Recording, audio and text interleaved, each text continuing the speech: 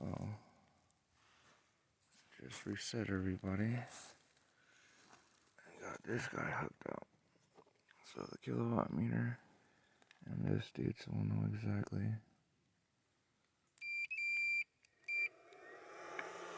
what's being drawn. Amperage to use. This is 9.9. That.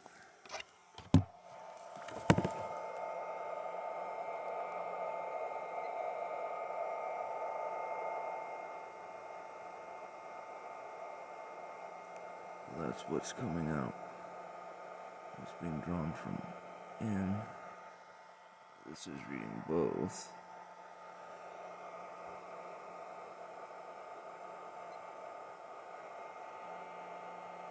Three of what? So, bam.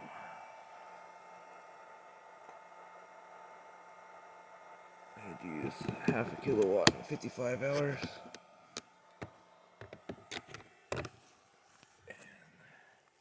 And 112 amps. Better reset all this.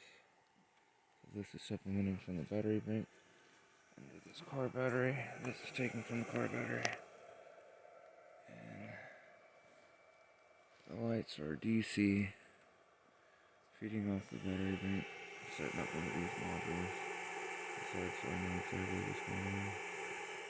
Along with the other guys on the other battery banks and so forth. Offense, defense. I gotta set the other lightings.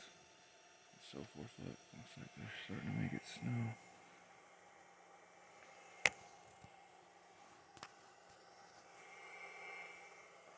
Self-sufficient. We've generated 1.7 kilowatts in 2 days. About to expand and get more plasma running into the batteries. Get better. These are attenuated. Love and light, everybody. Happy Valentine's Day. 24 to 48 hours include. Oh yeah, be safe out there, everybody. It's cold as shit. 11 degrees below zero. Omaha, Nebraska, 14 degrees below. Oklahoma City, 4 below. Dallas, Texas, 5 above zero. San Antonio, deep in the heart of Texas, 11 degrees above zero. On the perimeter of this cold air from north and east Texas up through into the northeast and New England lies the threat of ice, frozen drizzle, and freezing rain up to about a half inch of ice coating everything from interstates to tree branches causing power outages. Friends, slow down, allow some extra time to get to work, and pray for spring. I'm Dr. Dave Iser, staff meteorologist for Sterling on Sunday. Next weather in 15 minutes, right here on Sterling on Sunday. 80 degrees in Miami Beach today. 80 degrees. And you know what else happens on Miami Beach? On South Beach, Europeans go there and they sunbathe topless. They roll around topless. And they don't know what your iPhone is doing. They have no idea. The most indulgent thing I ever did really was indulgent. Definitely did not roll around topless because it would have cleared the beach. It was like this, one of the coldest days of the year. I know, huh? What was that about? That was weird. I'm going to go to the airport in the morning, and I'm going to get on the next airplane to Miami. And I'm going to go to the beach for a day. And then when I was done, I went back to the airport, got on an airplane, and went home. I did a one-day trip to Miami because I was so sick of this weather. I couldn't take it anymore. I said, you know what I'm going to do? I'm just going to give myself a one-day vacation. It was the best thing I could have done. And depending on the city, a one-day trip to Miami where you're not doing the rent-a-car, you're not doing the hotel, even an airport hotel, you get on the plane, you go down, you come back. It's not that expensive. With Allegiant Air and Southwest, depending on where you live, it can be done. It's worth doing.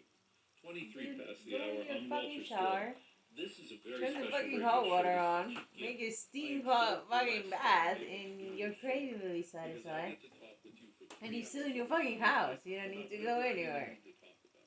And you get to talk to me I don't about understand whatever that. you're in the mood Why are you to gonna talk jump about. in a fucking This is plane? Valentine's Day. I know you made a mistake. You didn't give her everything you could have given her. You feel guilty about it. You could have done better on the flowers, the jewelry, the dinner. You could have done better. Or the poem that you tried to write that was terrible. You could have done better. I'm going to give you a chance to redeem yourself. You get to go on network radio and say, honey, sweetie, I'm sorry, I could have done better. It doesn't have to be a big schmaltzy thing. It just lets you go on record like a good Catholic, going to confession, getting it off your chest. What is that? Here's your number, 888-688-WALC. Got the overhead lighting wired in, dialed up. There's this little 3-amp motorcycle battery, gives us all of our light. Otherwise, all these guys are down there. That's crazy. We feeling it right now that this shit just hit. Wow.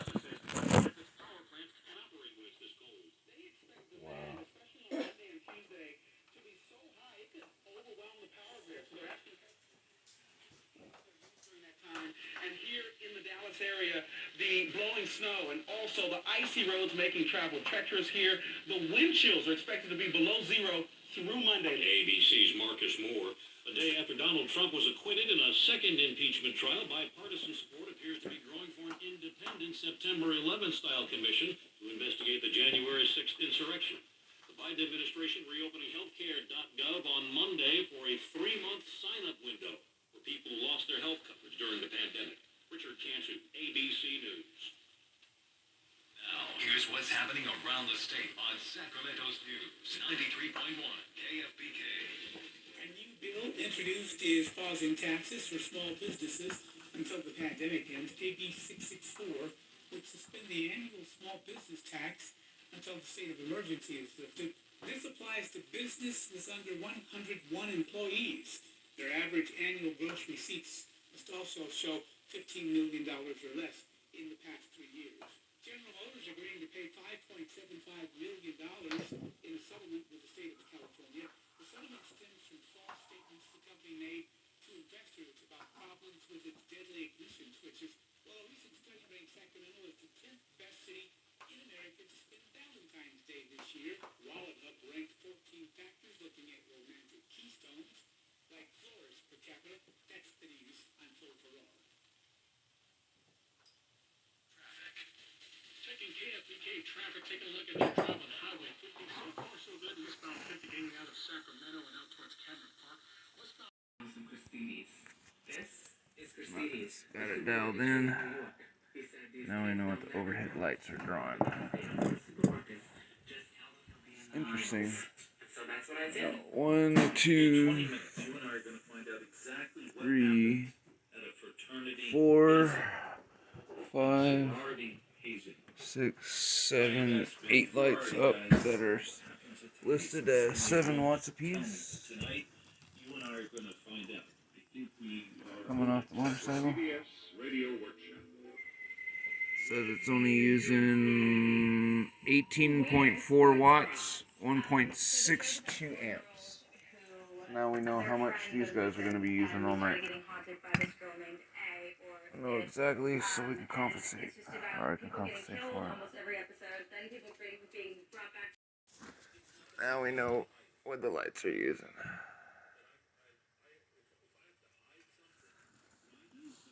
Outside. Power coming from that bank over there. To the motorcycle battery, and to the lights. Now we know that system.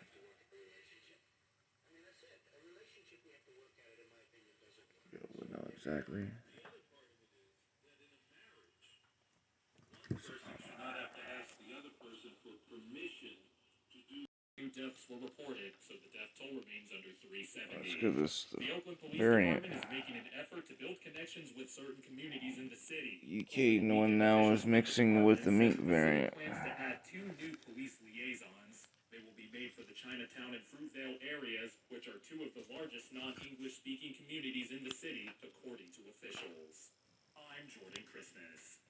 Now, Sacramento traffic. Checking KFBK traffic on a couple. Heard of that? Earth's magnetic field was a weak spot the size of the continental U.S. Hovering over South America and the southern Atlantic Ocean. Scientists say we're safe from the effects on Earth, but satellites are not so lucky. When they pass through the anomaly, they're bombarded with radiation more intense than anywhere else in orbit. To be ready Known for as that the sign. South Atlantic Anomaly or the Bermuda Triangle of Space, more colloquially. The region sits at the point where Earth's magnetic field is particularly weak. You can read more about the Bermuda Triangle of Space in the news section up at coast-to-coast Which is known AM.com. as the what? All right, what's it called? South Atlantic Anomaly.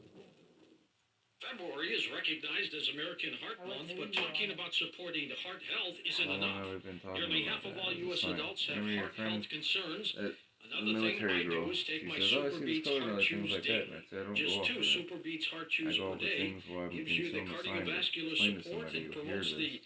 healthy heart Let energy myself that know, you like, need every day.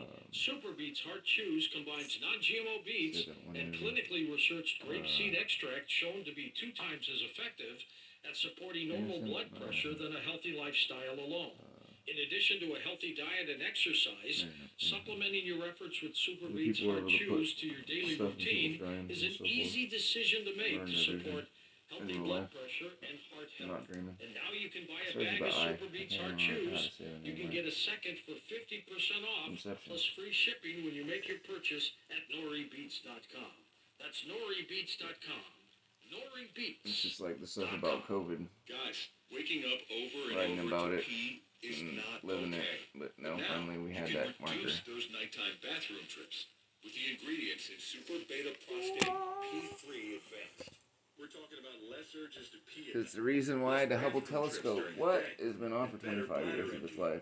That's why Because Super of that Beta area right Prostate there. is the #1 And I prostate created that supplement recommended by feeling, urologists. like I was You can just try bringing a back full up to you 30-day bottle with free. those pieces of Just pay shipping carbon and that I no sent strings through. attached and no Frequencies that commitments to I've buy.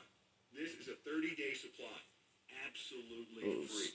Call 1-800-483-6009. quantum pseudomorph knots, photons, and so forth. Best-selling brand in major retailers like Ionize you and Walmart. burn you. But for this no strings attached free bottle, My you reactor must call right now. now. Call 1-800-483-6009. In star in a jar and all my stuff, and quantum phase water and all that. Why I'm gonna transfer energy. 1-800-483-6019. Oh, I burn stuff out. You trip. I see things that shouldn't know.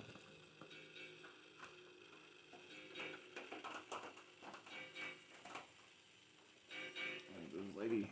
All right, now we're back with Slow. My mistake.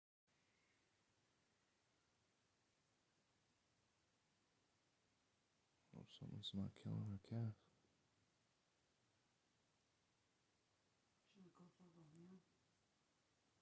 Way over that way, sounds like.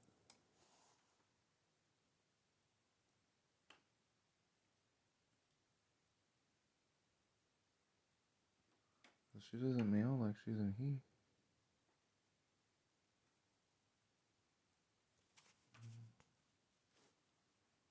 Well, alright. That reminds me of a couple months back when we heard, or woke up to that. I heard something make like a weird sound, and then my cat made that sound. Like a fox or something.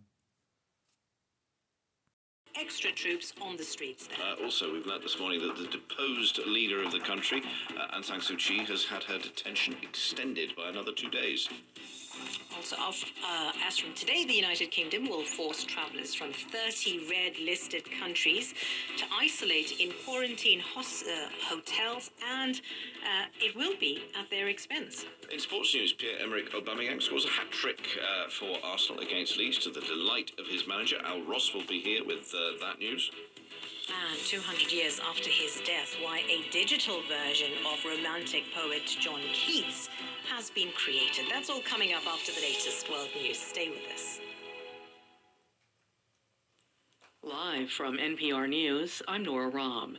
7 GOP senators voted with Democrats to convict former President Donald Trump on an impeachment charge of inciting an insurrection at the U.S. Capitol. As NPR's Barbara Sprunt reports, 2 of the 7 have been censured by their state parties over their votes. Senators Richard Burr of North Carolina and Bill Cassidy of Louisiana were swiftly rebuked by their state Republican parties for voting to convict Trump. Shortly after the trial, Cassidy took to Twitter to offer his followers an explanation. Our Constitution and our country is more important than any one person. I voted to convict President Trump because he is guilty. Cassidy won re-election a few months ago by 40 percentage points and won't face voters again until 2026. Louisiana has an open primary system, which could insulate him some from a Republican challenge stemming from his vote to convict Trump. Barbara Sprunt, NPR News, Washington. A major winter storm is blanketing parts of the U.S. with snow and ice. In Oklahoma, Jack Damrell with the State Turnpike Authority says motorists should be careful about passing snowplows on the highways. Visibility is zero, and you cannot see that snowplow. So we are really encouraging people to stay at least 250 feet back from the snowplows, and please slow down because it is extremely dangerous out here. The Oklahoma Highway Patrol said part of one highway had to be shut down due to a multi-vehicle accident, and conditions are expected to deteriorate. The Texas Highway Patrol reported several multi-pile-ups in the western part of the state. Texas Governor Greg Abbott has issued a disaster declaration for all the state's 254 counties, saying his state is facing an extremely dangerous winter storm. The weather is affecting flight operations at airports across the area. More than 760 flights were canceled at Dallas-Fort Worth International Airport. This Valentine's Day marks 3 years since the school shooting in Parkland, Florida, that killed 17 people and wounded 17 others. NPR's Joel Rose reports. It was a difficult day for Tony Montalto, who lost his 14-year-old daughter, Gina Rose, in the mass shooting at Marjorie Stoneman Douglas High School. These were 17 lives that were cut short way too soon. And we just asked that today everyone take to remember the people who they were. 3 years after the shooting, the trial of the alleged shooter is still in limbo. Lawyers for Nicholas Cruz say he would plead guilty in exchange for a life sentence, but prosecutors are seeking the death penalty. The school security officer on duty during the shooting is also awaiting trial on criminal charges including child neglect and negligence. Joel Rose, NPR News. You're listening to NPR News. So how is Trump not in trouble with the Protests continue in Myanmar over the military coup there earlier this month. Thousands of people turned out in the streets today demanding that the elected leader Aung San Suu Kyi be released and civilian order be restored. China is lashing out at the U.S. after National Security Advisor Jake Sullivan voiced concerns about Beijing's level of cooperation with a World Health Organization investigation into the origins of the pandemic in China. NPR's John Ruich has more. A WHO team of investigators spent nearly a month in China tracing the origins of the pandemic.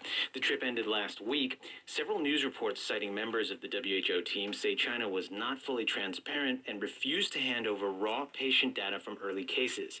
In a statement, Sullivan said the Biden administration had deep concerns around the WHO's early findings, as well as questions about the process used to reach those findings. British Foreign Minister Dominic Raab told the BBC he shared concerns about the WHO's access in China. China's embassy in Washington blasted the U.S. for leaving the WHO and then pointing fingers at WHO members who have been, quote, faithfully supporting the body. Beijing said the U.S. should invite the WHO to investigate the origins of the pandemic here. John Ruich, NPR News. Auckland, the largest city in New Zealand, has begun a 3-day lockdown in an effort to control a new outbreak of the coronavirus. Officials say the new cases are of the more contagious variant found in Britain. The lockdown is the first in New Zealand in 6 months. I'm Nora Rahm, NPR News. Support for NPR comes from NPR stations. Other contributors And include that lady Rocket that got Mortgage, quarantined that working came to in help home buyers find a month. home loan that fits their budget. Pollard and Carney Sharp. This half hour, we're looking at the new travel restrictions coming into play in the United Kingdom, including a 10-day quarantine period at a hotel and at the traveller's expense. Our Africa correspondent has been finding out what happened to the great white shark in South Africa, once a fearsome predator off the coast of Cape Town, and why 200 years after his death, a digital version of a romantic poet, John Keats, has been created. Text or WhatsApp us on anything you hear. The number is +44 7786 20 50 85.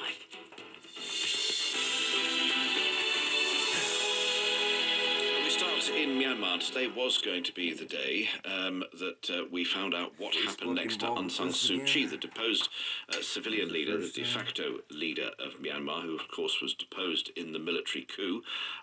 And her lawyer has just announced that her period of detention has been extended for another 2 days. As I say, it had been due to end today.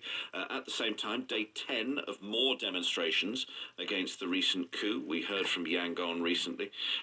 Earlier in the programme, our colleague at the BBC was amongst the demonstrators, saying there was evidence of quite a successful shutdown of business, in effect a strike. Phil Robertson is Deputy Asia Director of Human Rights Watch and is watching events from Bangkok. Joins us now. Phil, first off, on the issue of the extension of the detention of Aung San Suu Kyi, how significant do you think that is? What were you expecting to happen in that case? It's frankly not surprising at all. The Myanmar military coup makers pretty much can do what they want.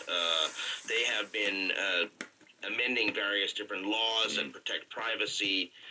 They have been going after people at night, and the fact that they're now saying that Aung San Suu Kyi's detention will be extended is, I think, par for the course.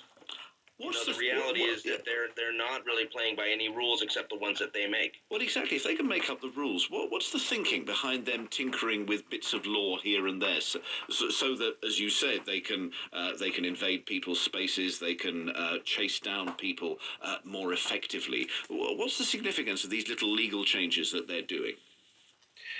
Well, what they're trying to maintain is that this is a constitutional action, that this is not a military coup.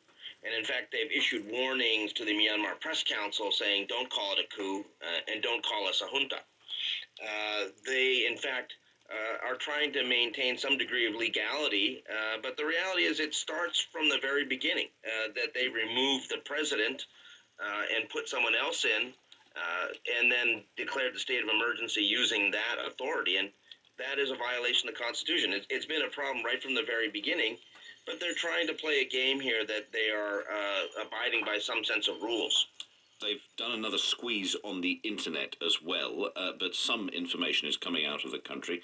We were able to talk to one of our correspondents in Yangon. What are you hearing from the country at the moment as regards the continuation of the protest? Day 10 it would be now.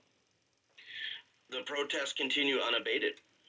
What we've seen is a display of enforce, primarily to intimidate people by the military. They've brought in some military hardware and some troops into various parts of the commercial capital, Yangon, in order to, I think, really try to intimidate people, keep them off the streets, but it's not going to work.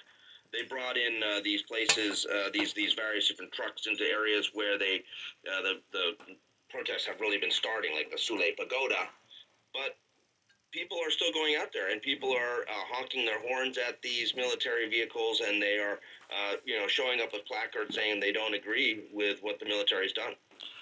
If we see a sort of a widespread or a spreading of a sort of a slowdown of work, offices being closed, what moves towards a strike, well, that directly pits the army against the people, and that always ends badly in Myanmar. What do you fear is going to happen next? Well, we're hoping that the international community will step up and push hard enough to make the military realize that they cannot solve this problem the way they did in 1988 and 2007 when they used lethal force against the people. We're trying to persuade governments around the world to take on targeted sanctions against the military coup leaders and also the businesses that operate under two major military conglomerates. And who's listening to that, Phil? I mean, the US has made some statements. China's crucial in this. Well, the U.S. has gone forward with this, but now it's really the European Union and the U.K. that need to step up. We have not heard much from them except the verbal condemnations. Now we need to see some action. As far as China, I mean, they're going to just basically play towards stability. They had a lot invested with Aung San Suu Kyi as well, but if the military serves their interest, they'll go along with that as well. Well, I want to thank you for joining us. Phil Robertson, Deputy Asia Director for Human Rights Watch, on the line from Bangkok.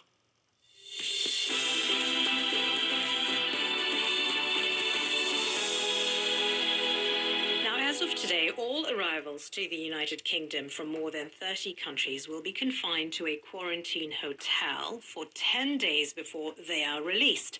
That is assuming they test negative for COVID-19, of course. Well, joining us now is Dr. Gabriel Scally, a visiting professor of public health at the University of Bristol and a member of the Independent SAGE Committee of Scientists that advises the UK government. Good morning to you and welcome to the programme. How do you view the quarantine starting today? Are you satisfied with it?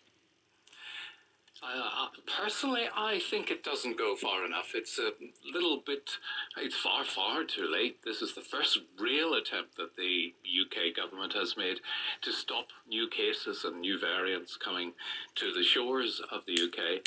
And it is only confined to 33 countries. And the quarantine period is 10 days rather than the more usual 14 days. And it really remains to be seen how effectively it will be policed, how effectively it will be implemented. I do think that there are real problems in the way it's being set out, just these 33 countries. So how does the government intend to find out where people originated from? They may know the last place they came from, by what aeroplane they came off, but how do they know what their routing was around the world? And that's the complication, isn't it? Because when you look at countries like Australia, all arrivals must quarantine. So would you agree then that the United Kingdom isn't being strict enough? I do think it should be stricter, and I do think it should be all arrivals for a couple of reasons. Firstly, there is that possibility of people dodging the quarantine by going through a third country that doesn't have restrictions in place, or even going via Ireland, which is part of the common travel area and has not agreed to put that level of restriction in place. But also, it's based on where variants have popped up and where there are a lot of cases, but we know variants can pop up anywhere in the world where the virus is replicating. And there is a lot of worry that they are being identified, but only in countries that have the science and have the laboratory capacity to do the typing of the variants, genetic analysis of the variants. So they could pop up anywhere. The more logical thing to do is to adopt the approach done by many countries, particularly in Asia and in Australia, New Zealand, and apply it to all international arrivals, and that's what Scotland are doing. The UK government, the guidance there says that quarantining will be allowed out of their rooms to exercise only with special permission from hotel staff or security. Do you think this is safe, or does it still pose a risk of spreading the virus? I think we know from experience of trying to operate this quarantine elsewhere that the more contact there is between staff and residents and the more movement there is of the residents, the more likely there is to be spread. There will be cases popping up all the time in the quarantine facilities. That's what they're there for. That is exactly what will happen.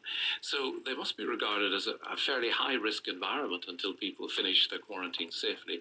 So any possibility of people moving around, interacting with staff at all, and potentially getting out and doing other things, it depends very much on how it's policed. And I think that is an added risk to build into something that really we're only starting. Dr. Gabriel Scally, thank you very much. Visiting Professor of Public Health at the University of Bristol. Let's get sport headlines now with Al. Aubameyang thanked Arsenal for helping him through a tough period after his first ever Premier League hat-trick led the Gunners to a convincing 4-2 win over Leeds. The Gabon 2 years now, where once there used to be hundreds. So what's going on? Our Africa correspondent Andrew Harding has been investigating. Patrol Fishhook over. I've seen like hundreds of sharks, and wherever you go, if you put your feet into the water, you expect to encounter a white shark. But for 2 years now, Manwabisi Sikwayi and his team have not seen a single great white through their binoculars. Nothing. It's beautiful. The impact here has been dramatic. Tourists used to pack onto boats and even slip into underwater cages to watch the huge sharks up close. But that lucrative industry has collapsed. It is becoming more and more of a privilege to see these animals. You know, they're incredibly endangered now. So it's not like how it used to be where we had a 98% success rate of seeing a great white shark. Mary Rollinson runs a shark research and tourism company in the town of Gansbaai. It's worrying not only for us, but for the marine ecosystem, because white sharks are top of the food chain. So they keep everything below them in the food chain in balance and in check. So if we lose our white sharks, inevitably our marine ecosystems will break down. So why did the sharks disappear? This amateur footage shows the arrival 2 years ago of two suspects, a pair of orcas, killer whales. Sarah Warries of Shark Spotters believes that's no coincidence. The arrival of these orcas, the appearance of the shark carcasses, and then the reduction in shark activity, it does all seem to be correlated. But there is another theory, long-line shark fishing. And longline, as the name suggests, is a long line filled with hooks. They move into areas where they know high numbers of sharks are and effectively vacuum these animals out of that environment. The boats scour coastal waters for smaller sharks on which the great whites feed, then send their catch off to fish and chip shops in Australia. Chris Fallows, another local shark expert, says the result is no food left for the great whites. This quite simply meant that the bulk of their food was no longer available in False Bay. So logic tells you if your food's not available here, you go look elsewhere. And that's what a lot of us believe is what's actually happened. And we got sample. Yay! Woohoo! Tweezers. Then again, another shark detective sees a more complicated crime scene. So from here we can get genetic samples out. I've come out to sea with marine biologist Dr. Sarah Andreotti. She's been studying the great whites here for many years, using a harpoon to scrape DNA off their backs. I mean, from that I will have to cut a little piece out to then get to extract the DNA. Dr. Andreotti's view is that the great white population has been shrinking unnoticed for many years because of climate change, pollution, overfishing, a range of human activities. It's not just frustrating, it's the feeling that that happened under our watch. The work we did wasn't enough to get them, the environment better protected in a way, or maybe it was just too late. So the frustration comes from the feeling that maybe we just didn't do enough. Her conclusion is that the great whites weren't chased away, they've just died out, slowly at first, then abruptly. And that's Andrew Harding. I was just going to say, surfers are happy then, environmentalists not so much.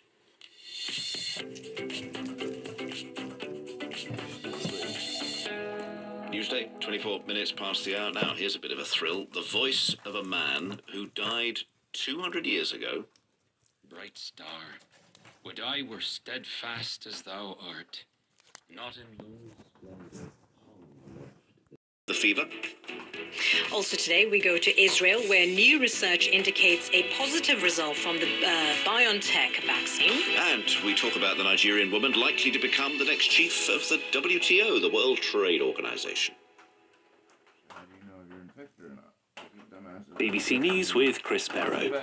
A judge in Myanmar has ordered that the deposed civilian leader Aung San Suu Kyi be detained for an extra 2 days. Her lawyer said he was still trying to meet her 2 weeks after she was arrested. More protests have been staged against the army coup, with demonstrations outside government offices. The biggest health provider in Israel is reporting a 94% drop in symptomatic coronavirus cases among people who've been fully vaccinated against COVID-19. The findings also suggest that inoculation is between 91 and 99% effective against serious illness.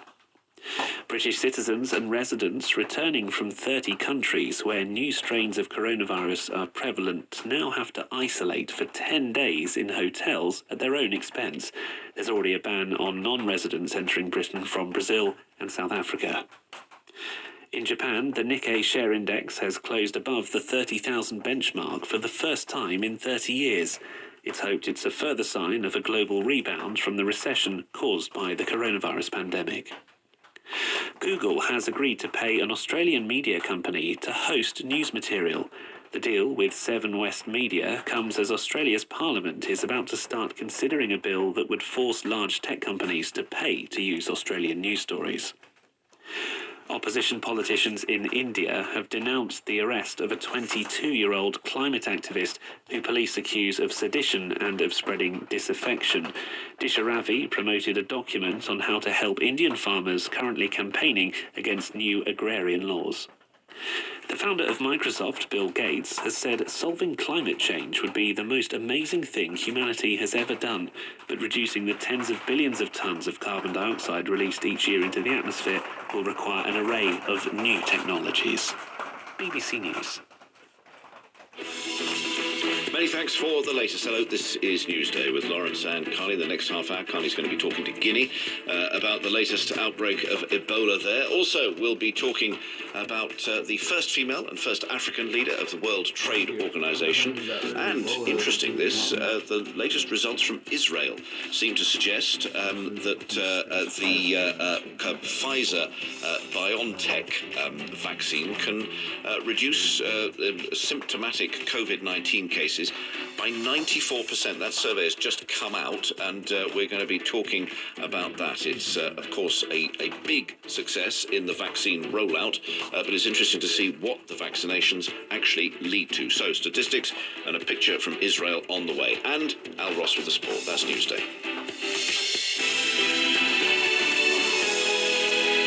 Yes, and we start in Guinea, which has declared a new Ebola outbreak on Sunday after at least 3 people died and 4 fell ill in the southeast of the country near the border with Liberia. It's the first resurgence of the deadly fever in the region since the world's worst outbreak in 2014 to 2016, in which 11,000 people died. One of the organizations already deployed there is MSF, Doctors Without Borders. And Frederick van der Skreek from MSF in Guinea is joining us now. Doctor, welcome to the program. How serious is this outbreak?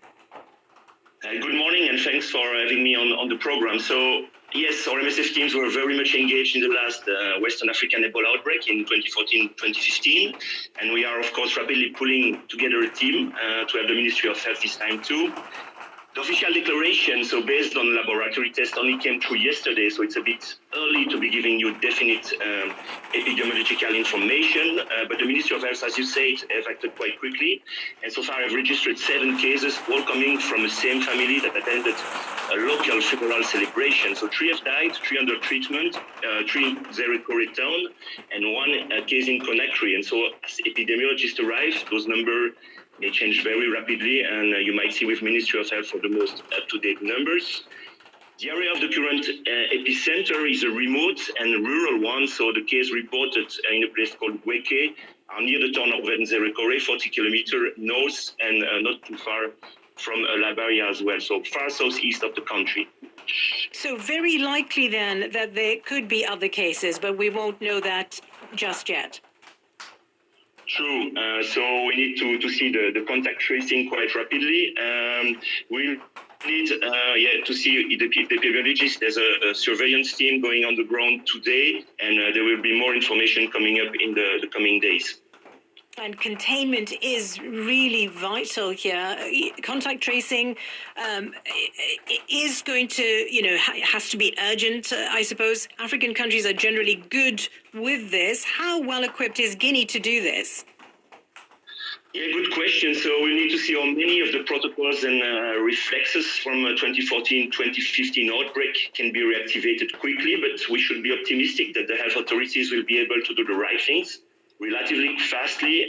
We can already highlight that the National Health Surveillance Agency has been quite reactive to detect and confirm those cases. Less than 2 weeks, so it took months over the last 2014 episode, so it's a good sign. MSF is pulling a team together as we speak, and we should be active in the next few days. We have already sent those epidemiologists on the ground today. The key component, we think, and that we learned from last time, was the need for contact tracing, safe funeral practices, and other community-based activities. So that's the priority. We feel those components have as well been critical of all the recent epidemics that we've seen in the eastern part of DRC. So the need for speed has to be balanced with the need for community and active, willing participant people on the ground. And so both on prevention and treatment aspects of the response. What about the need for vaccines? We saw that trialed and used in 2015. Are those still usable, or will new ones be needed? So yeah, that's a big difference with the 2014 epidemic. So we have now treatments and vaccines available. We need to use those tools. That's very good news. We heard that the Ministry of Health is in urgent discussion with the WHO, so the World Health Organization, to see about the rapid shipment of those vaccines in Guinea. So we might hope that vaccination measures could already start by the end of this week. And very briefly, cross-border trade, very popular. Guinea is neighbors, with Sierra Leone, Liberia. What are the chances of closing those borders for now? So it's a bit a race against time again. Just to say, yeah, with the recent situation here, the borders were already quite closed and not so open. So we do hope that we can contain, the spread quite rapidly, as every time contact tracing, getting population on board to help us to trace, detect, isolate people will be the key. Okay, thank you very much. That's Frederick van der Schreek speaking to us there from Guinea, from the MSF.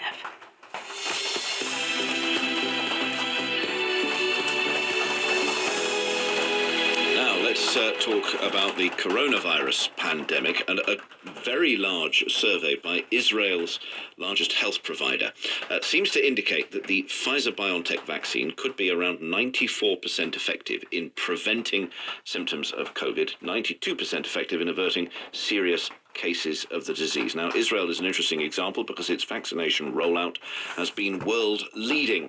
And it meant that Clalit, the organization that we're talking about, Clalit Health Services, compared 600,000 fully vaccinated individuals with 600,000 unprotected Israelis. So it's a massive study and could be very useful and important. Professor Haggai Levine is an epidemiologist at Hebrew University. He's also chairman of the Israeli Association of Public Health Physicians and joins us now. Professor, thanks for coming on the line. What is your reading of that survey? Seems like good news, is it? It's definitely good news. I would like to see a peer-reviewed scientific publication, but knows that the Clalit Health Services Research Center is very serious and they have very good data.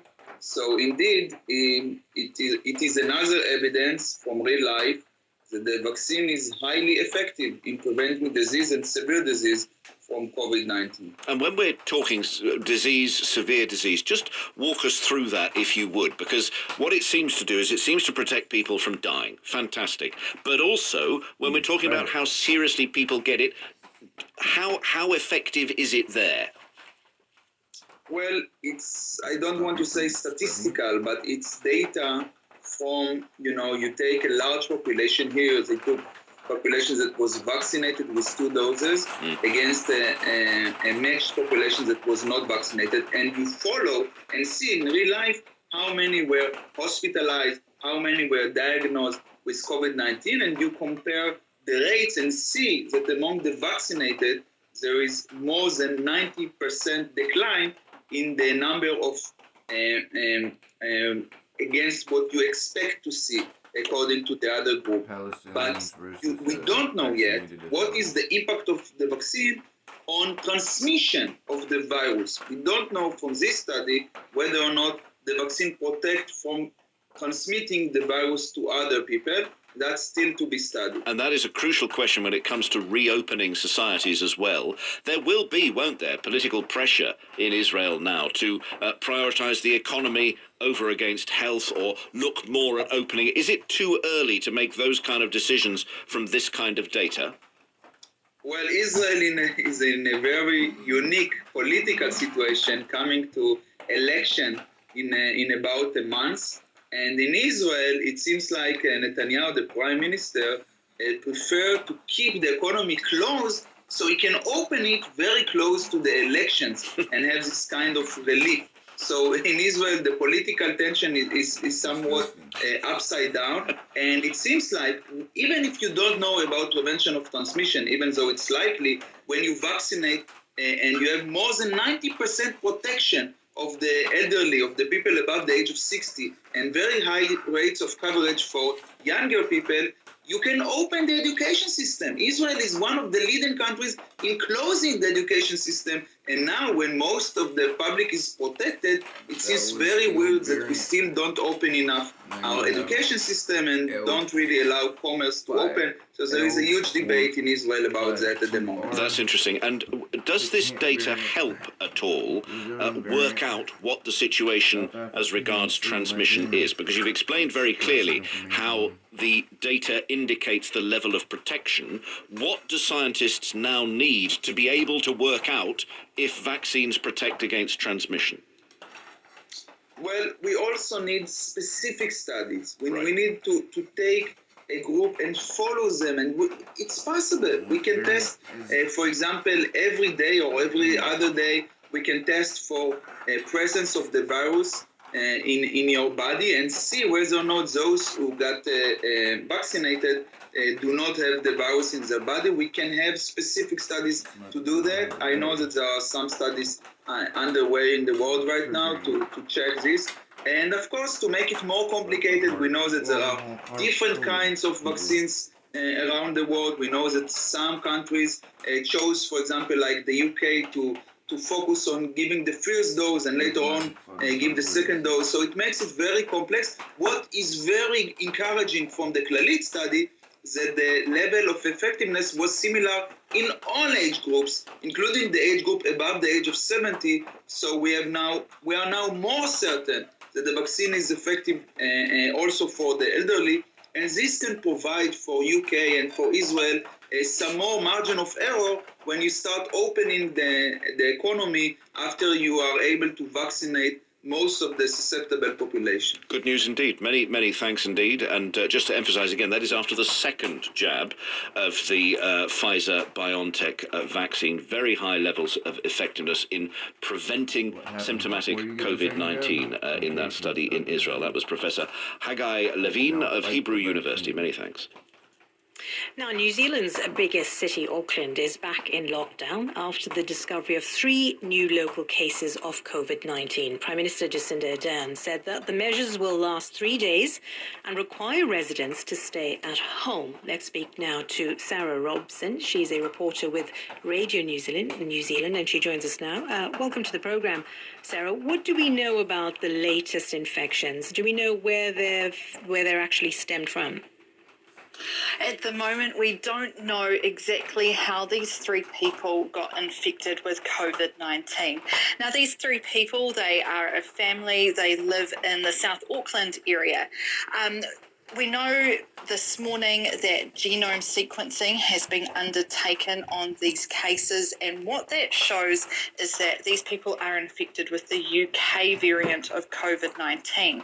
It also shows that there is no link between these cases and any of the recent cases of COVID-19 that have been caught at New Zealand's border. Now, this is a big mystery that health officials are working incredibly quickly to try and solve. Now, the mother in this family, she works for a company that provides laundry and catering services to airlines. So she's part of the laundry team, doing things like cleaning the sheets, linen, etc. of international airlines coming into New Zealand. One of the theories is she may have picked up COVID-19 perhaps from international air crew, something left on laundry, or from a passenger who had been transiting through New Zealand. So one of of the measures that health authorities here are taking at the moment is trying to see in the international genome sequencing database whether there are any matches with cases elsewhere in the world. That's interesting. The fact that she's linked to the airline and she's working with laundry. The Prime Minister, Jacinda Ardern, says the country was going hard and early. She's always confident, always sure, always early. Is this going to work? These short, sharp shocks, do they actually work? Well, we know back in August, 6 months ago, we had our last big community outbreak of COVID-19 in Auckland. Now, that lockdown back then, that started with an initial 3-day period that then grew into about 2.5 weeks. I don't think anyone's particularly optimistic necessarily that this is just going to be 3 days. I think Aucklanders are fairly realistic about these things. It could go for a bit longer. But what this is basically doing is giving health authorities time to try and work out how these people got infected, and then if they have spread it to anyone else. There is a lot of testing underway here in Auckland of close contacts of the family. The daughter in this family goes to a high school, so everyone in that school community is being asked to go and get tested. The family also travelled further south on the North Island to the Taranaki region and visited a number of locations. So people there who have visited the same locations are also being asked to go and get tested. So thousands of tests are being carried out across New Zealand and particularly in Auckland today, and those results are going to start coming through tomorrow. And our Director General of Health, Ashley Bloomfield, and Jacinda Ardern have said that tomorrow's test results are really the key to this. We will find out more about whether this infection has spread any further beyond this family and just how many people may or may not be infected. Okay, thank you very much. Sarah Robson, reporter with Radio New Zealand there. Let's get the sports news now with Al. And we're going to start in the Premier League on a weekend where Manchester City have moved another step closer to the title with epic. 7 hours and 4 minutes. We become completely self-sufficient. So 1,6 kilowatts stored in 4 batteries that are 235 amp. Divided by 117 or by 2, you get 117. But split them in 2. 234 singly, 460 amps. Charging is 1 unit.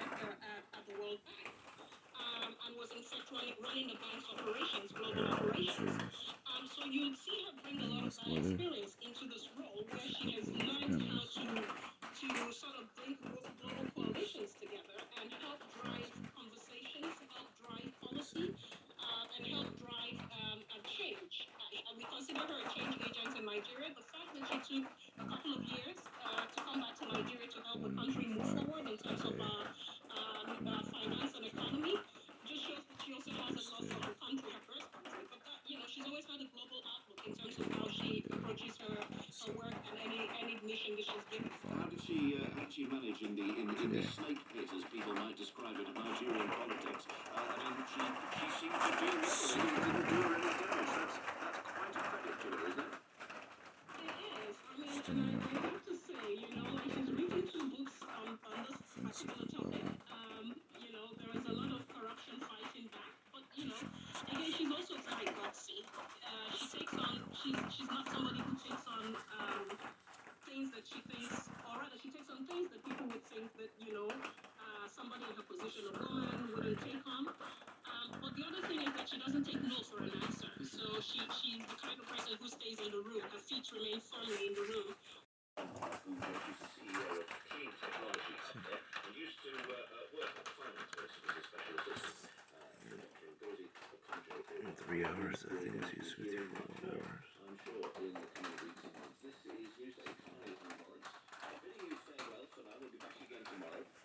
So please do join us. We want everyone to join us, don't we, Tony? The plumbing and so forth. I'll speak to you tomorrow. With those.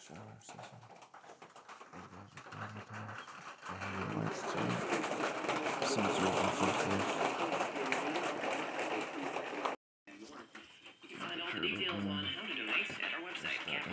chili. Some cheese rings.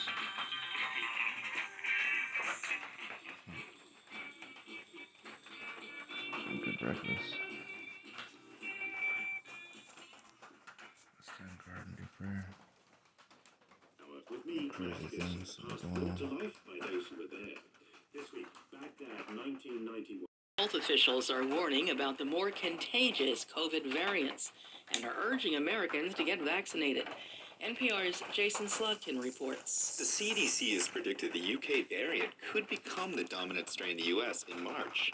Dr. Anthony Fauci, the nation's top infectious disease expert, told ABC this week the best defense against the variant is getting as many people vaccinated as quickly as possible and doubling down on other mitigation efforts. The masking, the distancing, the avoiding congregate settings, if you put that together with the vaccine, we could be able to confront this variant, as it were, and prevent it from taking over. Fauci has previously said that by April, he expects it will be open season for all groups to start getting the vaccine. Currently, more than 1.5 million Americans are receiving vaccinations for the virus each day. 7:41 in the morning. Just disconnected these guys. They're getting charged back up. Overhead light fever hunt can eat what else? Gives me this much power today. So far, we're getting 53 and 8. 1.1.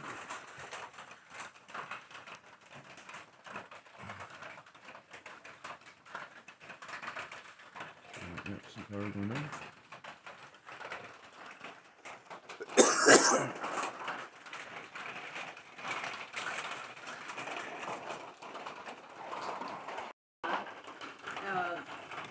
Showing that she's having malabsorption syndrome and she's slightly deficient in a lot of minerals. Most of all her minerals. Makes a lot of sense. It's called, yeah. It makes a lot of sense that, you know, she's just eliminating a lot. A lot of times Gabrielle comments on how much her daughter eats too. Like I laugh.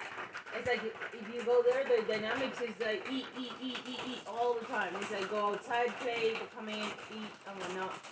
But if her daughter is not, you know, absorbing the nutrients and whatnot, she can eat a whole fucking pizza. So her poop is kind of big.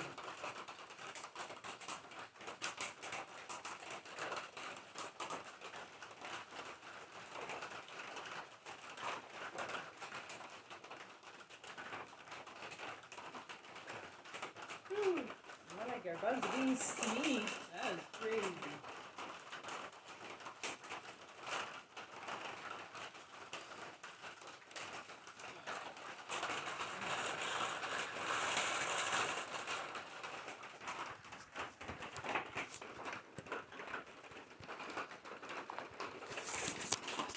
Eight o'clock in the morning. Nice natural light.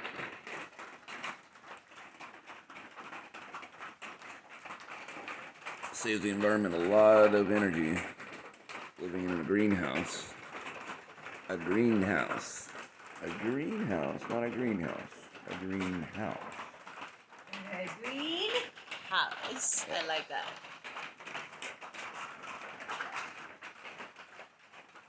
We produce more power than what we use. With everything we do. We give you more for what we get for less. Always. Love you, world.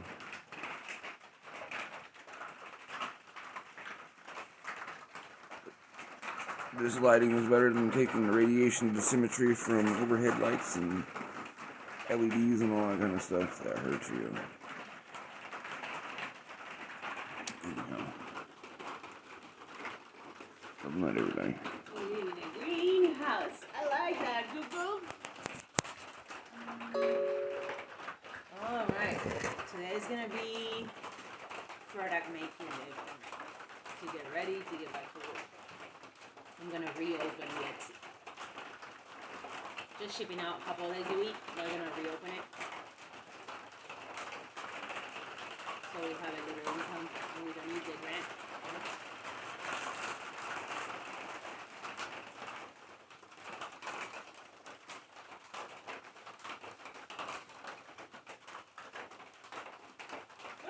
mushrooms everywhere. I went poop over there and I looked around and there was like, there's so many mushrooms everywhere. Everywhere.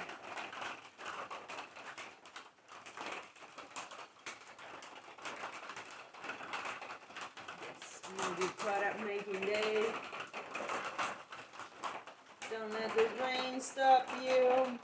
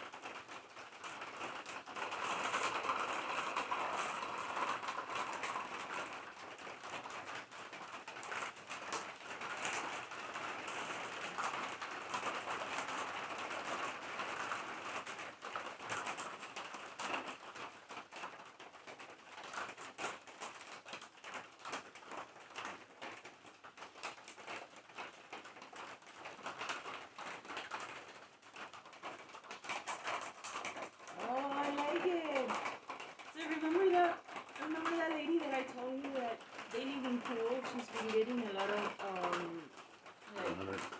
like no, facility. she's been getting like crystals and tea infusers like also for those like once a month. She lives in a yurt in her I think it's her husband. He does a men's circle and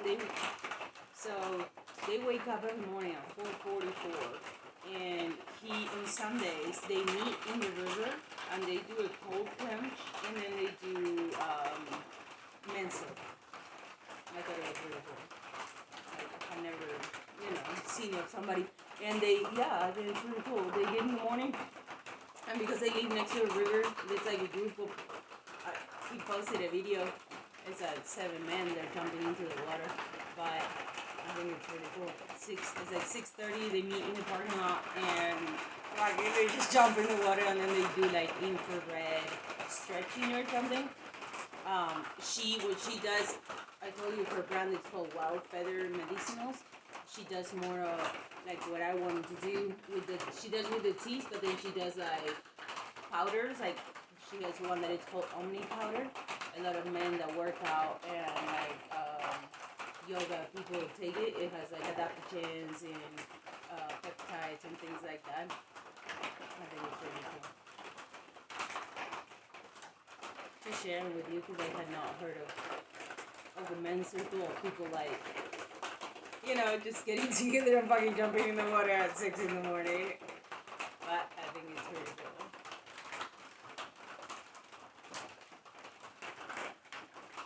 Well, you never really know what movements are out there, really, what people are doing.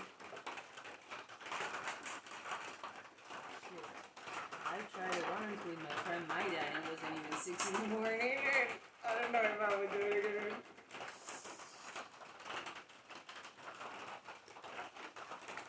Yeah, but I had reached out to her and I told her that when the weather gets better, I like to meet her and bring her because she brings our infusers. She sells online, but she brings our infusers and stuff to a collective little place that it's in somewhere in Placerville, I don't know.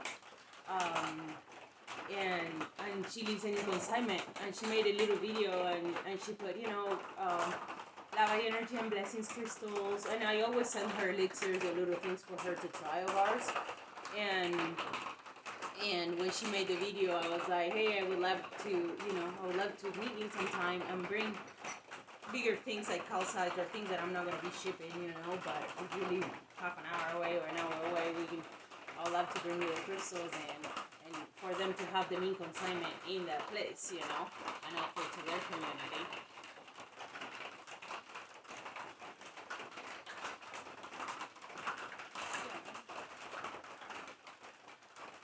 I feel like they should know Nate, because one time she posted like I feel like that little collective is close to that. Remember the post office that we were looking at? It was like the river and the post office, the grow shop, the guy that got the necklace from us, the coffee shop that was across the street from the RV place that we were staying at.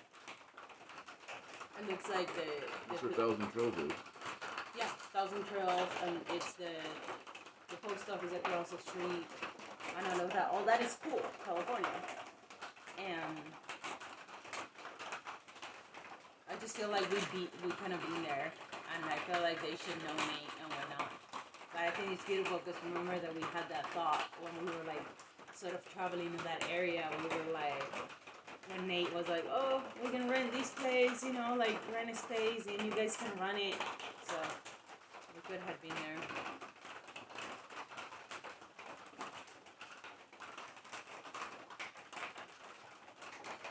That's such a beautiful place in the Thousand Trails. I think this is the most beautiful Thousand Trails I've been to.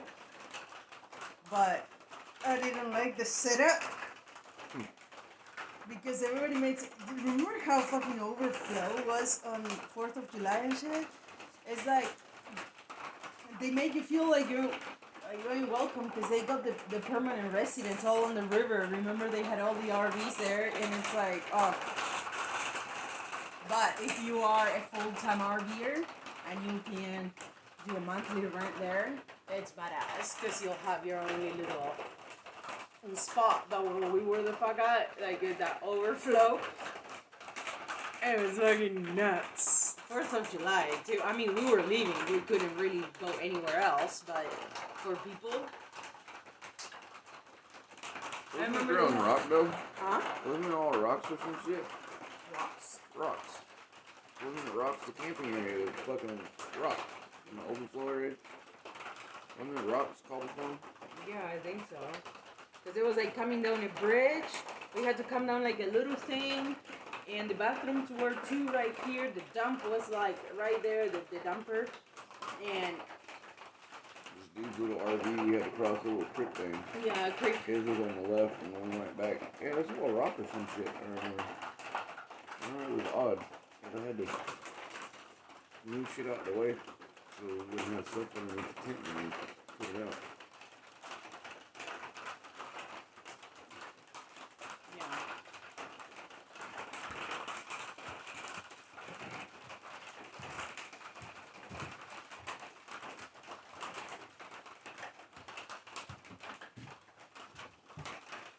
cute little place. Really cute little place. I would have stayed there.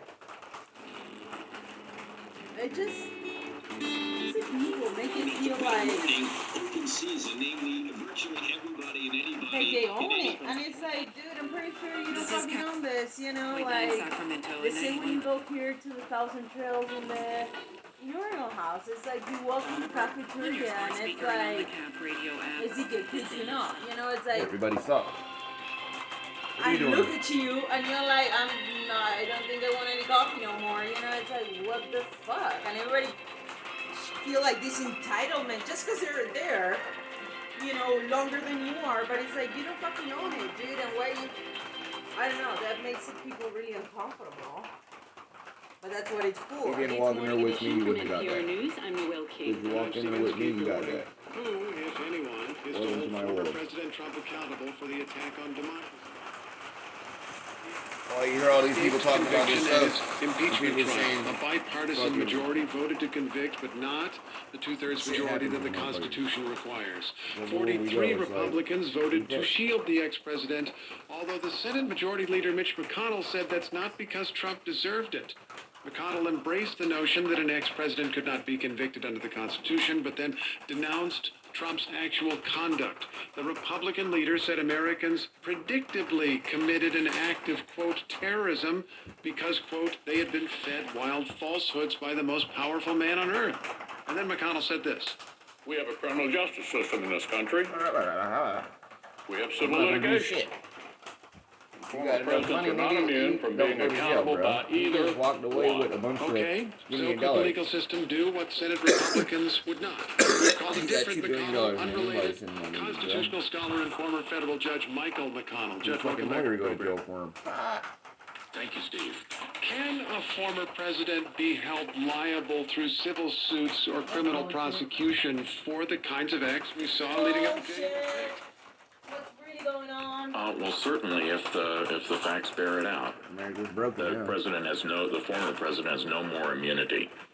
Well, let's talk through the facts as we know them. Then, what criminal proceedings or civil proceedings could you imagine arising out of January 6th, where the president for months claimed falsely that there was a stolen election, and then people rioted and a number of people were killed? The fucking guy, the security guy from the shooting 3 years ago, district attorney in the District of Columbia, probably not the federal government, but the D.C. government is very likely investigating the possibility of bringing criminal charges. The most obvious one would be criminal incitement. Now that's going to present some of the same problems of dude fucking sleeping at that time. Donald Trump's intent that were problematic during the impeachment.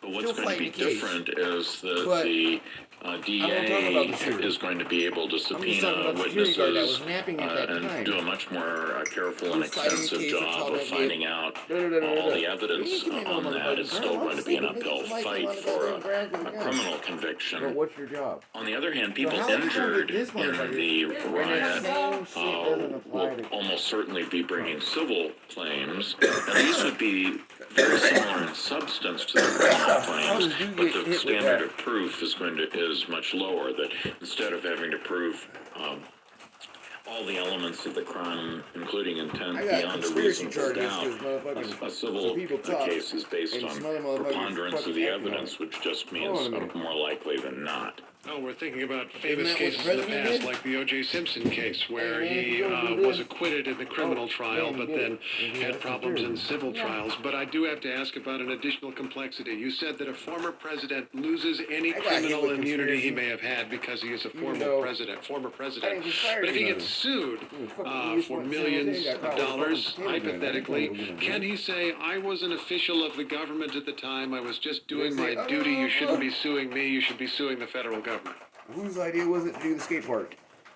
He may make that defense I think it's going to be difficult for him to sustain that on the facts. It doesn't seem, at least to me, that in his attempts to overturn the election of various sorts, and especially on January 6th itself, that he was acting in his presidential capacity. It seems to me he was acting in his capacity as a candidate for president. What about the possibility of declaring that this president has essentially participated in an insurrection against the government and therefore is ineligible for public office, which is something the Constitution does say? Yes, the reason people are attracted to that course is that Section 3 of the 14th Amendment provides that people who have ever sworn an oath to defend the U.S. Constitution and then committed insurrection are barred from future office. I think that's going to prove very difficult for two reasons. One is that the standard for what an insurrection is very high. Let me just read you, it's short. The legal standard is whenever the laws of the United States shall be opposed or the execution thereof obstructed in any state by a combination too powerful to be suppressed by the ordinary course of judicial proceedings. Now, I think the last part of that is going to be hard to prove because this riot was suppressed in a matter of several hours. It doesn't seem to meet the definition. But the second problem is procedural,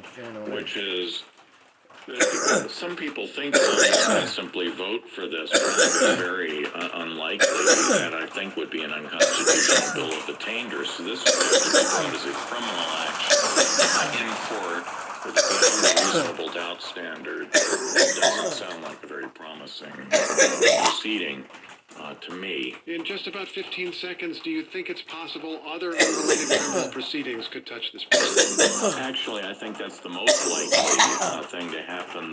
The most likely in New York, where the DA has been pursuing financial claims completely unrelated to January 6th. Judge McConnell, thanks so much. Thank you. Former judge and Stanford University scholar Michael McConnell, also author of the new book, The President Who Would Not Be King. This country's addiction crisis is getting worse. Overdoses and deaths haven't gone down, even during the pandemic.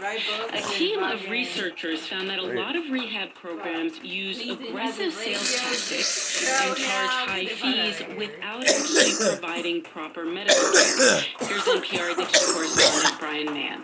Tamara Beetham, a researcher at Yale University, set out to answer a basic question. What happens when people suffering addiction try to get help?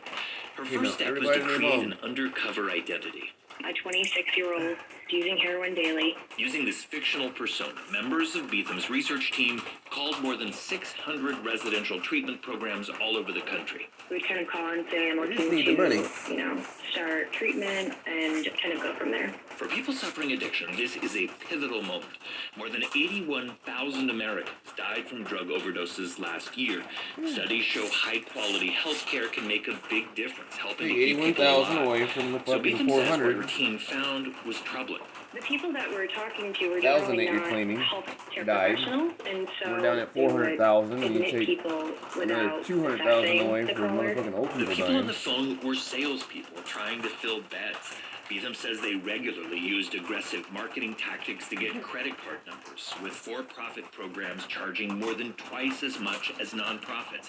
They also wanted a lot of cash up front, roughly $17,000 on average. Beetham's peer-reviewed study, published in the February issue of the journal Health Affairs, found many for-profit programs promise spa-like amenities, five-star chefs, massages, and indoor pools, but they didn't provide the kind of medical treatment like methadone. We ain't or doing a buprenorphine motherfucking thing for proven your to help addiction, people nigga. We recover. just making We you feel actually found less than a pleasure. third of the programs offered So when you medication leave here, and you're treatment, gonna which get high is again. the gold And we'll be standard waiting for your treatment. People who $17,000 to navigated the start. rehab industry say they're not surprised by these findings. Ryan Hampton is an addiction activist who spent years trying to get help for his opioid use disorder.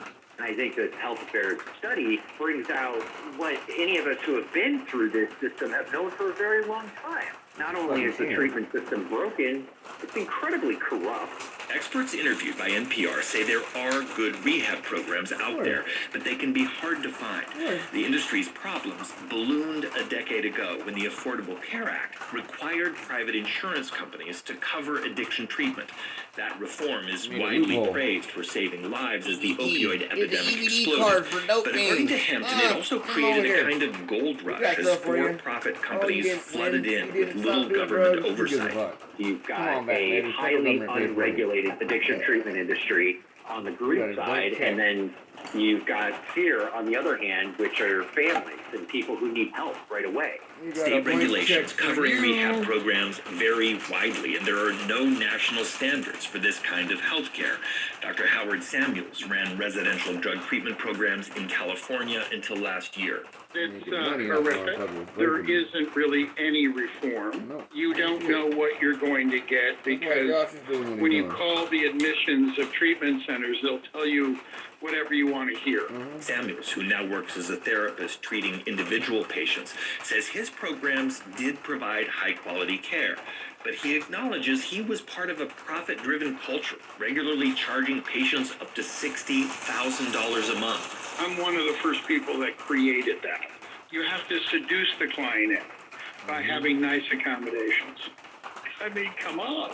You know what I mean? There are efforts underway to reform the rehab industry.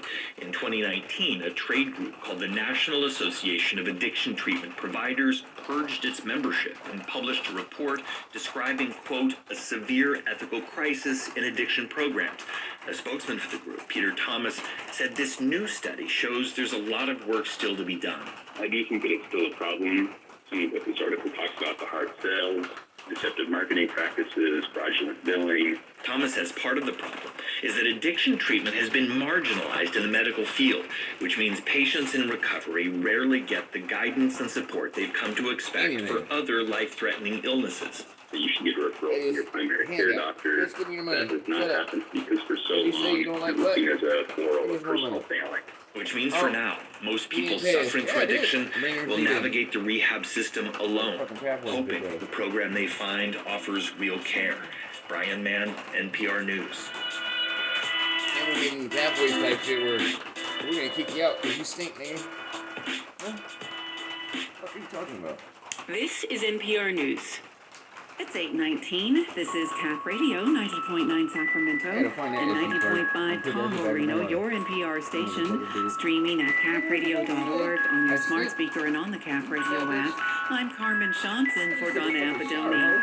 The Lunar New Year usually brings big crowds to New York's Chinatown, but this year, businesses are already seeing fewer visitors, and economic challenges are mounting for the neighborhood.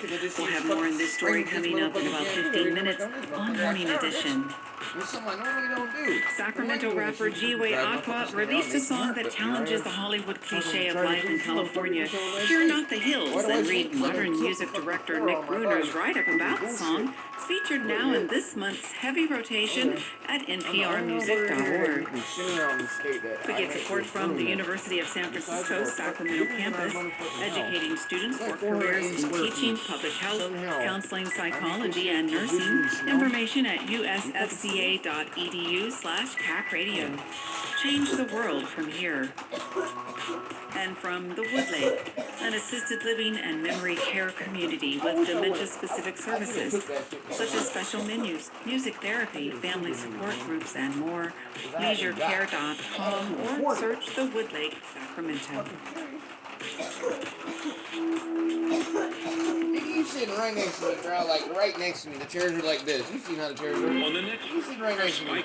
I be going now. I don't throw you right now. Actors Guild Award. Named 20. Are you saying that bitch telling me that I fucking stink?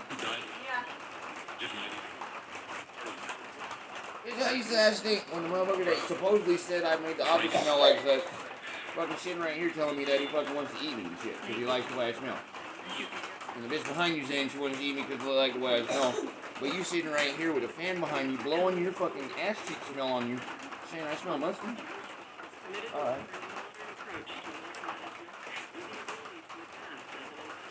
Why am I in here? Because I cuss. Why the fuck did I cuss, lady? Because I got it recorded. Well, you can't be recorded. I record where the fuck I want to, dude. I'm recording now, bitch. What you gonna do? Huh? What the fuck are you doing?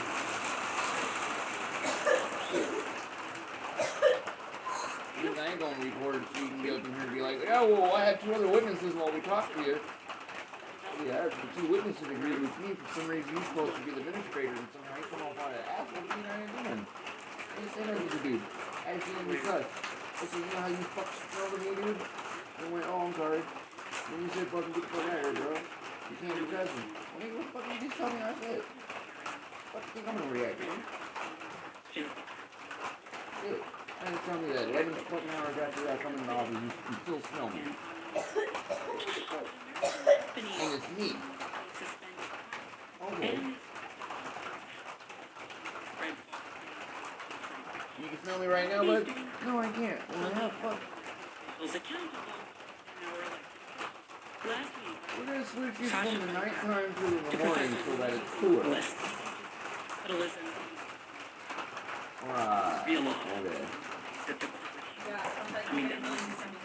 Okay.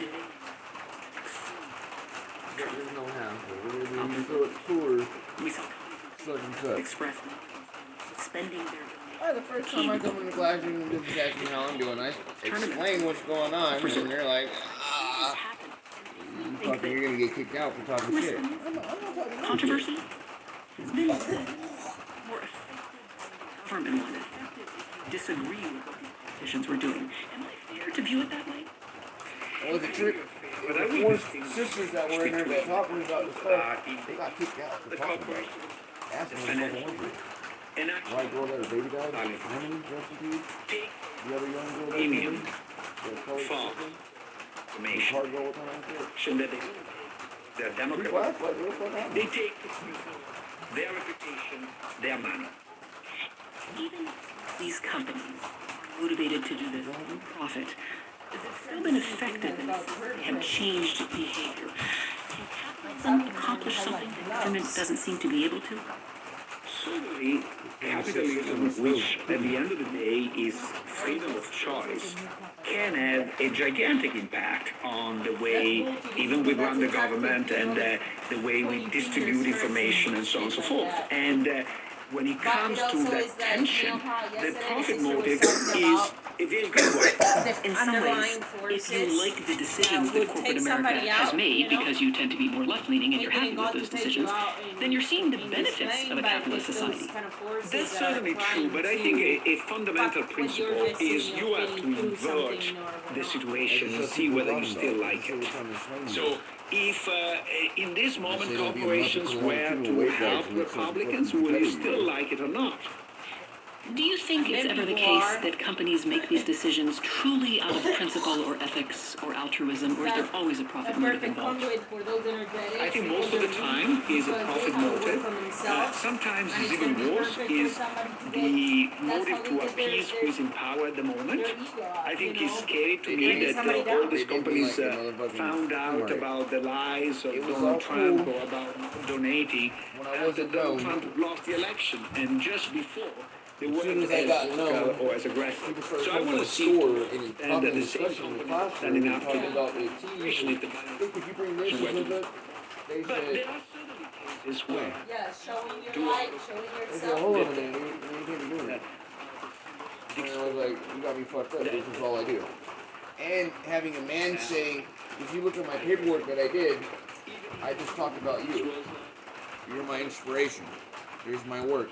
What do you do to keep your sobriety? Well, my community and my wife. Trying to help my wife. I'm trying to figure out this. Trying to help my wife. My wife's going through this shit with her breast. My focus in my life is my wife. She's my fucking sponsor. Doesn't know it.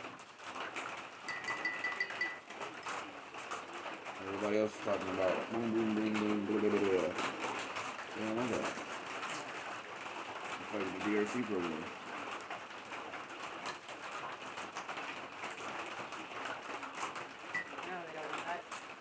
They want people to be misery, people to relapse, people to keep paying their salary. They don't want people You know, I tools. started They don't telling want to give people, people tools. if you eat this, this, and this, you won't have an issue. You'll never be back in your stupid program.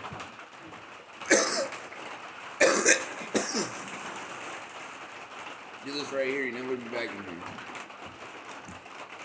Take this crystal, you never be back in this motherfucker, dude. No, they want people to be stacked. They want people to keep coming back. They want people to be returnees. They want clients. The talks and the programming that they have you speak on shit. The shoulda, coulda, woulda things, but also glorification of you're getting high. You can't do that. You just spend the time of having a pissing contest between people talking about who got more faded or who was more fucked up. And then you have the disassociation people, and you have the people that just really don't really claim. And it's like, alright, well, I'm gonna sit in here and I'm gonna, as I do. And it's like, get people to open up and talk and actually do this, alright? And that dude told me, well, you're not the counselor. Maybe all of us are the counselors. And for you to tell me that you give me permission to fucking think, to speak, you got me fucked up and talking to your supervisor. I don't know what the fuck you are, dude. When you're a grace of God or some shit. I mean, you understand how I'm fucking speaking to us right now? I'm sober, nigga. I don't know about the rest of these motherfuckers, but you can't talk to me like that, bro. I pay a bill like a police officer. You work for me, nigga. Even though I'm court bound to come to this shit. You work for me, motherfucker, and you gonna tell me fucking, you give me the fucking ability to think, to fucking answer the question for you. Well, you got me fucked up. Who's your boss, bro? Anybody else pick up on what he just said to you, some fucks? Or are you fucking high? You got me fucked up. And that's why I got moved to the other class. I'm gonna fucking tell motherfucker fucking, I will enable you through my grace. That's how that nigga said. Through my grace, I enable you when I call on you to be able to speak. Huh? So I'm just supposed to sit here and not think or do nothing. Just unless you call on me, I can fucking say something. Bro, the map if shows you only knew what I went through as a child, you would not say some shit like this to me. Because if I was not on probation, I'd be fucking punching you in the head right now. You fucking get out of here with that shit. You tell me I can speak now. Really great. And you ain't looking at me when you're saying that.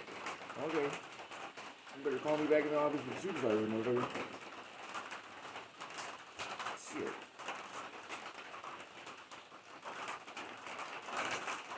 Cause you ain't my mama. I ain't gonna shut the fuck up. You just do this, my mama. I still ain't gonna shut it. You gonna tell me some shit like you got, nigga? Who the fuck are you? You ain't tell me you graces with the ability to fucking speak.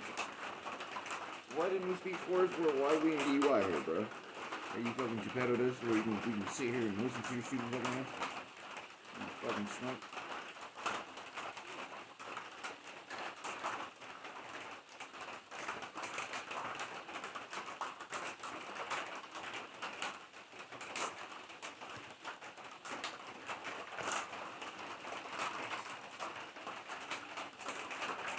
That's what was the trip. It's like all the counselors that I had, they either fought with me or they came to the store.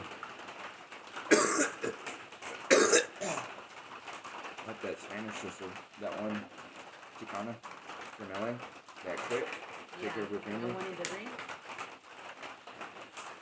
The Chicana older sister that came in with her granddaughter when Jessica Alford pulled off that stupid shit.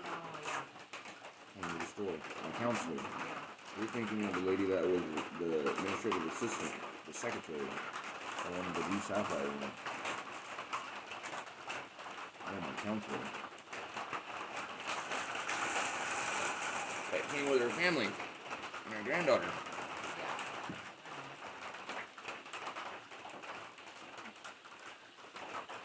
And she told me to be careful. She was like, I don't know what's going on. These people are talking some shit about you, but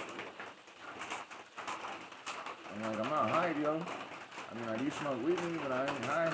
I ain't that stupid. I'm showing you my armpits and shit are wet, not because I'm sweating. I take a shower before I come to this motherfucker. I stopped smoking weed about an hour before. And I took a shower literally 5 minutes before I hop in the fucking car. I'm hopping out the shower, wet. Putting fresh fucking clothes on.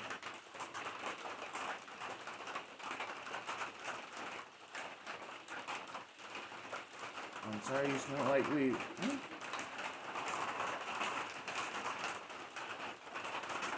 How you know it was me? Y'all fucking got me on that first stigma thing.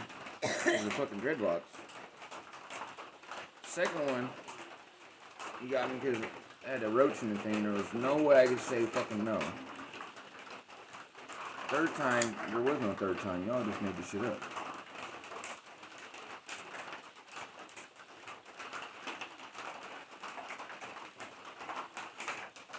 No, I'm fucked up. You're gonna get me for another fucking $3,000 if this shit don't went up. Fuck. Fucking scam. Just fucking move out real quick. I'm like, I got a couple of classes left. How the fuck I got this much? Yeah. Oh, for the ones you missed, we doubled hard and then had it to high. And administration fees. Administration fees are what? Fucking putting me back on the fucking calendar, which is you clicking this button and pushing that, and charging me that much for you to do that? Do you get that money, lady? No? What the fuck are you charging me for? And literally all you had to do is click this button, yes or no. Huh? This shit's fucking crazy as fuck. That's why, thank God, dude, that fucking confirmed fucking Jason. Motherfucker tried to fucking do that because I was like, I'll freak out, man. If he hadn't been like cool, I'd be in jail right now for that stupid shit. I was not still in the fucking classes. Of fraudulent vaccine offers. I'm Barbara Klein, NPR News. When a famous actor makes their directorial say a lot about them. Ahead, we'll hear from Robin. Editorial debut and the story she's chosen to tell. Less than about 15 minutes on Morning Edition. We get support from Umpqua Bank, helping California businesses optimize cash flow and build growth strategies for a changing economy. Information on navigating today's uncertainties and whatever comes next at umpquabank.com. And from GEI Consultants, providing comprehensive environmental services, including CEQA, permitting, restoration, and biological and cultural resources. Information at GEIconsultants.com. You're listening to Morning Edition on Cap Radio 90.9 Sacramento, your NPR station, streaming at capradio.org, on your smart speaker, and on the Cap Radio app. I'm Carmen Shantz in for Donna Apadoni. It's 8:34.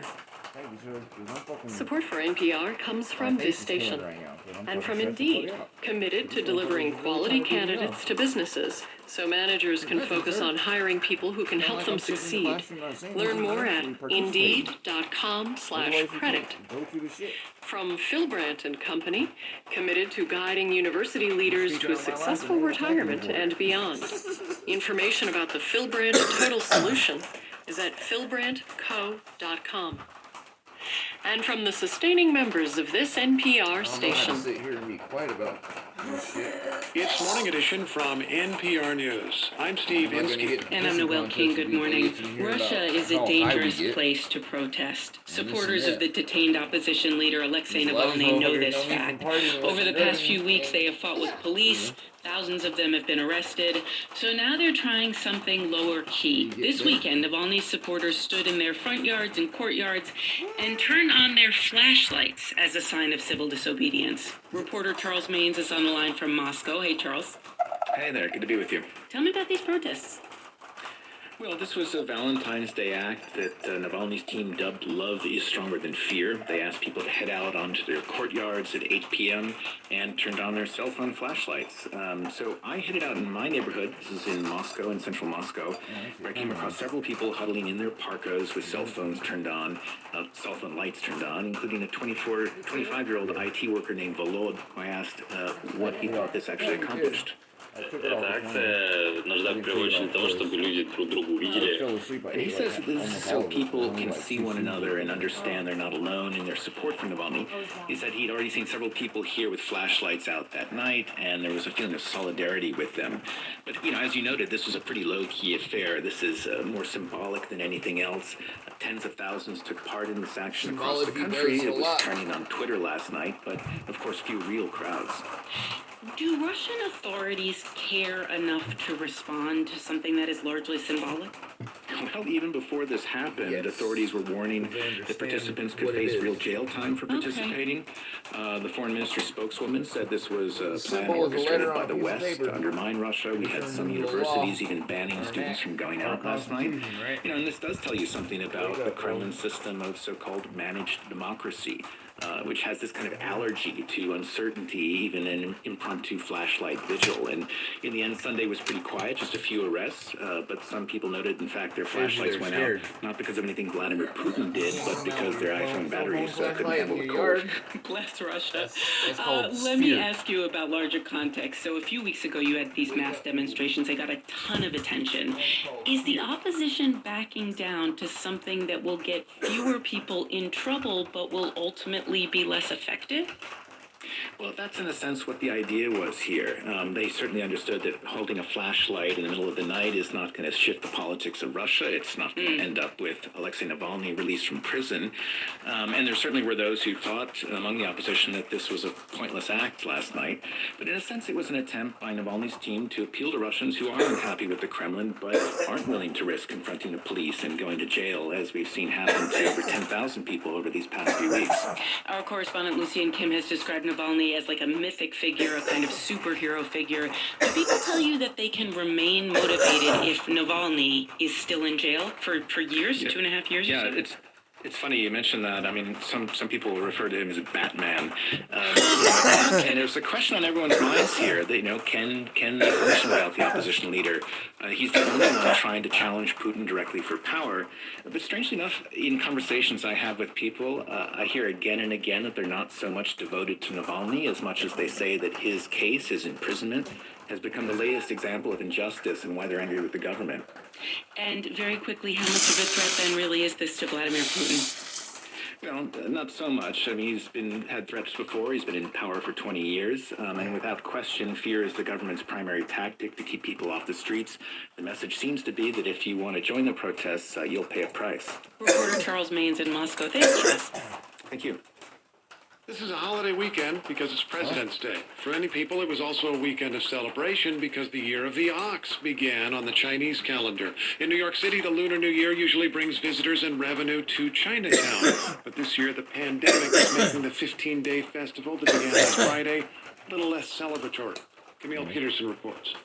As the festivities are about to begin, there is a lot of anticipation on Mott Street in Chinatown. Kids throw firecrackers. Business owners and a thin crowd wait for a lion dancing troupe to emerge. 2 lion costumes come out of a small doorway, each guided by 2 people. One holds the lion's head and the other holds the sparkling body and tail. The lions are thought to bring good luck for the new year. They strut and dance down Mott Street, blessing businesses along the way.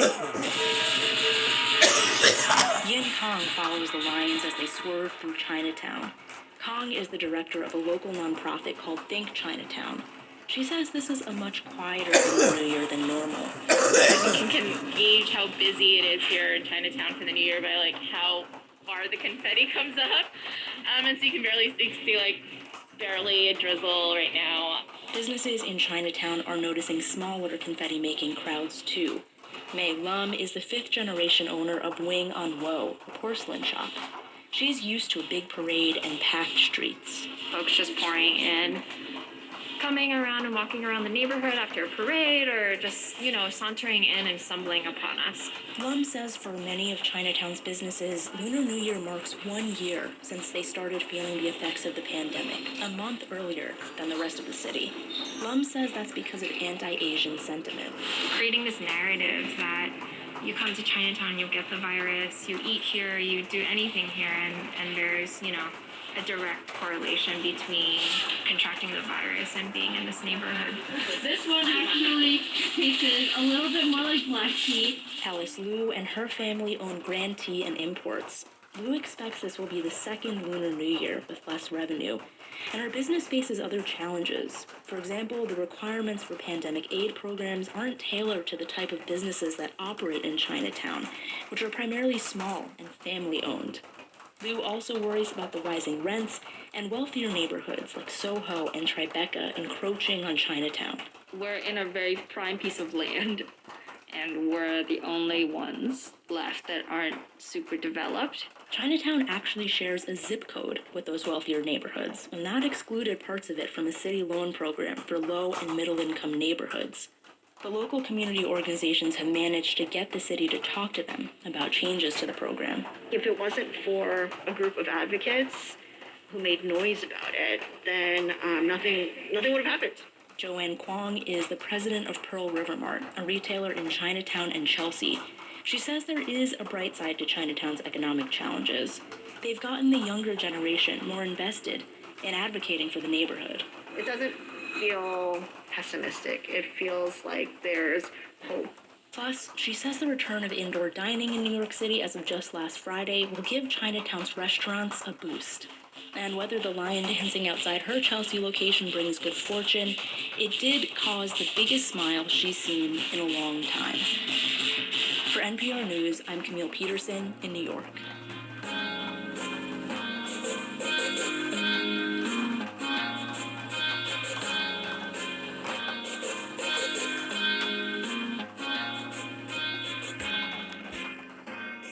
Stories this hour.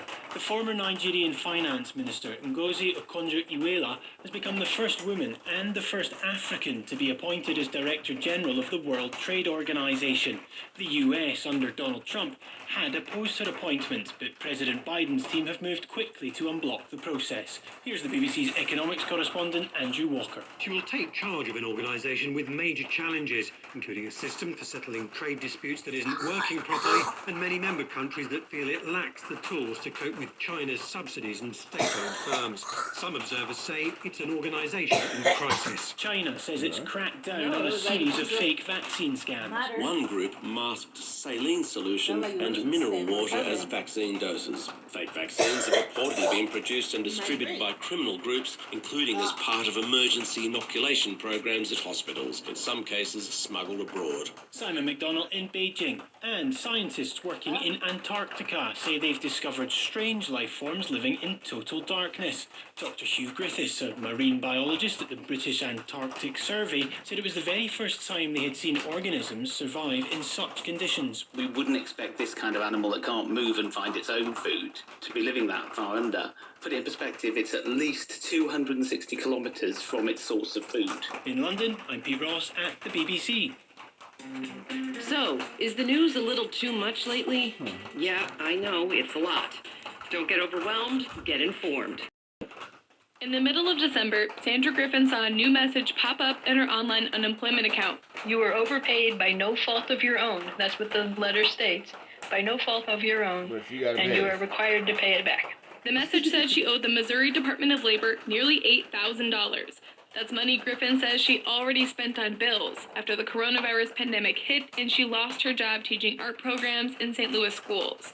Normally, she counts on summer school to make most of her income, but there was no clear plan for schools to reopen, so her employer encouraged her to file for unemployment.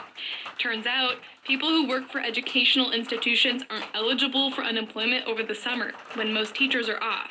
So they were saying that all the months that I collected over the summer, I was ineligible to collect those, although they had reassured me during the summer during phone calls that everything was fine. So there was, a contradiction there in what's going on.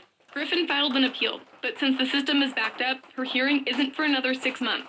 In the meantime, she doesn't have to pay anything. More than 46,000 Missourians have also gotten letters demanding repayment. The state says it paid out more than $150 million last year to people who it later determined weren't eligible for the money. Lawmakers from both parties have been calling on Governor Mike Parson to forgive the overpayments that don't involve fraud, about 97% of cases. But Parson told reporters earlier this month that a state law requires collection of overpayments, and he doesn't plan to override it. There was mistakes made, there's no doubt about that. But at the end of the day, I think there is a responsibility as taxpayers' money. If somebody got more money than they should have got, you should ask for it back and says, hey, you owe that to the taxpayer. You don't owe it to me, but to the people that paid it. Missouri State Representative Lakeisha Bosley, a Democrat from St. Louis, says Parsons' reasoning doesn't add up. A bulk of the overpaid funds are from new federal programs, and the relief package from December gave states the ability to waive overpayment.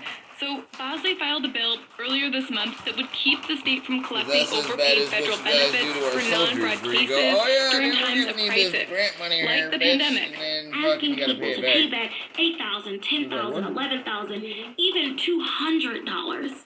It's just too far. And it's too much, and now you're crushing their hopes that things will go back to normal and that they can rely on their government to help and step in when they need it. Alexa Tapia is with the workers' rights think tank pay it National back. Employment Law Project. Even states that she says have better systems are struggling to keep up with the influx of first-time filers, new federal programs, and overpayments. Like Missouri, Kentucky also has a state law requiring collection of overpaid benefits. Lawmakers and the governor's office are still working out how to grant waivers. But Tapia says most other states, like Illinois and Colorado, are already starting to forgive overpayments. She says that's because there's no incentive to go after the money. It actually creates more work for the states to collect that money.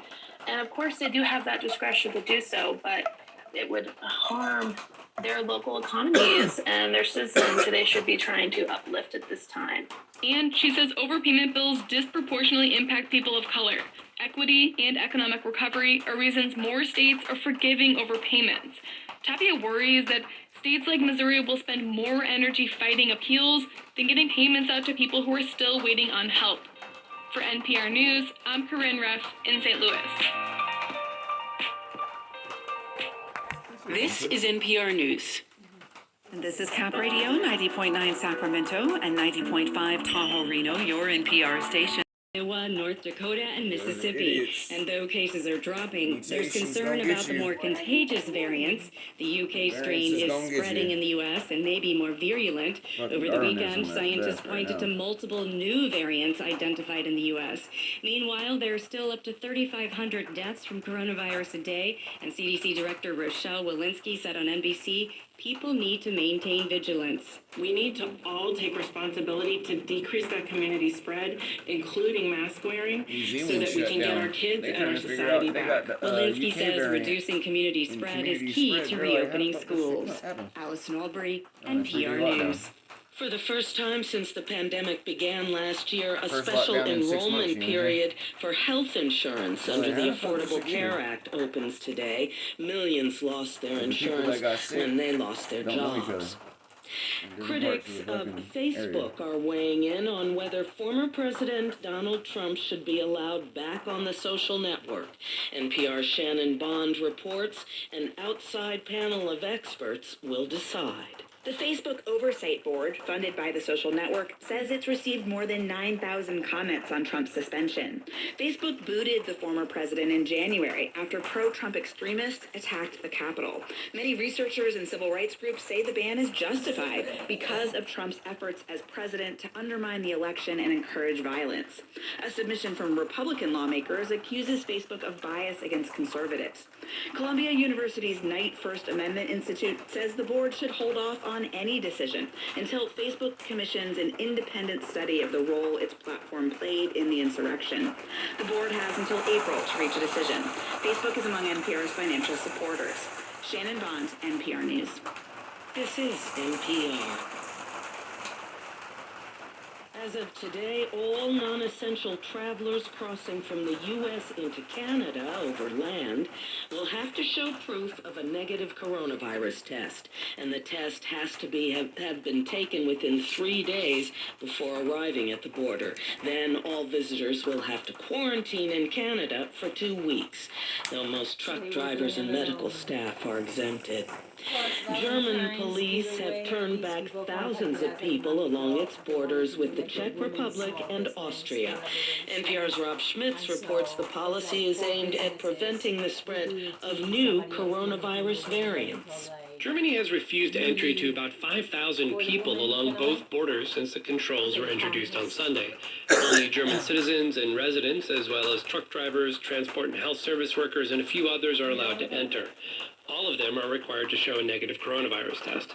The border controls have prompted strong criticism from Austria, but a spokesman for German Chancellor Angela Merkel defended the temporary measures, saying they're preventing the spread of the British and South African variants of the coronavirus.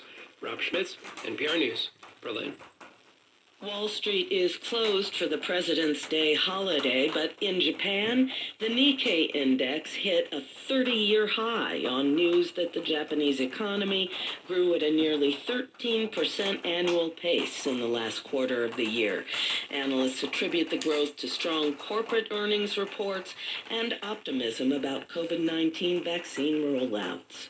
I'm Barbara Klein, NPR News. Support for NPR comes from NPR stations. Racing over roads, closing airports, and causing rolling power outages for millions of Americans. Oklahoma City plunged to a record low 6 degrees below zero this morning. The last time it got even close to that cold was more than a century ago. Alana Rocha, a reporter at the Texas Tribune, woke up to an unfamiliar scene. Here she is with her 4-year-old daughter Remy and 17-month-old son Patrick.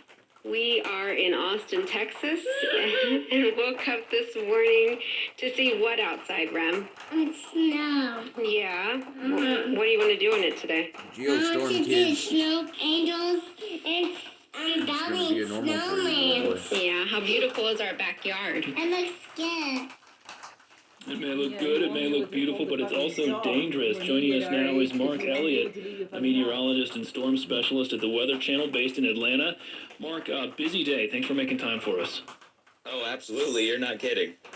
Yeah, and then first let's focus in on Texas, because we do not hear about snow and cold like that very often. How unprecedented have the conditions been in Texas?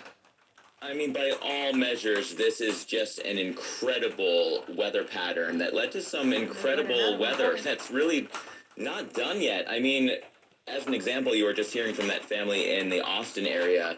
They're going to have single-digit low temperatures when they wake up tomorrow morning, which has only happened 8 times in the long recorded history of the Austin area. I mean, this is an impressive cold air outbreak by all measures, and to see the snow across Texas, very impressive as well. San Antonio officially had 6 inches of snow from this storm. Wow, well, this has been going on for a few days, because there was recently that terrible pileup around Fort Worth where 9 people died, and it now looks like every county in Texas is under a state of emergency, and we're seeing millions of people there who don't have power because of the burden on the power grid. It's just so great. So how dangerous is a storm like this? Yeah, I think it's a little bit underappreciated how stressed the body can get over when underneath these extreme cold conditions. You have to take all kinds of precautions. I mean, everyone was saying, don't go traveling unless you absolutely have to, and I think most people are listening to that. But, have blankets in the trunk of your car in case you do get stuck somewhere. Know where those extra blankets are in your house in case you're, you lose power for an extended period of time. It is not a comfortable thing to go through, we'll put it that way. Right, and when wind chills are that low in a place like Texas where it doesn't happen very often, it might be worth it for people to know, what does it feel like, and how dangerous, how long can you be exposed to that kind of weather? So glad. In single-digit temperatures, like we are forecasting into central, even portions of southern Texas, along with wind chills that will be even colder than that, you can get frostbite outside in a matter of minutes. So yes, it's fun, right? You heard the kid. There's a fun side to this novelty of snow in Texas, but you do need to protect your skin. You need to make sure that you're getting breaks and getting warmed up, because you can really get hurt if you're out there too long. Yeah, and it is not just Texas. As we said, neighboring Oklahoma, they've gone days now without getting above 20 degrees Fahrenheit, and even Seattle has gotten about a foot of snow. So how widespread is this system across the country? Yeah, a couple of different storms are rotating through what's a bigger trough of low pressure across, say, the eastern 2/3 of the country, but then that trough also extends into the Pacific Northwest. So that's the storm pattern. Storms coming into the Pacific Northwest, diving very far south into, central or even southern Texas, and then turning the corner, going through the mid-south, and eventually into the northeast corridor. So everybody along that path is seeing ice or snow. Anyone north of that path is in the extreme cold air. And yes, there is another storm waiting in the wings, so many of the same areas that we've been talking about are going to get snow again for the middle and end of the week, including North Texas. The Dallas area could see significant snow again. Little Rock could see significant snow. Memphis could see significant snow. I mean, these are areas that don't get snow every season, so to be talking about it twice in 1 week, is just one more example of how incredible this weather pattern really is. I mean, is it normal? I guess what you've been describing. No, it's not normal actually. So what's causing it all to happen? Yeah, so there's a loaded question, right? Because weather will always happen, and long-term averages are made up of weather extremes. And so it really doesn't take much it's time, winter. honestly. You're going to see winter weather, Time. but You can you raise don't a see this house kind of in about winter weather having all the every year. materials and tools and everything that you need, People are like, and it's so cold. the plan. You said climate change and global warming. There is Also, what I'm thinking is like we are embracing ourselves to be ready. These people are not ready. When you're in Texas, Oklahoma, No, because they're already in a house and stuff like that. But what I'm saying is like even weather-wise, like when people are getting really disabled at this time because they're not ready, because in their patterns they're not used to having to the roads or the cars or the lower latitudes where the U.S. is, and that cold air is, we're really feeling the impact of that. Mark Elliott at the Weather Channel. Thank you so much for your time. Thank you. At the start of the pandemic, New York Governor Andrew Cuomo was praised for his informative daily briefings. But a top aide told state lawmakers last week that the Cuomo administration was not as transparent as it seemed. The aide alleges the state held back data on the true extent of the death toll in nursing homes, and now lawmakers are calling for Cuomo to resign. For the latest, we're joined now by Sydney Pereira from member station WNYC. And Sydney, welcome to the show. Thanks for having me. Yes, thank you for being here. So, nearly 15,000 people have died in New York's nursing homes and long-term care facilities. What is the extent of what critics are calling a cover-up? Well, these new higher fatality numbers that we are getting are coming on the heels of Attorney General Letitia James' findings that the fatalities may have been undercounted by 50%. So now we're seeing around 15,000 people in long-term care facilities, and that includes nursing homes and other adult care facilities who have died of COVID-19. This aide that we're talking about, Melissa, Changes things. It changes the whole aspect of what we were known as true mortality rate. That you're talking about because it feared it would be subject to an investigation by the Justice Department under former President Trump. And they weren't sure whether this data would be used against them. Sydney, what exactly does she mean when she says used against them? So she appeared to have been referring to a federal investigation by the Trump administration, and just based on what she had told lawmakers in that call, it seemed that she felt like the data was going to be politically used against the governor and Democrats in the state. And, she's referencing how former President Donald Trump had been tweeting out against Democratic governors. Melissa DeRosa is right next to Governor Andrew Cuomo throughout the whole pandemic. She's his top aide and has been at these famous press briefings.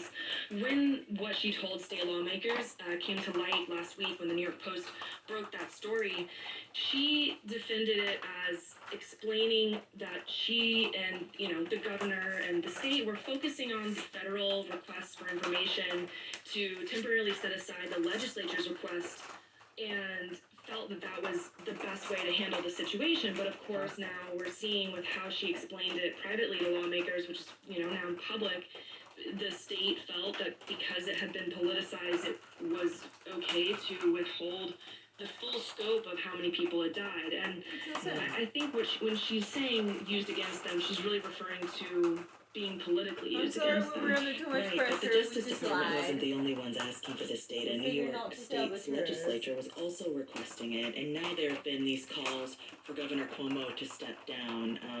They're also talking about moving his emergency powers. What are lawmakers in both parties saying about this in the state?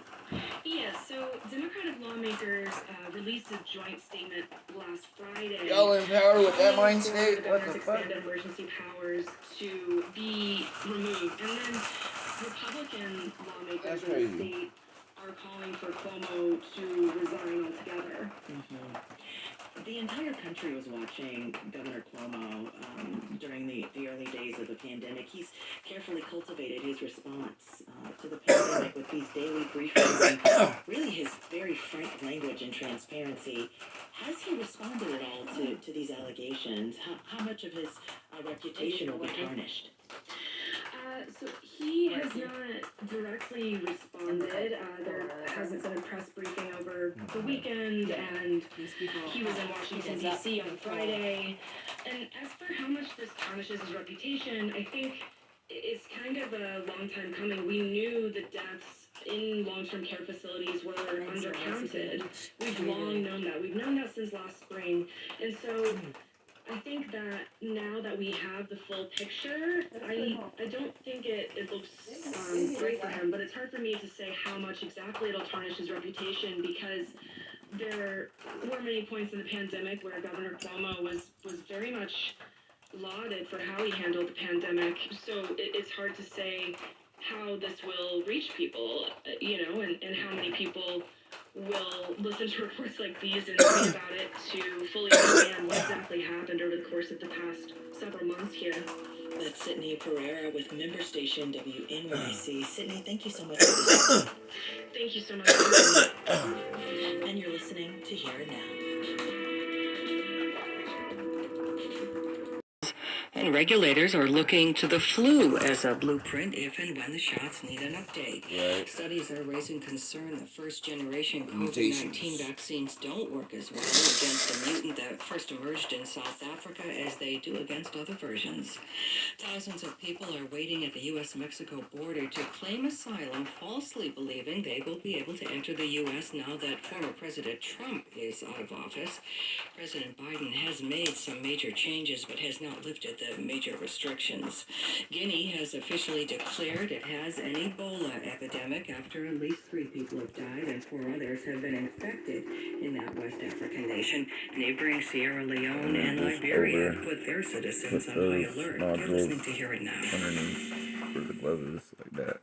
Support for Cap Radio comes from members and from local businesses. Vince Bloom, General Manager.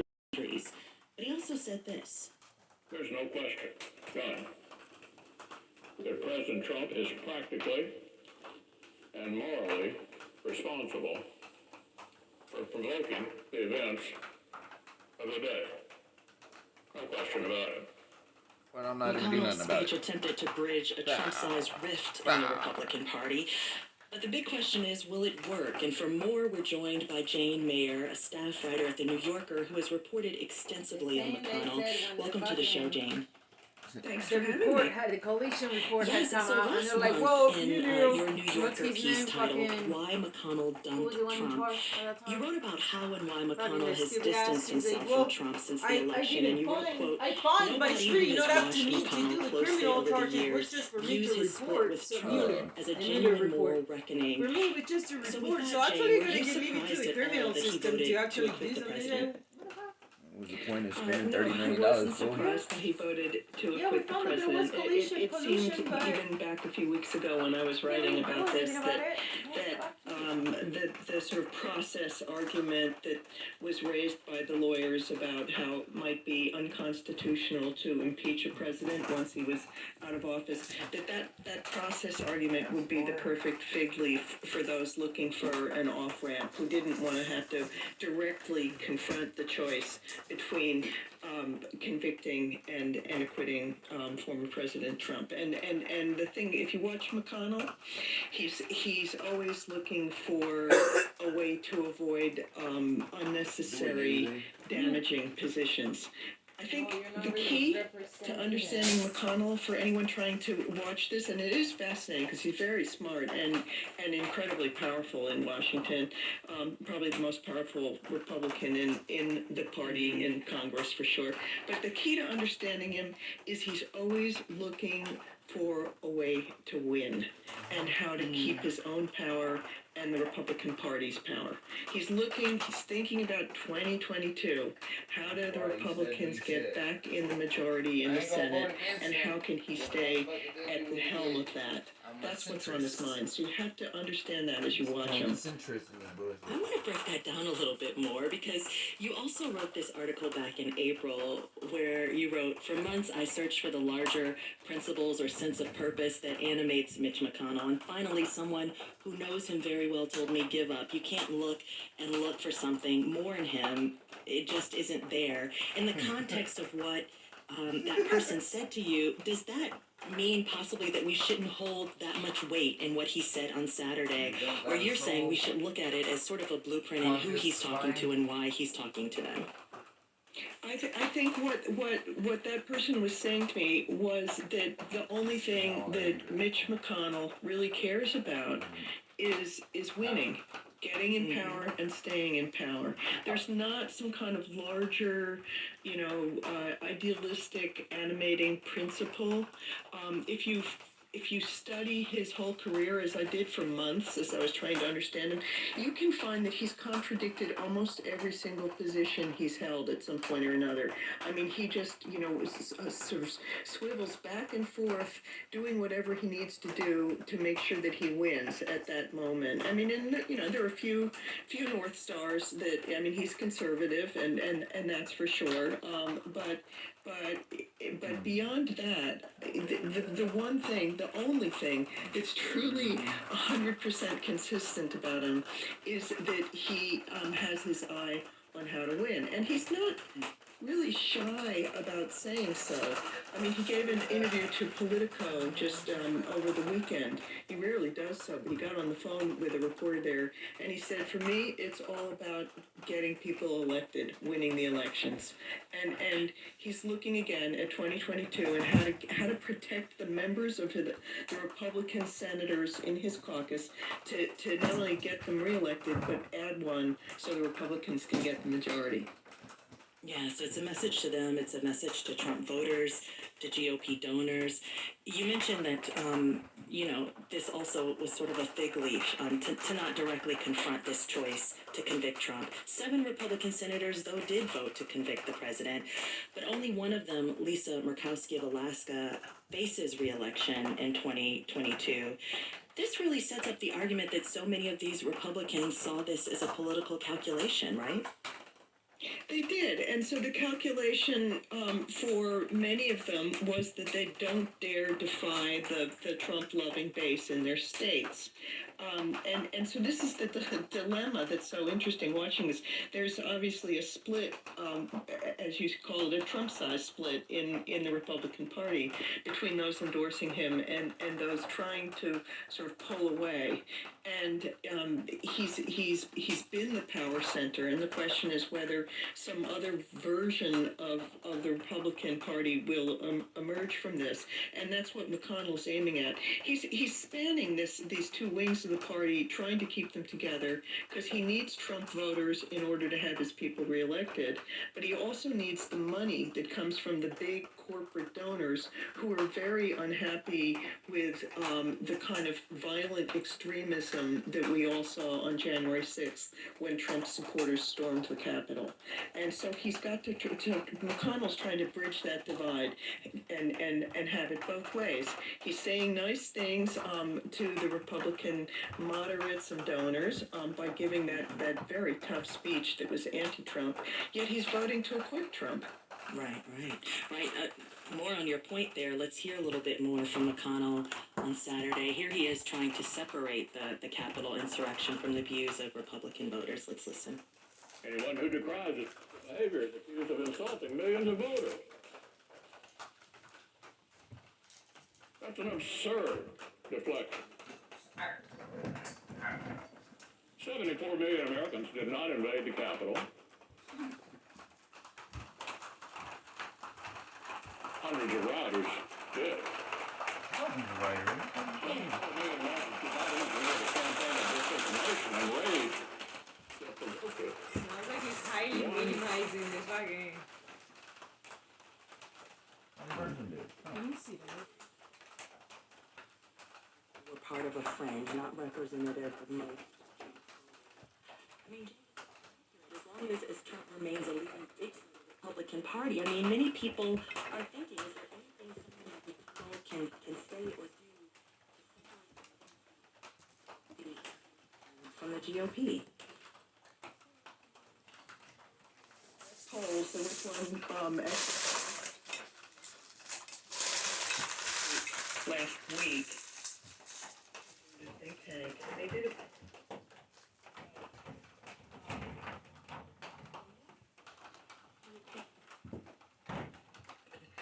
Can imagine needing to use they're that's a percentage of Republican voters who are endorsing the idea of violent extremism potentially.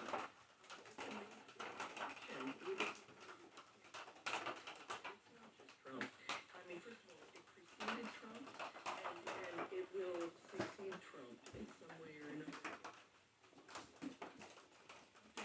You know, a strand that has to be contended with. And so, what, again, what Trump is trying to do is maybe wound, damage, or maybe even banish Trump himself, but hold on to those Trump voters because he needs their votes. They need both sides of the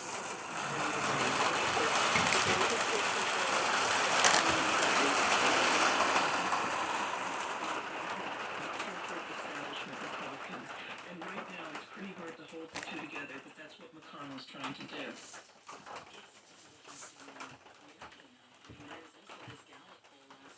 Americans' opinion of McConnell are the most negative they've been, largely because of this sharp drop in favorable ratings among Republicans overall. So is his strategy working? It seems like he's losing ground with the party's base. Well, you know, the thing is, one of his strengths, as actually George Will writes in the Washington Post today, is McConnell's never really cared about being liked. He'd like to be feared, but he doesn't really seek approval that much across the whole country. I'm sure, like everyone else, he'd like to be seen as in a positive light. But that's not really what he's going for here. What he needs to win is a really small thing in a way. He needs to win the support of the Republican caucus in the Senate, so he can stay we need to their return the wire leader. in order to And that's why he didn't vote to acquit. If he had, he would have been like Liz Cheney, and Are they he would have covering been, right or no? they would No, have just possibly the wires turned against not. him. And he didn't, you know, he put himself first. He may think that Trump is a terrible threat to the country, but and if you listen to his words, he's saying that. But how did he vote? He voted to keep himself in power. Jane Mayer, thank you so much for this conversation. We need another half hour to finish it, I tell you. That's well, listen, thank you so much for delving into it. It is fascinating. Yes. Jane Mayer, staff writer at The New Yorker. You're listening to Here and Now.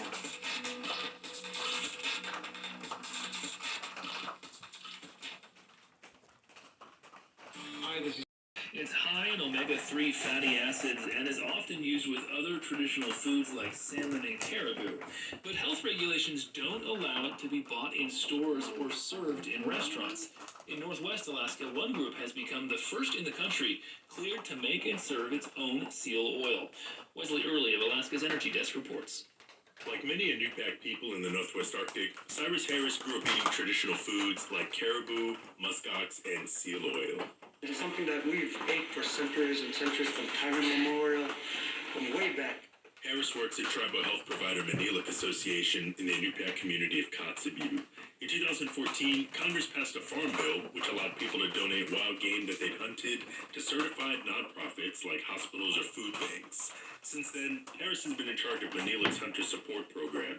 The program prepares traditional foods for elders at Manilik's Utakanat Inut Long-Term Care Facility. Walking in the freezer at the Sigalak, a state-certified meat processing building, Harris shows some of the donations. These are some products that we will most likely use for our certain hot dogs. This is sheepish fillet. And of course, we do have goose burger. We do have some muskox burger. While getting wild meat on the menu for elders has gone smoothly for about 5 years, Harris says seal oil remained prohibited. Seal oil is generally ingested without incident, but has been linked to the foodborne illness botulism, which can cause nausea, blurry vision, and in some cases, death. Since the 1950s, the Manilik service area has seen more than 15 outbreaks of the illness tied to eating traditional native foods. In order to be certified to serve seal oil, Manilik had to find a process to remove the potential toxin. Harris says the process for rendering seal oil starts with separating the skin and blubber from the carcass. Then flush the blubber from the skin and then cut into maybe 1 inch by 3 inch pieces, and set into containers like this. He points to 3 large drums in the processing room with strips of blubber floating in seal oil. In order to rid it of the botulism risk, a new step had to be added. We wanted to keep it as close to the traditional process as possible. But then, a slight modification to that process to control for that botulism. Chris Dankmeyer is Environmental Health Manager for Manila. For the past few years, he, Harris, and others have been collaborating to develop a way to safely render seal oil. After several years of running lab tests, they found that heating the seal oil to 176 degrees for 10 continuous minutes made seal oil safe. That completely destroys the toxin that may or may not be in the oil. After the pure seal oil is heat treated and then rapidly cooled to prevent the toxin from reforming, the oil will be placed in the freezer until it's time to be served. In January, after reviewing Manila's heat treatment process, the state of Alaska officially granted the healthcare provider an exemption from the law prohibiting the serving of seal oil. One person excited to see the reaction from elders is Marcella Wilson, who runs Utakana Inlet. She says the elders' spirits are always lifted whenever they're served their traditional foods. I'm not saying that there's magic in it because there's not, but there is such a nutritional value to it and such a cultural value to it, so the two together are just immeasurable. Wilson says that she's learned a lot about the Inupiaq culture from the elders, and she expects them to feel more lively with seal oil on the menu. For Here and Now, I'm Wesley Early in Katsu. And this is Here and Now. Coming up on Here and Now, they talked with Derek Thompson, staff writer at The Atlantic, about what's behind the drop in number of COVID-19 cases in the past month and how to ramp up the number of vaccinations across the country. That story's coming up in about 12 minutes here on Cap Radio. 90.9 Sacramento and 91.3 Stockton Modesto, your NPR station. Streaming at capradio.org on your smart speaker and on the Cap Radio app. Putting the lights on the switch. I'm Susan Levy.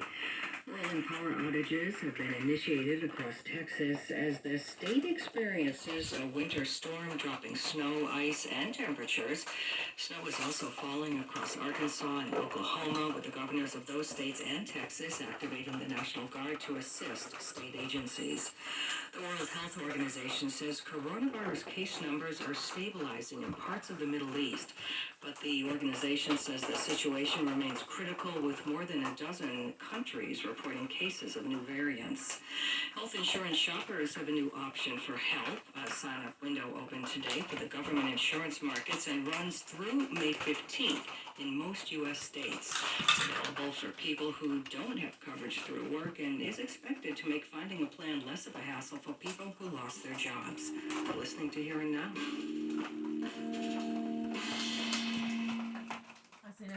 Hi, this is Steve Inskeep with Morning Edition of NPR News. The thing you must need from a news organization. Good to be here, thank you. Sure, so people may be thinking actually that things are already getting under control because the number of infections has dropped 60% in the past month, and that's pretty good. But what is going on?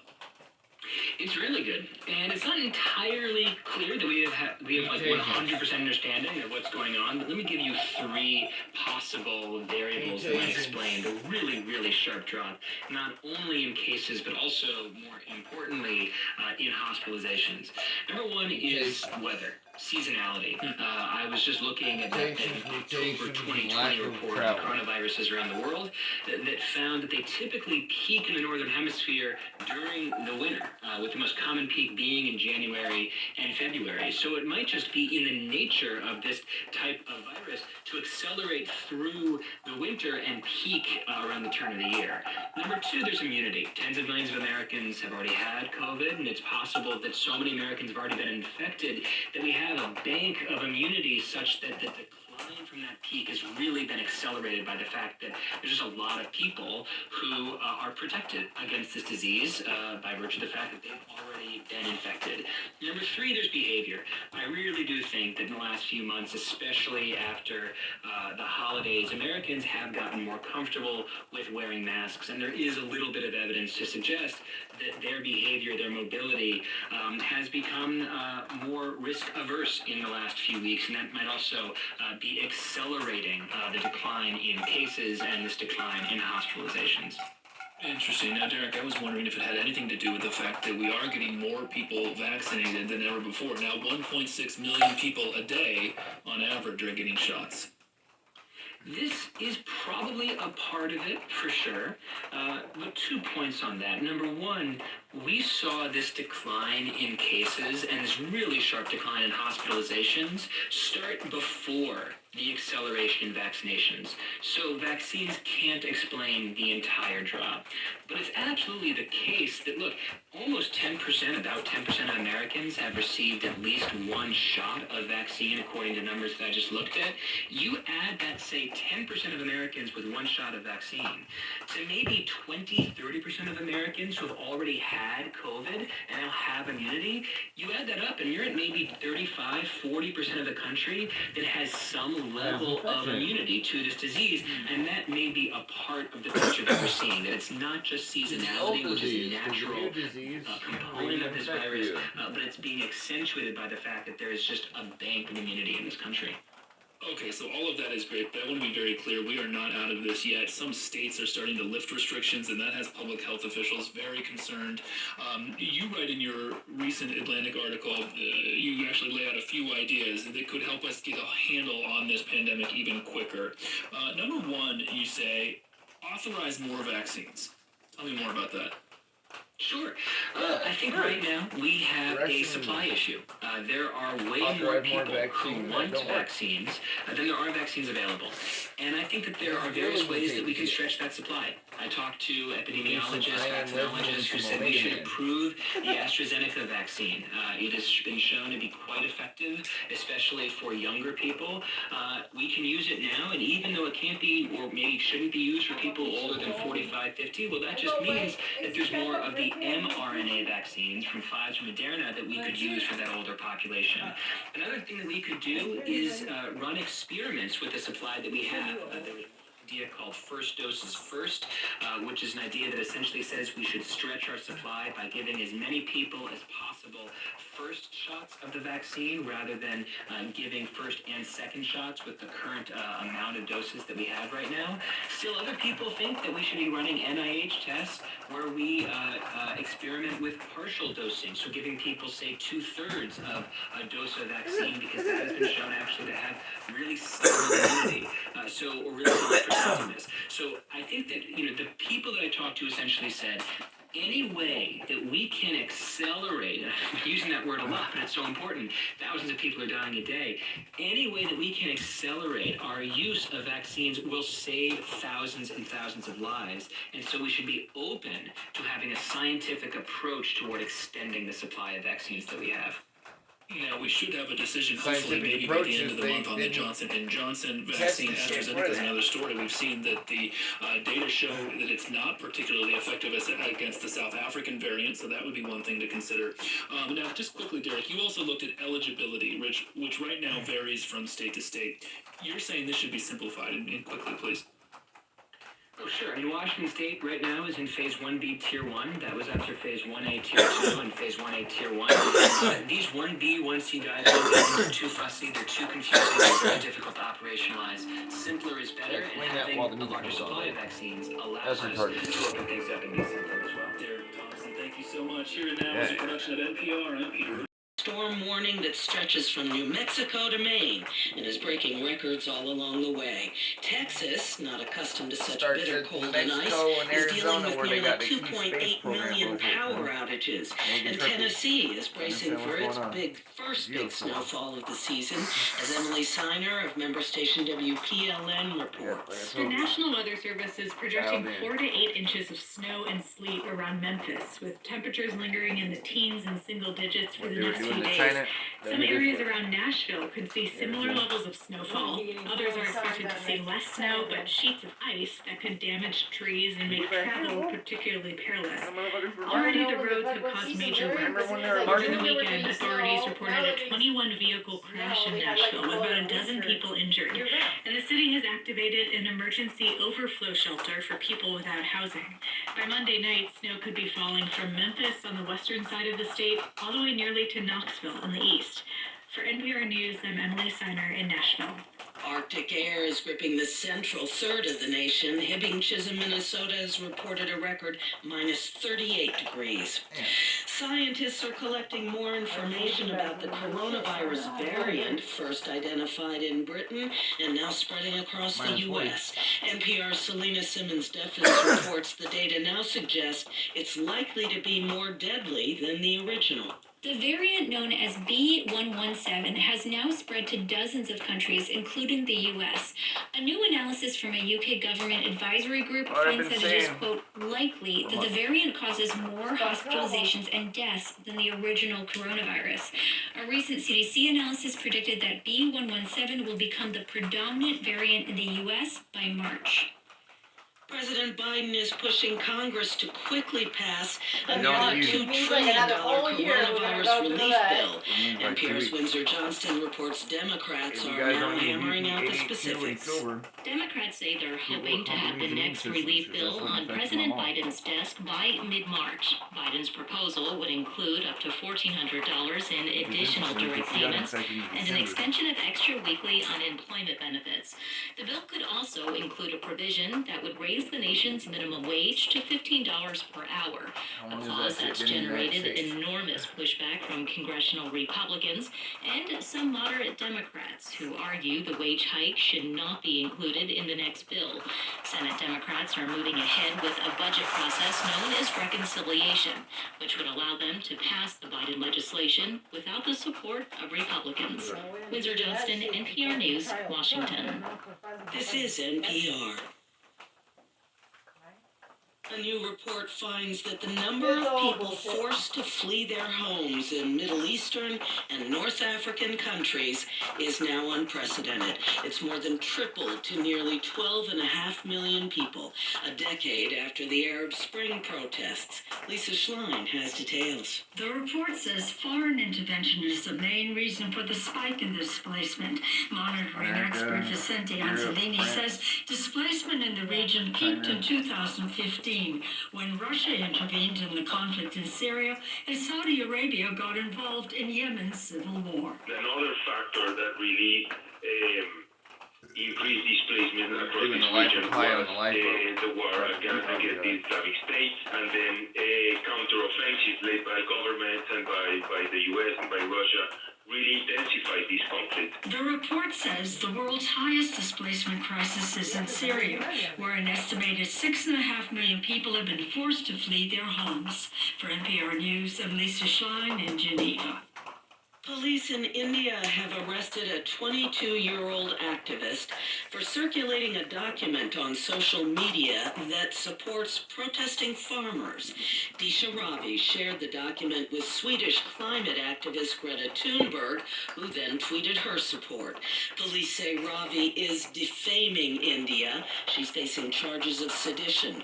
For months, tens of thousands of Indian farmers have been protesting new laws that deregulate agriculture. I'm Barbara Klein, NPR News. Support for NPR comes from NPR stations. Other contributors include Morgan Stanley with their podcast, Thoughts on the Market. See 10 inches of snow, and more than 2 million people there didn't have power as of this morning. Dominic Walsh is with Texas Public Radio. He's in San Antonio. And Dominic, this is very rare for Texas. What sort of havoc is it causing where you are? Yeah, thanks, Peter. San Antonio, where I'm at, definitely has never seen anything like this, at least in a few decades. You know, anywhere from 2 inches to half a foot of snow. Most highways are closed in certain segments. A lot of roads are closed. Officials are urging people to stay home. It's not safe to drive. And just in San Antonio right now, more than 200,000 people are without power. Those rolling blackouts began about 12 hours ago. Well, and it's bad across the state. I was just looking at the weather report this morning. 1 degree in Amarillo there in the Panhandle, 17 degrees in El Paso, 19 in Houston. And as you say, millions of people without power across the state this morning. What are you hearing from them? How are people coping when the temperatures are that low? You know, there's lots of layered clothing and crossed fingers that these blackouts don't last too long, but the thing about these blackouts, they tend to last 10 to 40 minutes. So officials are messaging, just hang tight, power will be back on soon. If your power is off for more than a few hours, there's probably an outage in your area, a down line. They're asking that you call in and report that if that's the case. Oh, I see. So that's good to hear that people are getting their power back, at least on a rolling basis. That does make sense. Right. So what help is the state getting to dig out and eventually get the power back on for everybody?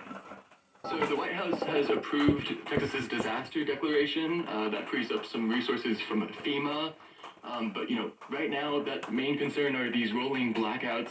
It's a problem of demand and supply. The source of the power has been impacted by the weather, and people want to heat their homes at the same time. You have less supply, more demand. That's not something that can be addressed very quickly. Yeah. What's in the forecast for you there across Texas? When are things going to warm up? I mean, it depends where you are. Here in San Antonio, we're looking at maybe 2 to 3 days before we start to see temperatures rise above the freezing level. But the further north you go, I mean, they're looking until the weekend before there'll be a chance for this ice and snow to melt away. Dominic, we have just a little bit of time here left, but I know the roads have been a major mess. I think the police chief in Houston said just as of last night, there was like 130 crashes on the roads in the Houston area. What are you seeing when you go outside? What's it like on the streets? I mean, so just looking out my window right now, the snow has started to melt a little bit, but it's turning into an icy slush. And, temperatures are going to remain below freezing for the next few days. That's exactly why officials are urging people to stay home. These roads are not safe to drive on right now. All right, reporter Dominic Walsh with Texas Public Radio. Thank you so much. Thank you. Some landlords are evicting tenants despite a Centers for Disease Control and Prevention moratorium that was supposed to last until the end of March. In Georgia, for instance, a couple of judges won't even acknowledge the eviction moratorium in their courts, which leaves tenants with no option but to move. Stephanie Stokes of member station WABE reports. Katie Dern liked living in Carroll County. She grew up in another rural part of West Georgia, and she wanted the same quiet lifestyle for her 4 kids. That's what I like, walking down a dirt road to get on the school bus. So when her family found a townhome community near a lake in Carroll County a couple of years ago, it seemed like a good fit. It was completely furnished, and it was a beautiful place. So yeah, but this pandemic really messed up our lives, like a whole lot. She and her husband both lost work. Durin from the mall, her husband as a mechanic. They were out of work for several months while they waited for unemployment, which still hasn't come through. So we fell behind, we had to find a new job, and it went downhill fast from there. Eventually, their landlord filed for eviction. That's when her husband learned about the order from the CDC. It bans landlords from evicting tenants who are behind on rent during the pandemic. Durin's family filled out the CDC form showing they qualified before their court hearing. We even went and got the paper notarized. That way, the judge knew that we did everything we were supposed to in a timely manner. She says they showed up to the small brick courthouse in Carroll County feeling confident until they approached the judge. According to Durin, he didn't even look at the CDC paper. He told them Carroll County doesn't honor that. I mean, he should have just ripped it up and thrown it in the trash, because that's how I felt when he said that. That judge was Carroll County Chief Magistrate Elton Johnson. CDC, as far as I know, has no control over Georgia courts. He's one of at least 2 county judges in Georgia who are allowing evictions despite the CDC order. The CDC claims it has the authority to stop evictions because there's a public health emergency. Johnson told me he just doesn't believe that authority is greater than the state's. It seems that you're in the minority in terms of how you're interpreting the CDC order, at least in Georgia. My understanding is that most judges are recognizing it. I understand that. Where do you think so many other judges have come to different conclusions than you? I don't know. I think that if the federal government wanted to do this correctly, they would have done it by passing a law stating this is what we're going to do, and properly compensate those that are out of resources or money. He says he believes the federal eviction moratorium violates landlords' rights. Certainly, no one likes to kick someone out of their home. But then again, when you have somebody who owes a mortgage, is it fair for that individual to bear the burden of what should be a government's responsibility? That's the way I look at it. Johnson says he could be wrong. He's invited tenants to appeal to a higher court. But that's harder than it sounds, according to Susan Reeve. She works to prevent evictions at Georgia Legal Services. She says state law requires tenants pay the rent they owe while the appeal is pending, or leave the home. Most of our clients when they realize they're not going to be able to remain in possession, have to focus their energies on finding housing and alternative arrangements for their family rather than focusing on an appeal. And they have little other recourse at the federal level. They can wait to see if the U.S. Justice Department will enforce the CDC moratorium. The order mentions landlords who violate it could face a $100,000 fine. But that doesn't keep someone housed. That doesn't prevent someone from going into a shelter, and it doesn't prevent the spread of the virus. And preventing the spread of COVID-19 was the justification for the CDC order. COVID-19 made Katie Duren's situation even more difficult. Judge Johnson ordered she leave the property and pay back $5,000 in rent. Soon after, her family tested positive for the virus. Duren said they were still sick when the 6 of them moved into their SUV. It was 2 nights before they got enough money for the hotel where they're staying now. Duren is still confused about her family's experience in court. The CDC, which is federal, said that, if we did all of these things, then we couldn't be evicted. But this one county decided that they could make their own rules. So this is her conclusion. I don't advise anybody to move to Carroll County, move to another county. She says her family plans to leave as soon as they can. For Here and Now, I'm Stephanie Stokes. You're listening to Here and Now.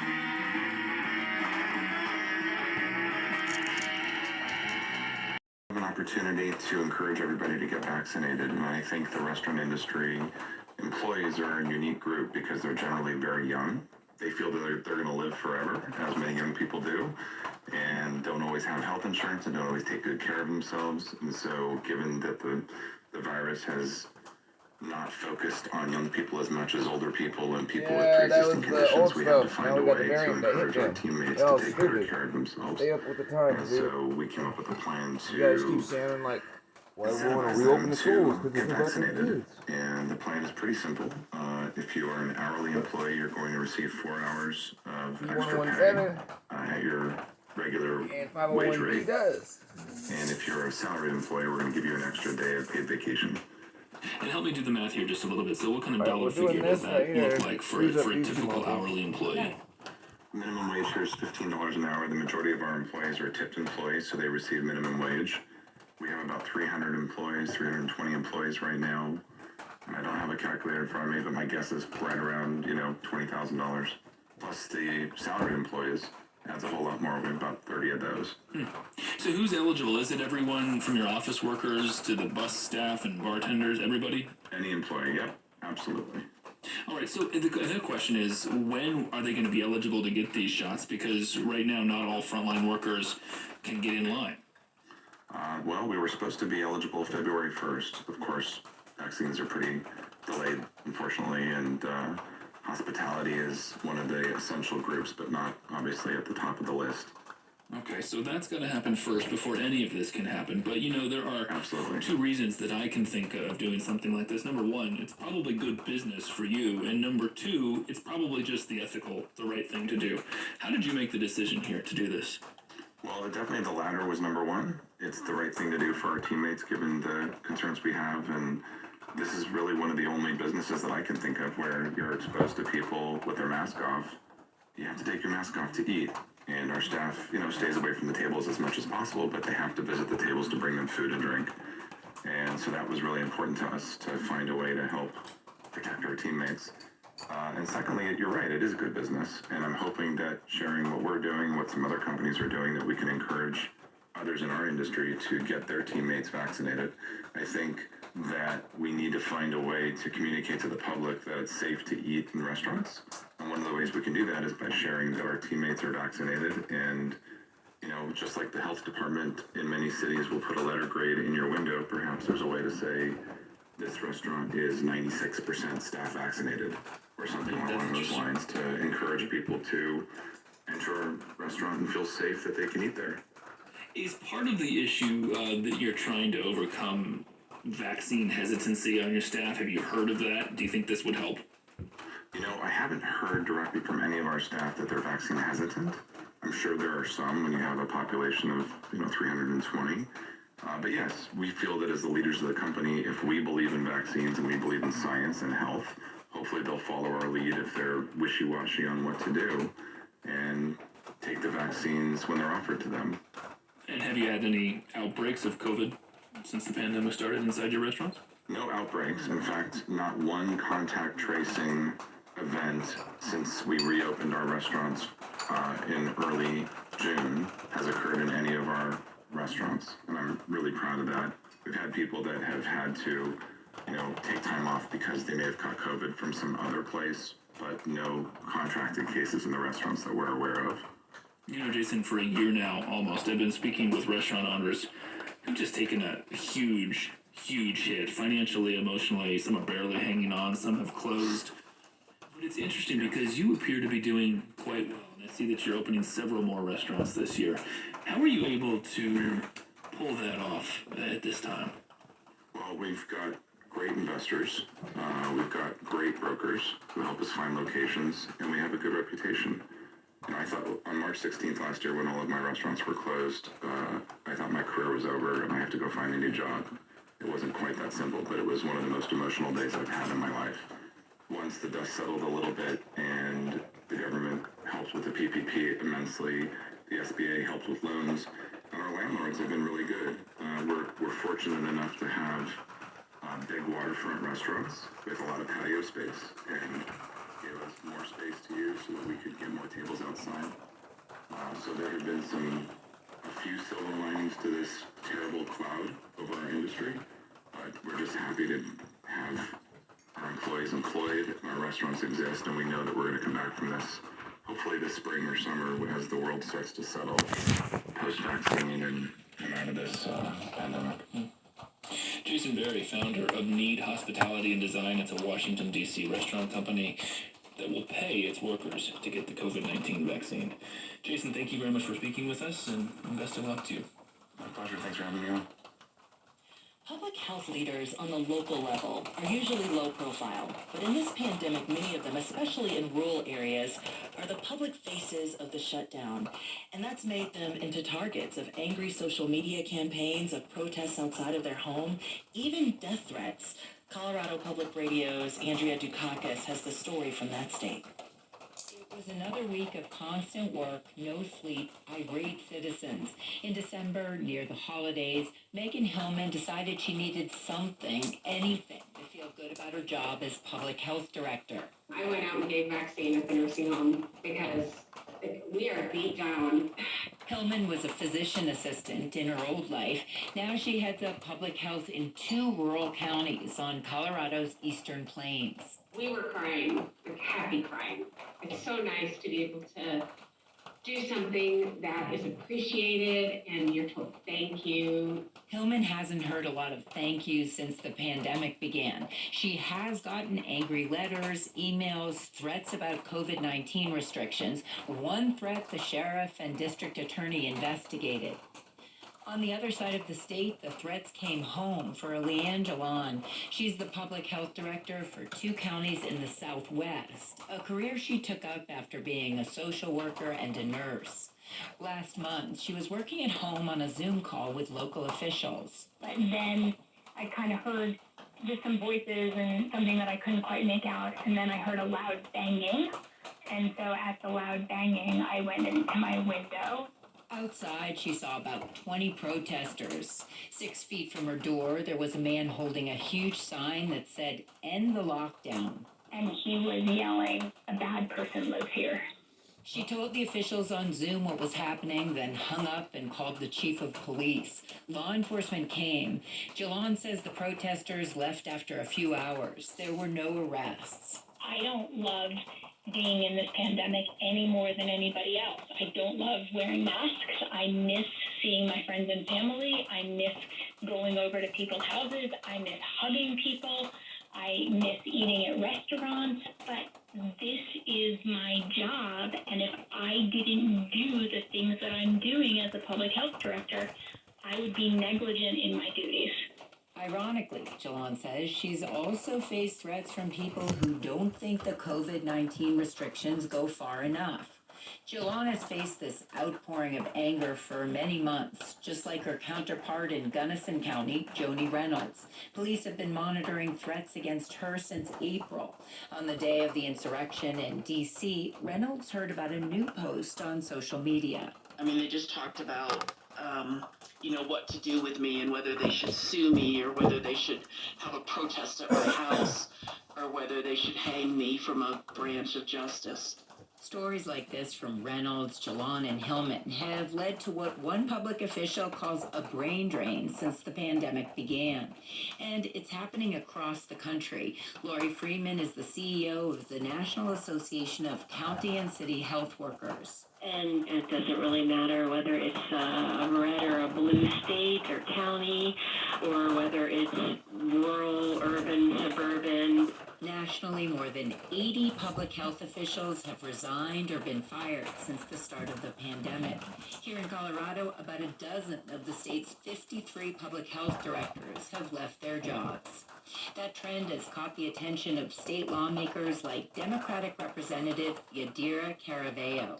In the middle of a pandemic, it's really concerning to lose that expertise because these individuals aren't allowed to do their jobs safely because they're having to worry about if somebody's going to target their family or themselves. Caraveo plans to sponsor a bill to protect the personal information of state and local healthcare workers. It won't fix the problem altogether, especially in the short term. But Leanne Geelong says she plans to see it through. There is a job that needs to get done. We have a mission right now. I am committed to seeing through that mission. And to seeing an end to COVID-19 in southwest Colorado. For Here and Now, I'm Andrea Dukakis.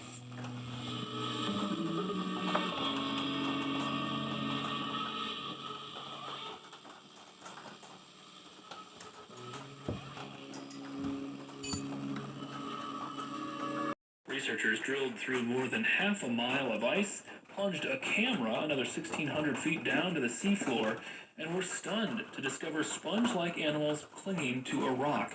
Not only is it pitch black and ice cold, scientists didn't think there'd be enough food down there.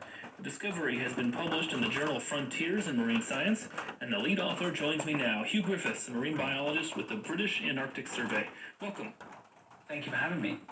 And you were actually looking for something else when you were boring through the ice shelf to get to the ocean floor. Can you explain that process first? It's even worse. I wasn't even there. I was on a ship about 700 miles away in Antarctica doing a completely different project, and a bunch of geologists were sat on the ice in tents, really freezing themselves to do some hot water drilling through 900 meters of ice, and then a further 500 meters of seawater to collect a mud sample, a sediment sample from underneath the ice shelf, so that they could have a look at what the past environment was like. And unfortunately for them, they failed 3 times to even collect any mud. And when they put a GoPro on the equipment they were putting down, they saw that it was hitting a large boulder right beneath the hole that they drilled. So it was a huge amount of effort to get nothing. Yeah, so they weren't getting the mud they were looking for because they were hitting rock, right? So what did they find on that rock? Well, they thought it was just a massive inconvenience, but they did then later see that around the edges they could see a few strange shapes, and they weren't really sure what they were. So when they got back eventually to the UK, they showed us biologists what they'd found. And initially I looked at it and thought, oh, it's a couple of sponges on a rock, big deal. And then they showed me a map of where they'd collected the images from, and that was hundreds of kilometers away from any potential food source for these sponges. Hey, can you just describe the conditions down there? Because this was incredibly surprising. Not that you found these particular sponges there, but that you found anything at all, right? Yeah, so it's completely dark. It's the equivalent of 1,200 meters down under the ocean, but it's got 900 meters of ice above it, so there's no light getting through, but there's also no food raining down from above. So any food they get is coming in sideways. But it's also minus 2 degrees centigrade down there, and so you end up with a really inhospitable place to live. What do these sponges look like? I'm just wondering if they're a completely new species. Well, they could well be completely new species. Even in the kind of more open parts of Antarctica, about 10 to 20% of what we catch is new to science, so that's phenomenal for anywhere in the world. But if you go into the deep sea, then those numbers shoot up to about 80 or 90% in the Antarctic region. And these animals look like they're more like deep sea species, and also the environment resembles the deep sea a lot more. So we don't think they're the same things as we're finding out on the shelf, but until we actually manage to get our hands on one, we'll never be able to answer that question. So one of the reasons that this is so surprising is that you're saying that the food they get is likely coming sideways, drifting sideways through the current from very far distances. Is that right? Yes, and these tiny particles of food have got to stay in the water column long enough to go over 1,000 kilometers and then bump into a sponge at the end of it. So the chances of getting food are really low. So that raises questions about how often are these animals even feeding. So we know that some Antarctic sponges can live a very long time, even up to tens of thousands of years. So are these things only feeding once a year or once a decade or once a century? Really, until we get our hands on them again, it's not going to be possible to answer those kind of questions. Just amazing. Makes me think that there's still a lot that we don't know about life in the ocean. So what should our takeaways be from this discovery? For me, the really exciting thing is that we have this habitat that is, the Antarctic ice shelves cover about a third of the continental shelf, so that's something close to 1.6 million square kilometers. And what we've seen so far of it with our cameras down boreholes is about the size of a tennis court. So we've got this enormous part of the world's seafloor that we know nothing about, really. So to go there and find something that we didn't think could live there really makes it even more exciting as a habitat, and the challenges to go and find out more mean that we're going to have to develop new technologies and new ways of working just to even get a window into their world. So as a scientist, it's really kind of the same as trying to find life in space or at the bottom of the deepest part of the ocean. It's that kind of challenge. Well, and that habitat that they're living in is directly under a huge ice sheet that we know is threatened by climate change. Do you think there's a chance we could lose the chance to learn more about these animals before it's too late? Well, we've already lost 2 floating ice shelves, 2 enormous bits of ice in my lifetime, and I'm only 44. So the chances of more ice shelves going are increasing as the world warms. Luckily, the one that we found this under is one of the bigger and more stable ones that is further south. But it's only a matter of time, if we carry on the way we are, that we're going to damage Antarctica's environment irreparably, and we're going to end up losing some of these ice shelves before we even look underneath them at this rate. Well, the video of your camera going through that ice and then emerging into the ocean is worth a look. We're going to post it at hereandnow.org. Hugh Griffiths, a marine biologist with the British Antarctic Survey. Thank you so much. Fascinating. Thank you. Here and Now is a production of NPR and WBUR in association with the BBC World Service. Against the use of gas stoves as alternative heating sources, People which gonna can freeze. cause carbon monoxide poisoning. For NPR News, I'm Corinne Boyer in Lexington, Kentucky. This is NPR. The severe winter storm that's moving across the eastern half of the nation has knocked out power to more than 2.7 million customers in Texas, and it's straining the state's electricity grid. The entire state is dealing with some combination of bitter cold, ice, and snow, and the governor has declared an emergency. Temperatures are in the single digits in several cities, including Dallas. NASA's latest 6-wheeled rover is on track to reach Mars Thursday. NPR's Joe Palca reports this mission is the first step in an ambitious plan to bring samples of Martian rocks back to Earth. The rover is called Perseverance. It carries a number of instruments to conduct its own exploration of Martian rocks, but as sophisticated as the rover's instruments are, they don't have all the capabilities of a fully equipped lab here on Earth. So one of Perseverance's major goals is to collect rock samples that can someday be studied in one of those labs. That will require 2 additional missions, one to collect the samples and put them into orbit around Mars, the other to transfer them from that orbit back to Earth. With help from the European Space Agency, NASA hopes to do that by 2031. Joe Palca, NPR News. The social networking service Parler says it's officially relaunching. The platform, popular among far-right users, was dropped by Google, Amazon, and Apple after last month's attack on the U.S. Capitol. Parler says it now has its own independent technology. I'm Barbara Klein, NPR News. Support for NPR comes from NPR stations. Other contributors My pillow is on. It's underground unit. The Patriots and white power are gonna rise. solving roads, closing airports, and causing rolling power outages for millions of Americans. Oklahoma City plunged to a record low 6 degrees below zero this morning. The last time it got even close to that cold was more than a century ago. Alana Rocha, a reporter at the Texas Tribune, woke up to an unfamiliar scene. Here she is with her 4-year-old daughter Remy and 17-month-old son Patrick. We are in Austin, Texas.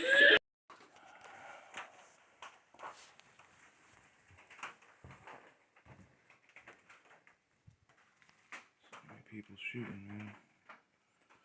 So, scooted that over. Nice. Since it's noon, batteries are full. Just about. We're at 2,000 watts right now. We've made. In 2 days, we lose half a kilowatt, so we're at 1,500 watts we've made. The battery bank is 1.6. So once I get to that, I'm going to start drawing. That'll be here in just a little bit. So,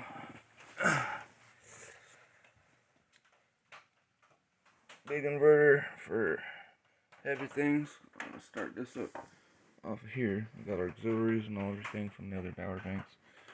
That power for those overhead lights, which is a different power bank. That's why I just read it's different.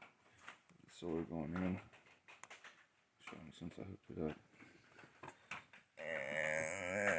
And this is for these guys. Going to 35 amp hour.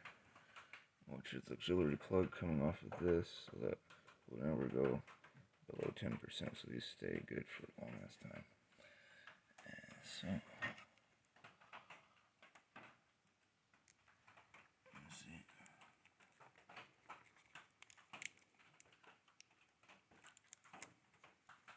Plugging that guy on.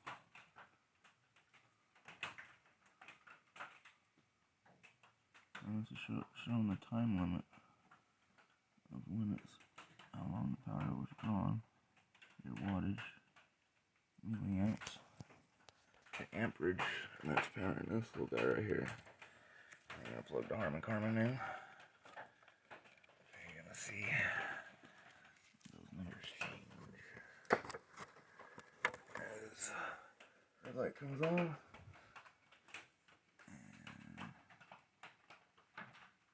that's for 2 once. And since I'll get copyright, I can't play no music, but we'll watching the power level go, so on and so forth. And be the same for when we do this, for the big stasis chamber, and or the smaller big stasis chamber, and or when I do this guy. This kilowatt meter is only showing 2.5 amps, 300 watts when I was running this, but then the thing over there is reading, you've seen like 20-30 amps. It was interesting. What should see? Look at that. Let's see if I got power to run this guy. I should. Let's see if we can get bump some right now because we're almost full. Bump some power out of this guy right here. Get that to where we get some amps. Looking like.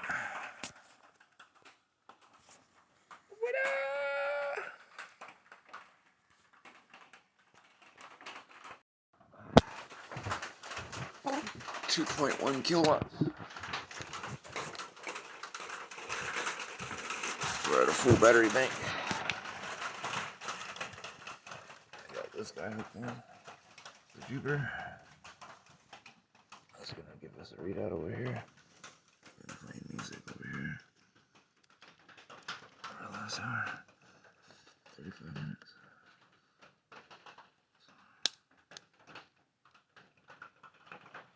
That's on. I'm not sure to read out.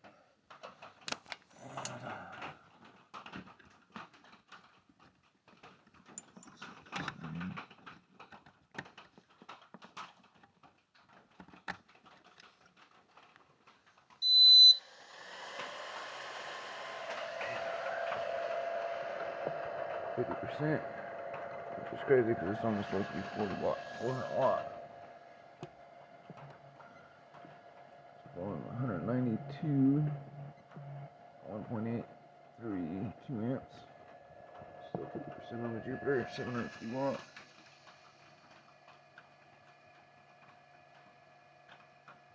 Got a 6 amp pool.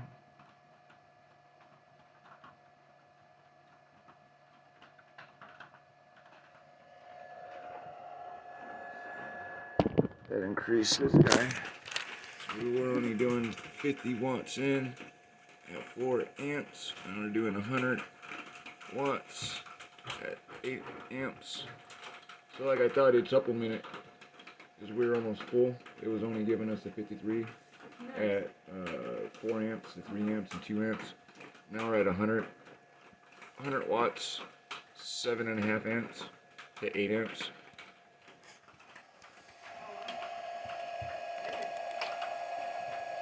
Still got to dial the numbers in on this and get the long cords out of it so that it's exact.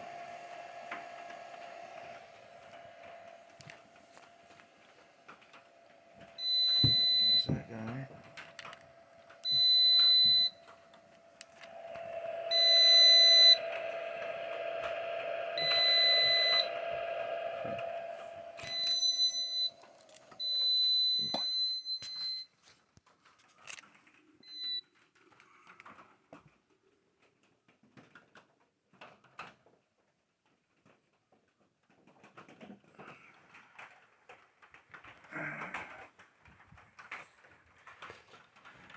Such a hard draw. I got some smoke out there off of this guy, which as you see isn't lit up now.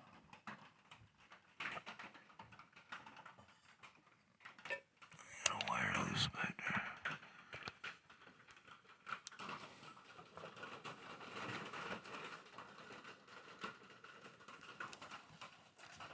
Change these wires out like I did those ones while the reading's off, but be it that, it's such a high amp disconnecting in the back. We're getting arc draw. There's smoke on there. Let's see. We'll investigate that.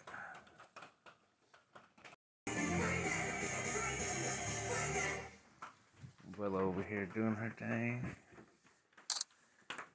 That's what she sanded.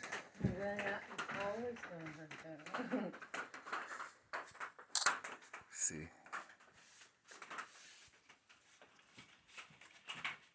No gasoline used to resand this and finish it.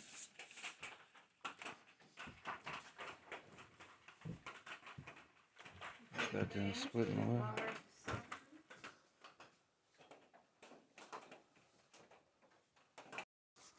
Oh, last night the lights used 129 watt hours, which really comes out to like 10 amps, just over 10 amps. Let's see what the module out here reads. And what the solar kit made. I haven't seen our other cat that took us as its employees into the fire.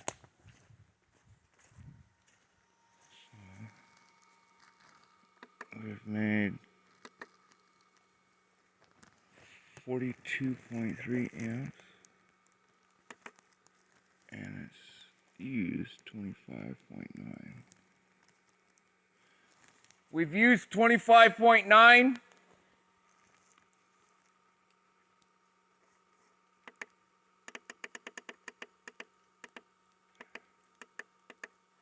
And generated 42.3.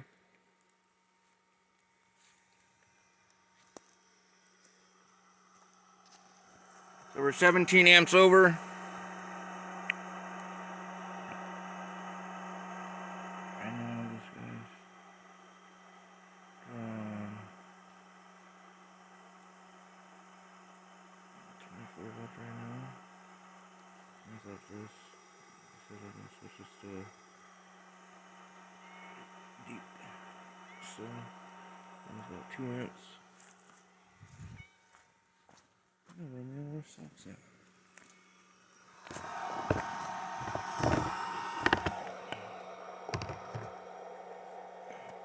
So let's use 0.08 of a kilowatt. And on for 20 hours. 0.31 of an amp. This reads both. This just reads what's being drawn from inside. Auxiliary power wise.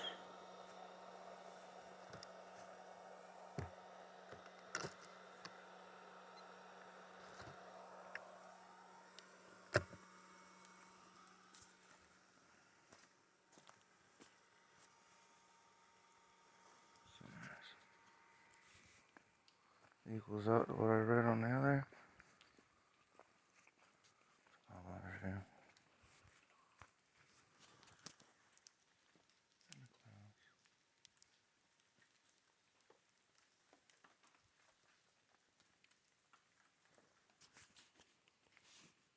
Trump's impeachment trial is over. What is next for him and for the Republican Party? It is Monday, February 15th, and this is All Things Considered from NPR News. And like that.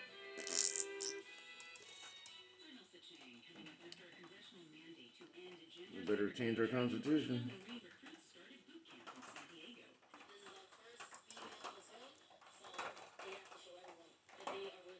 Health inform and don't get raped by their fucking own plumbers. We'll hear from black women about what she meant to them. I've seen old pictures of Cicely Tyson, and let me tell you, she gives it all, okay? In her photo shoots, grace, dignity, confidence, and the deadliest avalanche season in the U.S. in 50 years. First, these news headlines. Live from NPR News, I'm Jack Spear. President Biden is pushing Congress to quickly pass a nearly $2 trillion coronavirus relief bill. NPR's Windsor Johnson reports Democrats are hammering out the specifics. Democrats say they're hoping to have the next relief bill on President Biden's desk by mid-March. Biden's proposal would include up to $1,400 and additional direct payments and an extension of extra weekly unemployment benefits.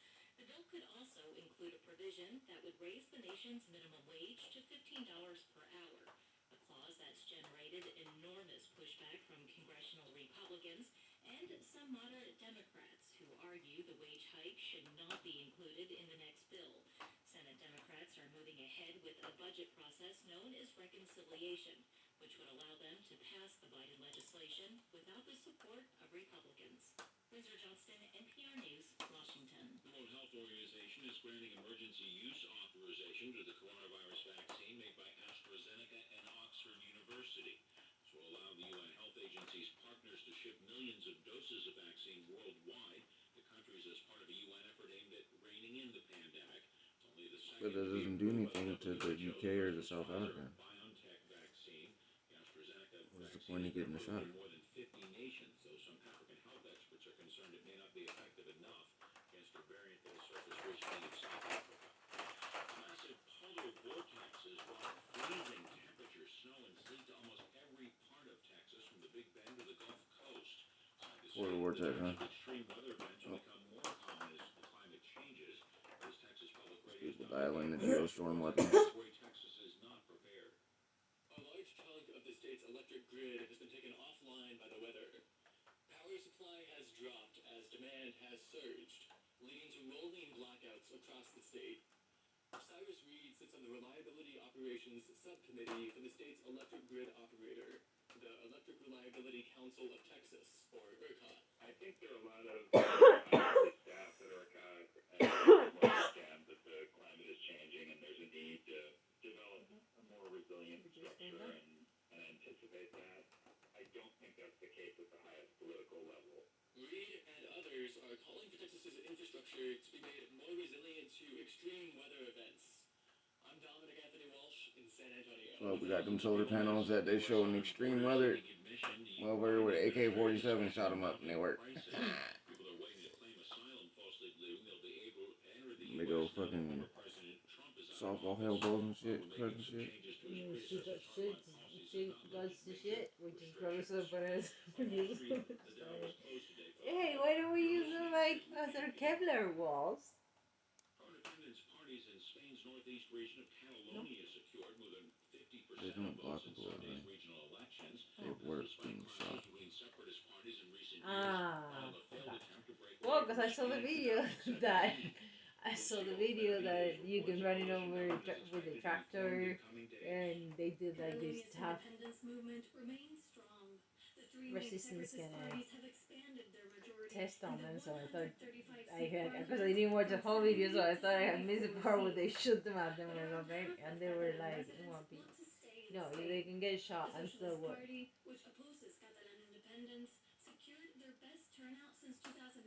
You wanna hide behind it? Go ahead.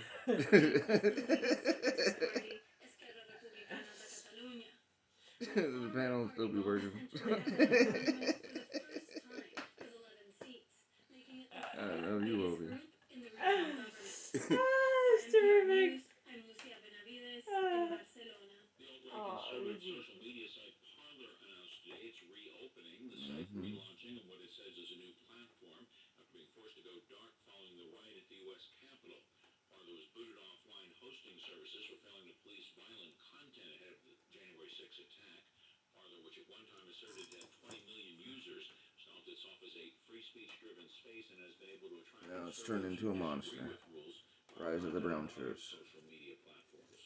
Crude oil futures prices climbed today. Oil up 75 cents a barrel to close at $60.22 a barrel. I mean the Patriots. Support for NPR. As they call them Joe now.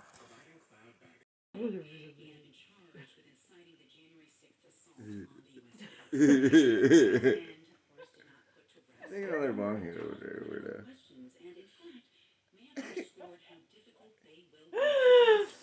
Why didn't you appreciate a good laugh, Ezekiel?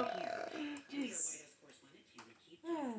Okay, keep We it got to the turbo myself. on there, dude. We got the turbo going. Like it's right. You just don't have the turbo guy. You got the turbo.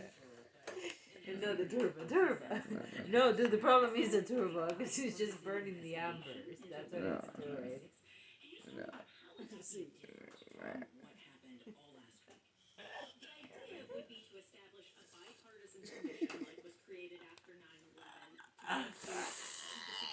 My God. Once it was going. There were a number of facts from the day of the attack that House impeachment managers talked about, but were based on news reports. The idea here would be to establish a historical record of that terrible day and the events around it, and hopefully answer some of the unanswered questions left by the impeachment trial. This would require legislation to establish the commission, and it would also take some bipartisan agreement on who should be on it or the scope of the investigation, too. Okay, so it could be a long time coming. Well, one thing that was very clear watching these impeachment proceedings unfold is that there are huge rifts in the Republican Party right now. Can we just talk a little bit about that? How much do you think this party will try to distance itself from Trump going forward? That is the big question, and I think it's pretty safe to say that this trial did not solve it for them, or for us trying to figure out what's going on. Trump remains popular with Republican voters, maybe not all 74 million of them who voted for him, but a lot of them.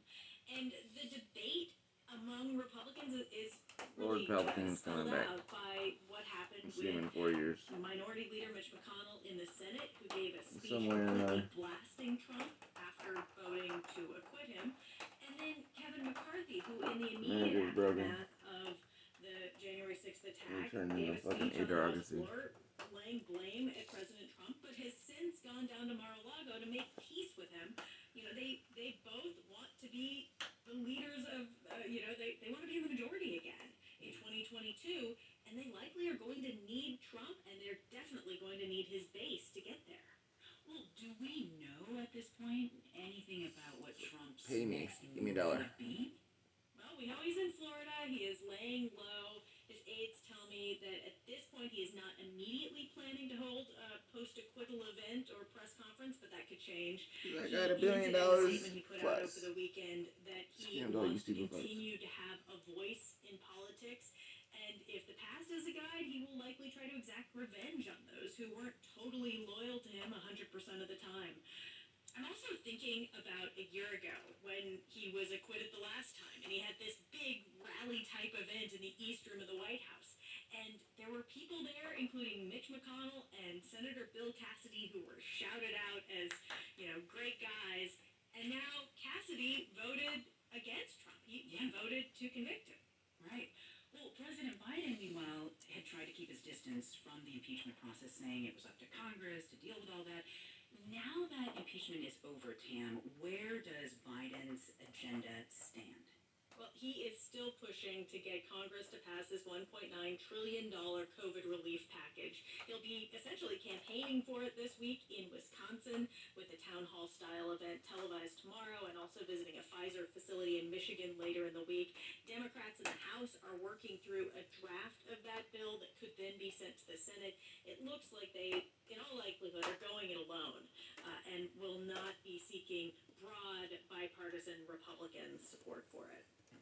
That is NPR White House correspondent Tamara Keith. Thank you, Tam. You're welcome.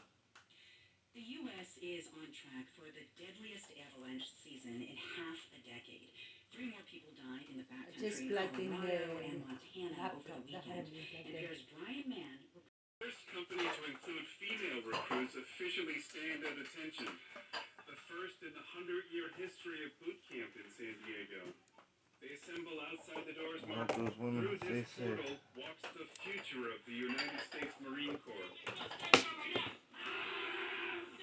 From foreign and domestic enemies. Drill instructor Staff Sergeant Aisha Zant was brought in from Paris Island, South Carolina to be part of San Diego's first team of female drill instructors. Paris Island has trained female recruits in separate units since the 1940s. On their first day, Zant's job was to put both male and female recruits through their paces. Some people haven't gotten together at all. They're more like, they need to understand the difference. You're going to move when I tell you to move. You're going to do what I tell you to do.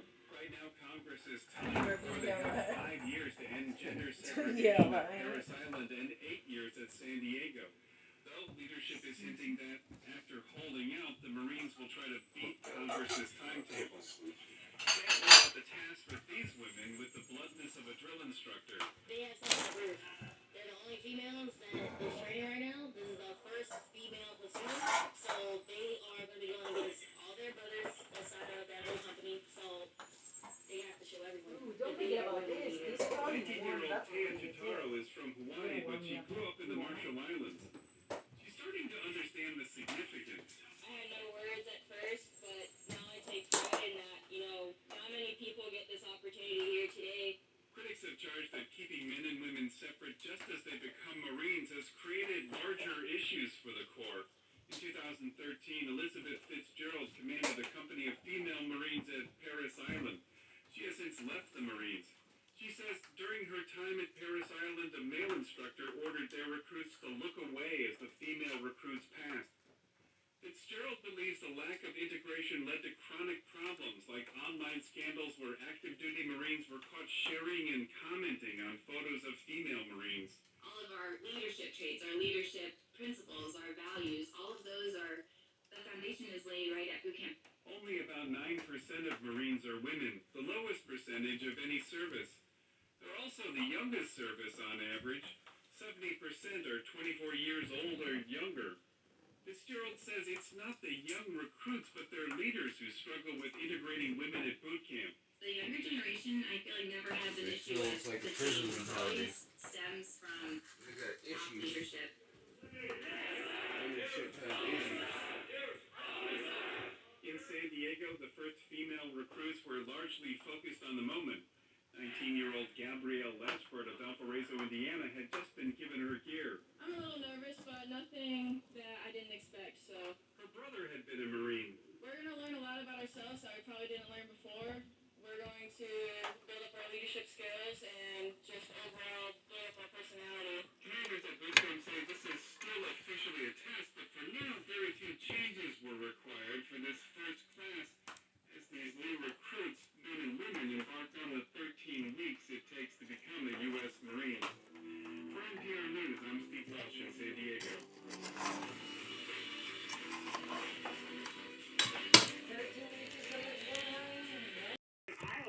sent two to that aircraft carrier, Theodore Roosevelt, where they have 3 positive soldiers. It's the first time that I've heard them talking about soldiers in almost a year being sick. And it's on the aircraft carrier again.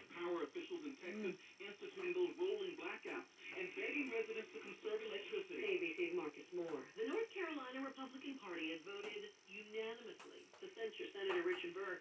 He was one of 7 Republican senators who voted to convict President Trump of incitement of insurrection in connection with last month's deadly attack on the Capitol.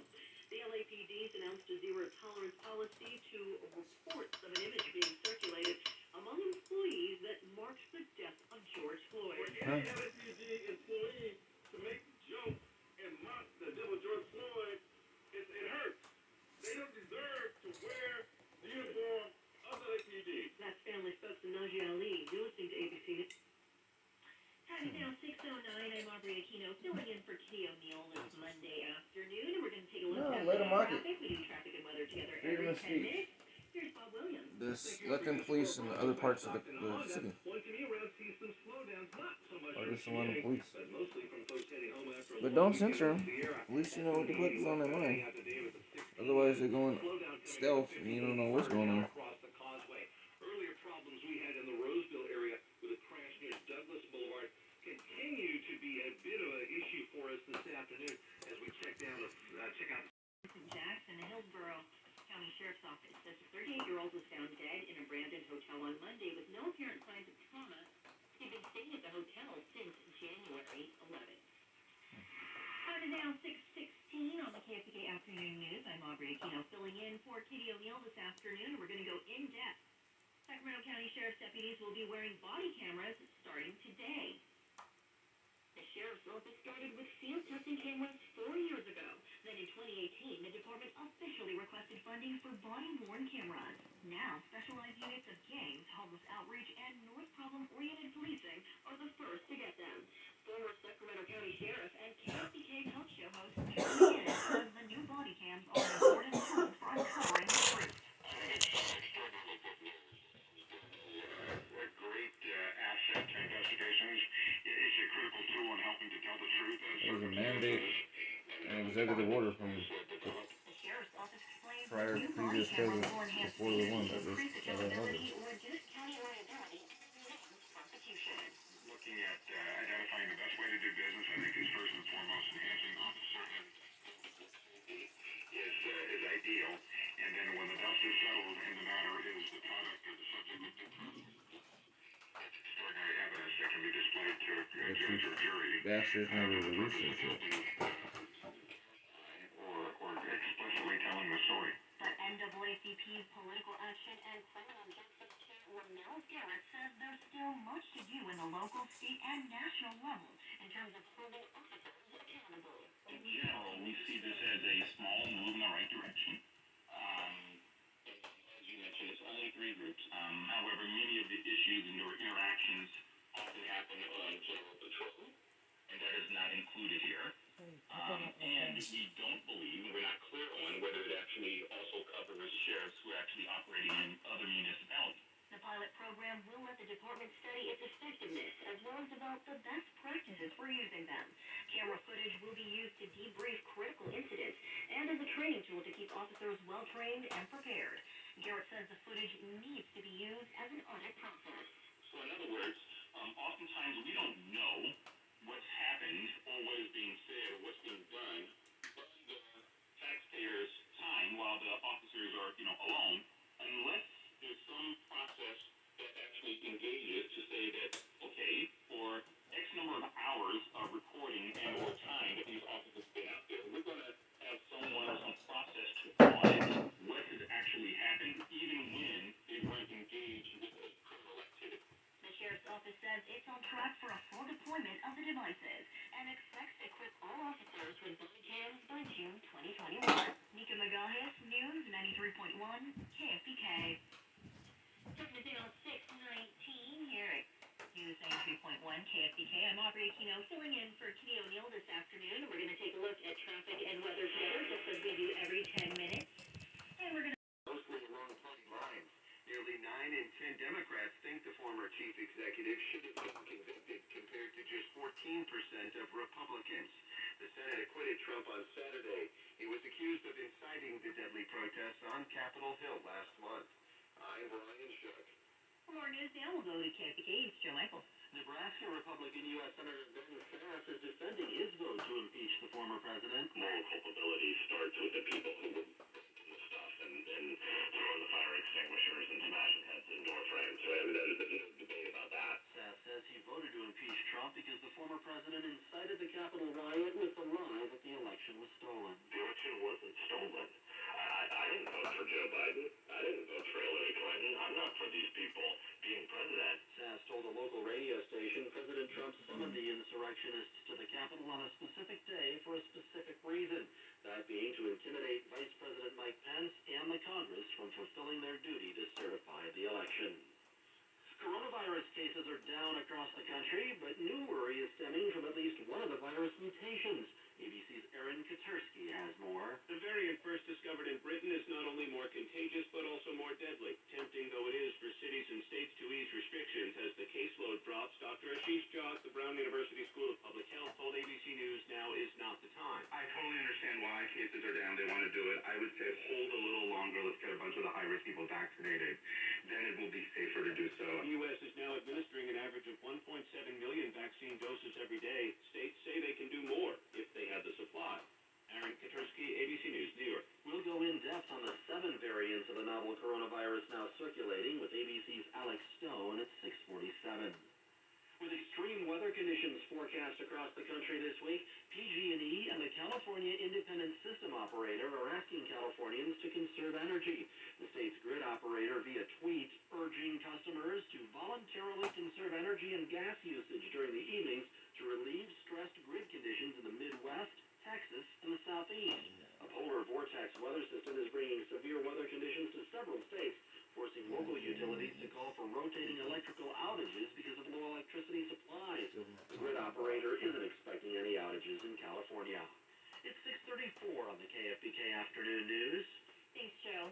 A Los Angeles-based female baseball reporter is detailing her experience of unwelcome advances while interviewing the players. KFBK's John Bernizzi has details. Alana Rizzo recently stepped down from her position as a sideline reporter for Sportsnet LA. She'd covered the Dodgers since 2014. Rizzo is opening up about baseball's misogynistic culture, citing 3 instances of inappropriate behavior. She says she lived under a different standard when it came to gaining access to players for interviews. In response to her request, she says one player asked her to dinner on multiple occasions, and another repeatedly asked her to his hotel room. None of the players are still active in Major League Baseball, and their actions were not criminal. Insiders say Rizzo's accounts might just be the tip of the iceberg. John Bernizzi, News 93.1, KFBK. Hey, it's 6:35 now. We'll get you caught up on all this hour's top national stories on News 93.1, KFBK.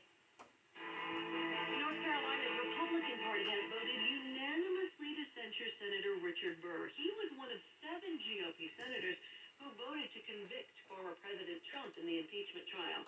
Congress will establish an independent commission to investigate last month's deadly attack on the Capitol. We want to make sure that never again could, domestic terrorism groups attack our institutions of government, and that's going to mean, stripping out and stripping down to the studs any white nationalist groups in our country. California Congressman Eric Swalwell speaking to ABC News.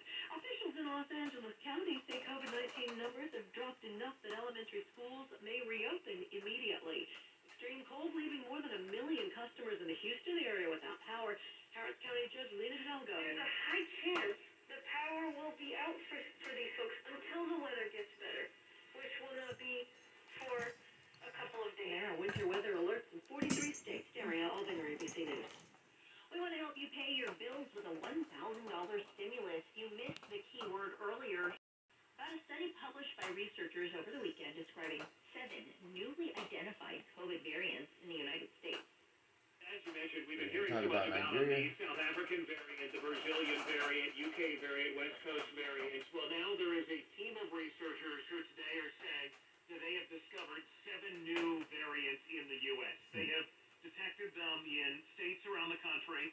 All of them have evolved in the same way, even though they did it all on their own, which is interesting right there to researchers. But not much is known about them, and there are concerns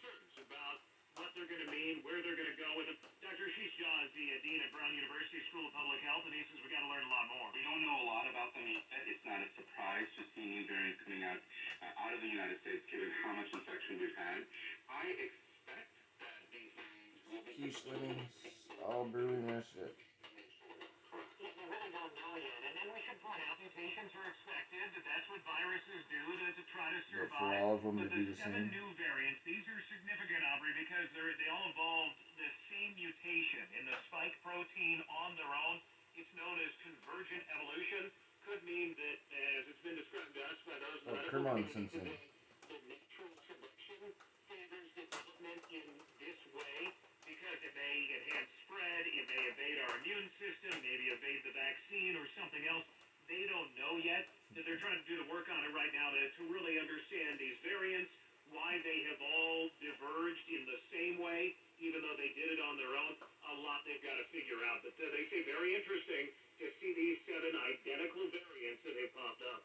So what's the next step for researchers? The biggest concern at this point is the South African variant because we know it does impact the vaccines, and the vaccines are not as effective against that. And the South African variant will continue to mutate as well and become a new variant at some point. And if it gets far enough along, eventually our vaccines won't work on it or won't work even as well as they do at this point, even though they're diminished. So there's a lot that they've got to figure out here. And do they do like Moderna and come up with as they're working right now, on a booster that is specifically against the South African variant? But then if you do that, and what if one of these other variants mutates enough that then the vaccine is impacted and you're focused in on the South African variant, but one of the other variants is the one that then takes off, and then you're going to worry about that. You start playing a cat and mouse game. First, they've got to figure out, like they've done with the South African variant, these 7 variants. How does the vaccine, how do any of the vaccines work against these 7? As these mutate, oftentimes they mutate and it doesn't really matter at all. The vaccines work exactly the same, that essentially it is the same virus continuing on. It's just as transmissible, but the concern being these may, like some of the others, be more transmissible, maybe be more deadly, maybe not react to the vaccine. They've got to figure that out right now. All right, thanks, Alex. Now let's head out to the roadways and take a look at how things are moving. It is 6:50, and here's Bob Williams. Thank you, Aubrey. Suppressional information online. Home in front of the computer instead of playing with friends at school. Oh, Pediatricians say it's leading to more snacking and less exercising, boredom, depression, and weight gain. Up to 30 pounds in just a year.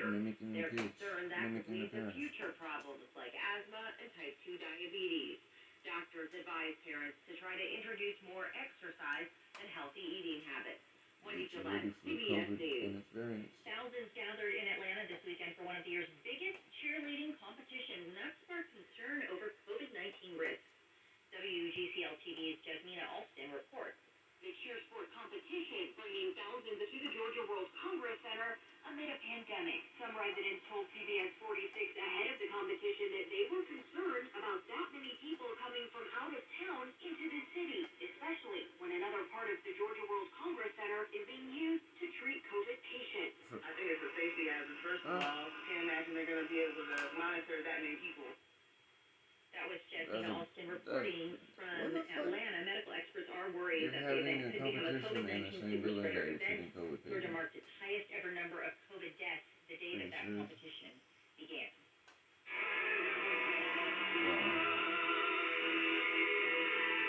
More details are coming out about Bruce Springsteen's arrest for breathalyzer test. It happened at Gateway National Recreation Area. The arresting officer reported he saw Springsteen take a shot of tequila and then get on his motorcycle. No comment yet from Springsteen on his DWI. Now let's find out what's coming up tomorrow morning on the KFK Morning News with Christina Mendonça and Greg Fishman. Tomorrow we'll talk about SPACs, or shell companies. They're taking over Wall Street. Should you think about investing, or should you be worried about it? Just ahead, we will have the best of the Pat Walsh Show. I'm Argentina. I've been filling in for 40% of those who died, those deaths were avoidable. Stay with us. And please. The kids already didn't want to school. No, they're talking about that. They're saying that it's fucking. But no, that's what freaks me out. That's why I told you and I was trying to get you set up to learn about the South Atlantic anomaly. When it said to you about what just happened. You heard that the other day. In between that firing off, when that does, it's like the opposite of the Aurora Borealis, where you see the Aurora Borealis, you know you're going to have an interesting weather pattern. What are we having right now? So it's not just geostorm. But it is geostorm. Understand what they're doing and able to manipulate. Understand what I'm saying to you. Energy forms that your husband works with. Why, when I turned on that stuff and seen with that speaker, while yesterday I stated I need to get those modules so I can reconfigure and do that again. When I had that interjected and shot into my eyes and was seeing like that, I explained to you, and it's explained to you stuff and then anomaly. What do you think I was seeing? And explained to you this is exactly what the astronauts see. Mm-hmm. And I've been explaining that to you for several years. So please look into that. And the other day, someone stated what? Because the astronauts are where? And finally went on a trajectory around such. And they call it the Space Bermuda Triangle. Okay. Saying, oh my god, we just had this thing happen. And the astronauts had to go inside, blah, blah, blah. Right afterwards, you have this vortex, as they're calling it, that's smacking us. But where does that originate? Where is this polar vortex coming from? Because it's not coming from the north. It's coming from your direction. Sabe? Coming from, how do you think South Texas is getting fucking smacked with snow? It's coming up from Arizona, New Mexico, so forth.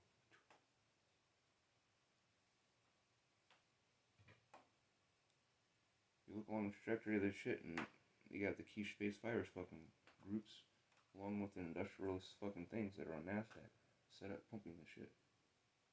Illustrating, but yet, again, the South Atlantic anomaly is where the Earth's Van Halen belt comes as close as the surface of the Earth's crust, inside of itself. I keep telling you, there's something very special about that you should study.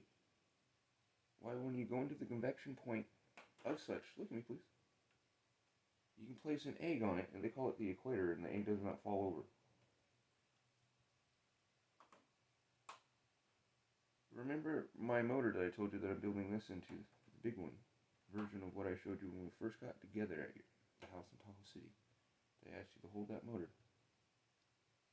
You understand?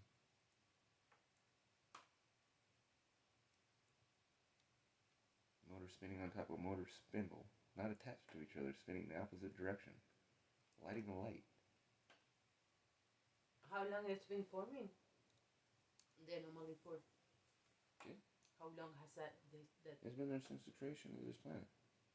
And it's part of the creation of that, what you call condensate of this planet. Sabe? But it has been more accentuated. Yeah. It has just now we're able to fucking research it. Yeah. Motherfuckers are flying around in space just now. This realm of people.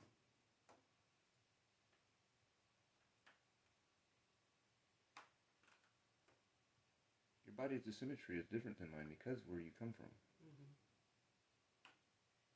But you just don't think about that. You think about other shit.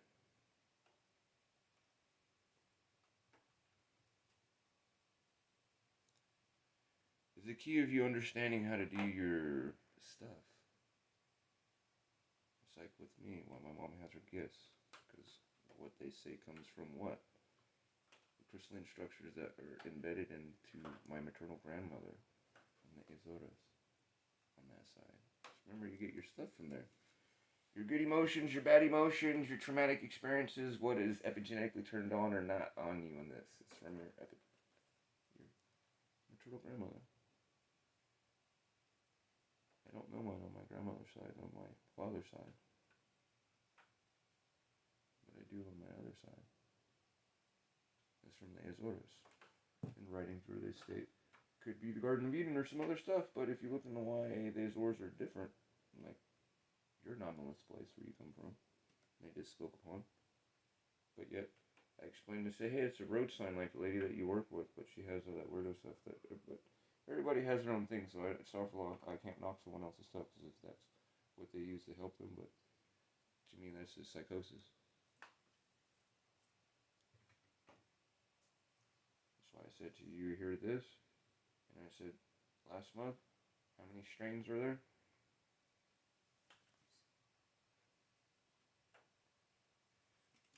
They were just talking about the 4, but then they eradicated Nigeria's.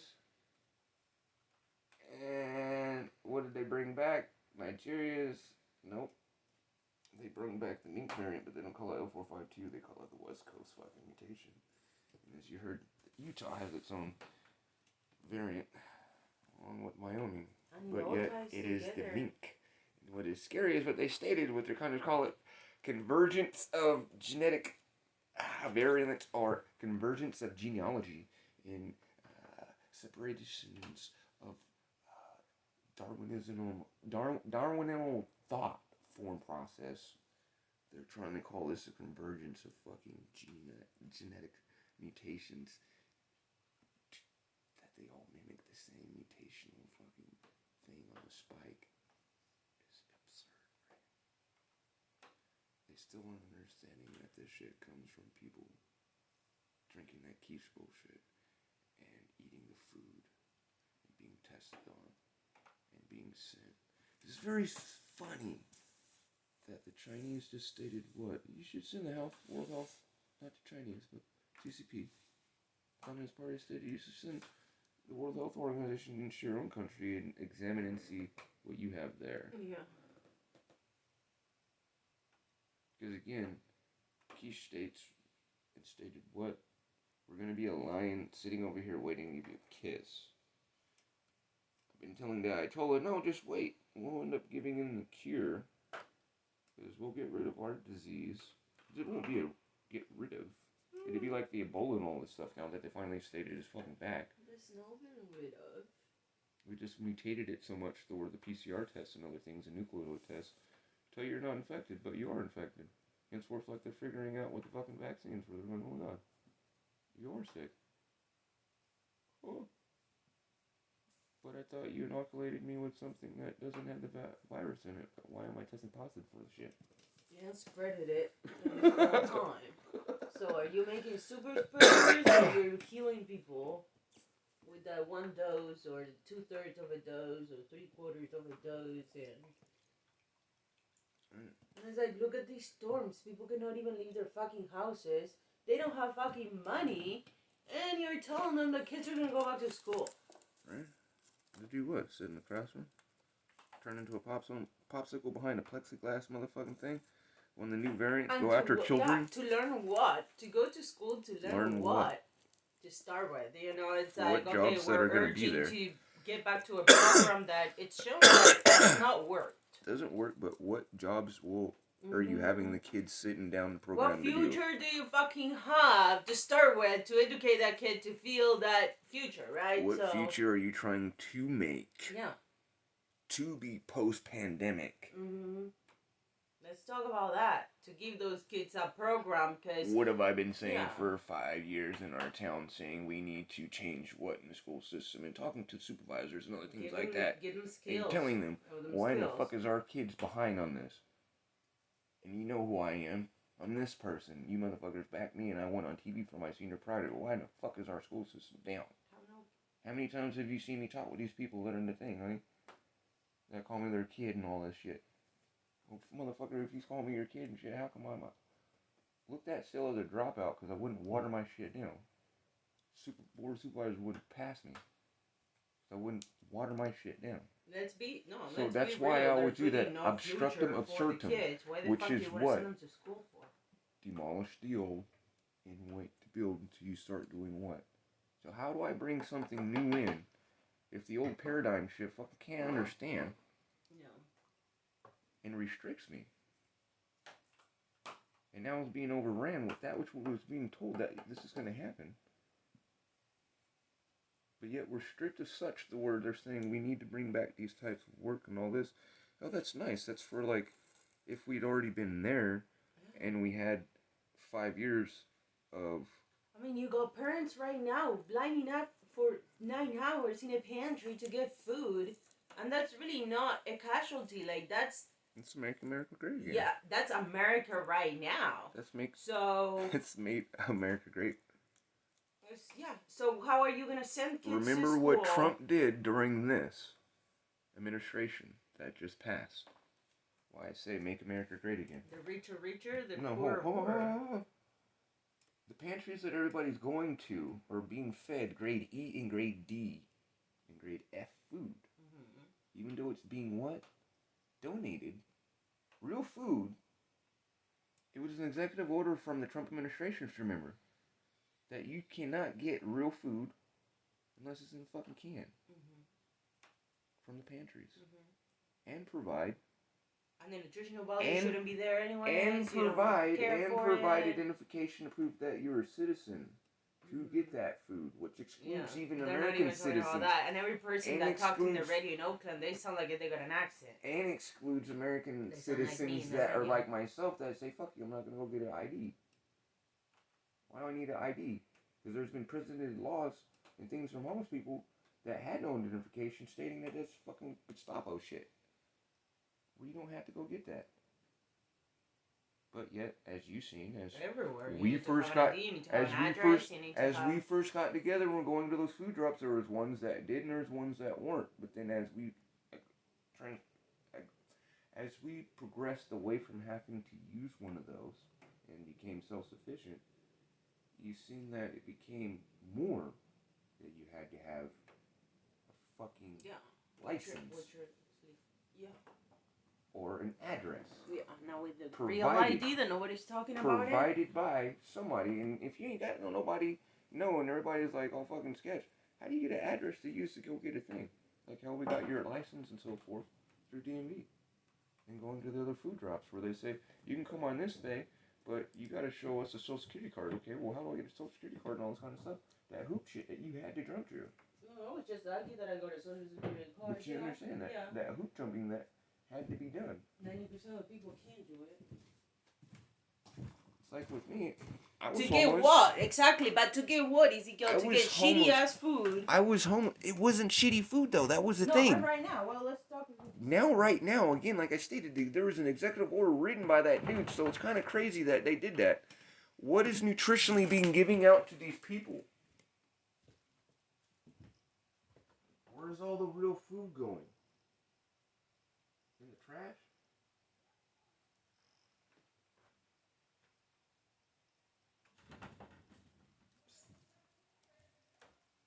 It's like the meat and shit.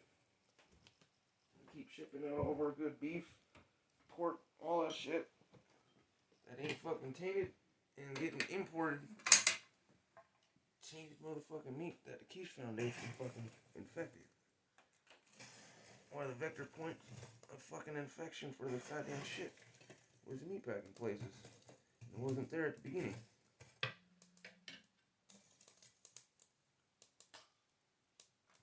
Dyson, all that shit owned by Brazil. Fucking China. That's retarded, dude. People just didn't understand that. That's how it's getting over here. Tainted meat.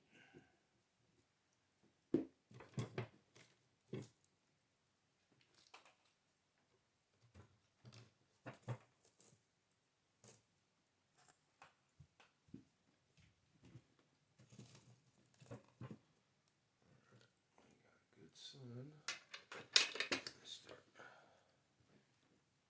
building the frame thing and everything like that. Get them solar panels off the ground.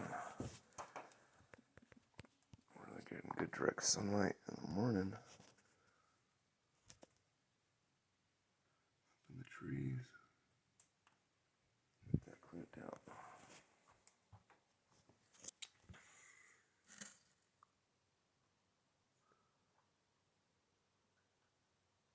Like 3 amps. 38 watts, barely any light on them. Oh, I missed it, 786. Yeah, I know I can do some solar collectors right there. freezer stays. I'm gonna get this guy going.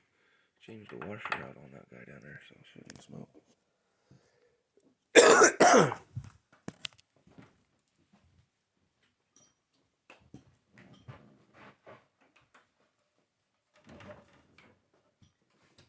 You know, it's like with that quiche stuff where I was having you read that stuff over. Where they was specifically stating and having all they were testing for was to make it to where the meat in that disease Would pass. was fucking It in the would meat. be sold. Meat is in infected pigs. And all the testings will never show that it's infected. Think of that. That's all they've been doing. Right? So think of all the tests that were sent out around the world and why they don't work, right? Put it together, honey. How the fuck I've been freaking out? It's right there. You understand? It's right motherfucking there. And the rhetoric could have been still pushing it around the world, even the World Health Organization pushing that. See, American CIA fucking started this shit. You understand?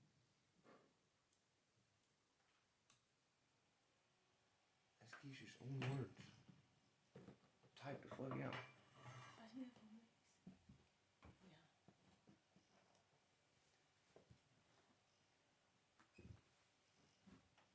And it's like, why does your 4-year-old is upset anyways? You know, it's like, you shouldn't fucking get your child to buy whatever he wants to fucking buy with us to the supermarket. Like, really, your biggest issue is having to explain to your 4-year-old why he can't fucking buy whatever. He shouldn't have buy it in the first place. When you're talking about that family, that was... And the lady, and the food pantry. Like priorities, you know what I'm saying? Just like get down to reality, like you're upset because you cannot give your child juice, or you know what I'm saying, or It's things that are indoctrinated in the self that yeah, their self-value, their value, how do you explain to your child that you can't have something that you shouldn't really care to have. One family or ethnicity was talking about being felt bad because they couldn't give juice. The other one, they asked, you know, what are you giving your kid as, say, snacks? Fruits. You understand? Big difference.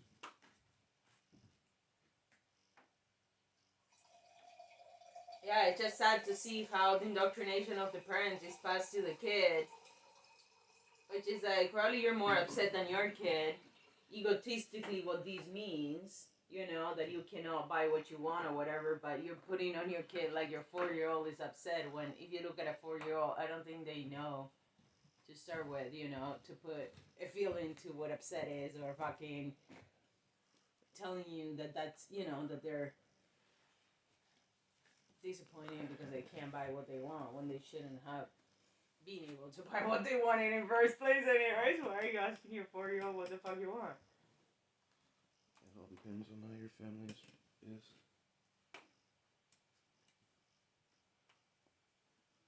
If you involve your child or not, honey. Depending on what you involve the child in, you know.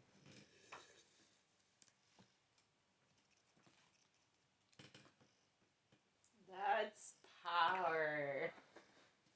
Wow. That's what I'm saying. When I just clean that over there, we have a patch. So. And a patch. Yeah. And down over there. God, let it be like this for like 5 days so we can bring the tiny house in here.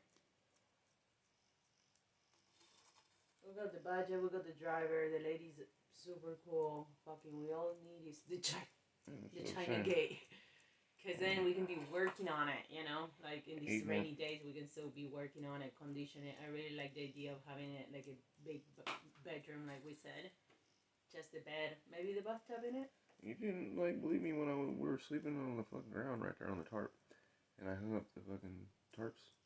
And explaining to you, like, this is, like, bedroom's gonna be over there, and you're gonna walk through this, and so on and so forth. It's like drastic and all that shit. I'm not into sleeping in walls after being in prison and locked up for fucking a third of my life, dude. Fuck all that. That's why I got no problem with staying in something that's plastic or whatever the fuck you wish to call anything, but being able to see through it after being locked in fucking solitary confinement, I'm fucking cool on that. I don't give a fuck if I can see through saran wrap or fucking some sticks. Oh, I'm fine. Well, it's just cold.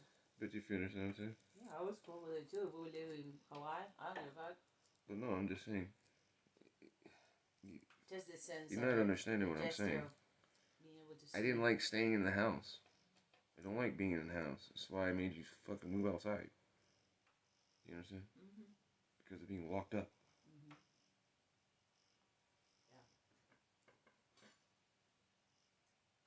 And living outside.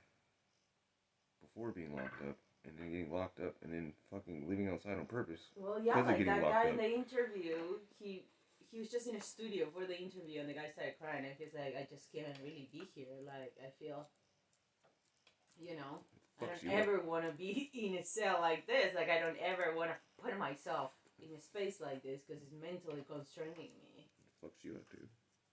Also, I'm glad you like our green house. Our green cell model, because we're going to keep building them like this because it's the only thing that we're going to be able to afford. I lived for several years in a rock structure. Half the size of this that I built by hand. And then a wood one that I built. Half the size of it. Nice. For an excuse of sitting for the kids, but... To bring your sanity back? Yes.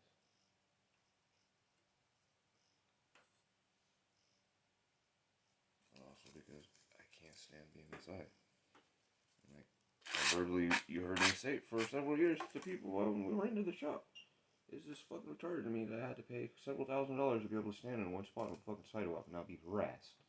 But I'm still being harassed by the officers that I'm paying their bills and for them to be fucking assholes to me, to harass me, for me to have to walk into my shop and prove to them that I'm the fucking owner of the store.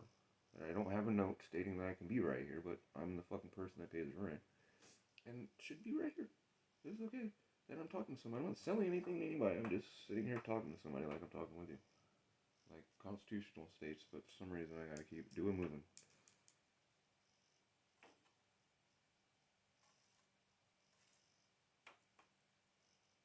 I don't like standing in the fucking walls, right? So where am I at always? Outside. And doing that the way that I look, every motherfucking day harassed by the motherfucking people that know that I'm the fucking shop owner of the goddamn place. That's what I don't understand. That's what annoyed the fuck out of me every day. It's like, goddamn, dude.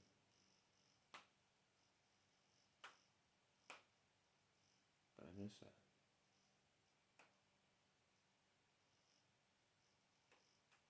It terrifies me. There's nobody out doing anything to help these kids realize there's something to do. The motherfuckers talking about the little kids getting 30, 40 pounds. The family exercise. Get your talking about the babies gaining 30 pounds. Like I said, all they're doing is just getting this next 2-3 generations is ready for this shit to be harvested. And just be fucking harvesting energetically off of it, monetarily too, for this fucking disease. Sickness. Yeah. And they're saying we encourage the parents to tell their kids to do exercise, and it's like, the parents don't have it in the toolbox. Have you seen their parents? There's a reason why the kids are like that, like fucking idiot. The parent is not a fucking athlete, and the kid is sitting in the couch, you know, like, what the fuck? Like, seriously. And it's sad, it's super sad. I feel like one day we're gonna leave the mountain and it's gonna hit us like... No, honey, that's what I'm like scared fucking, of, dude. Every day I'm thankful. I'm like, oh my God. People have turned into. Thank God. Like, I'm like, or I'm in heaven here, but every day I stress out going, dude. It's like, am I going to see the mushroom cloud when it goes off? Like, are we even going to know when civilization ends? No. Because once we get that food garden... Yeah, once I get goats, we don't really need to go to the store and get milk and shit like that. Once I had the 2 stations situated and the hydro plant going. And with good food, we don't really need to get out. I'm trying to trying to project it to kids and everybody, dude, please. I gave forewarning to everybody that once I get situated, I go back on my dean. I don't talk to nobody.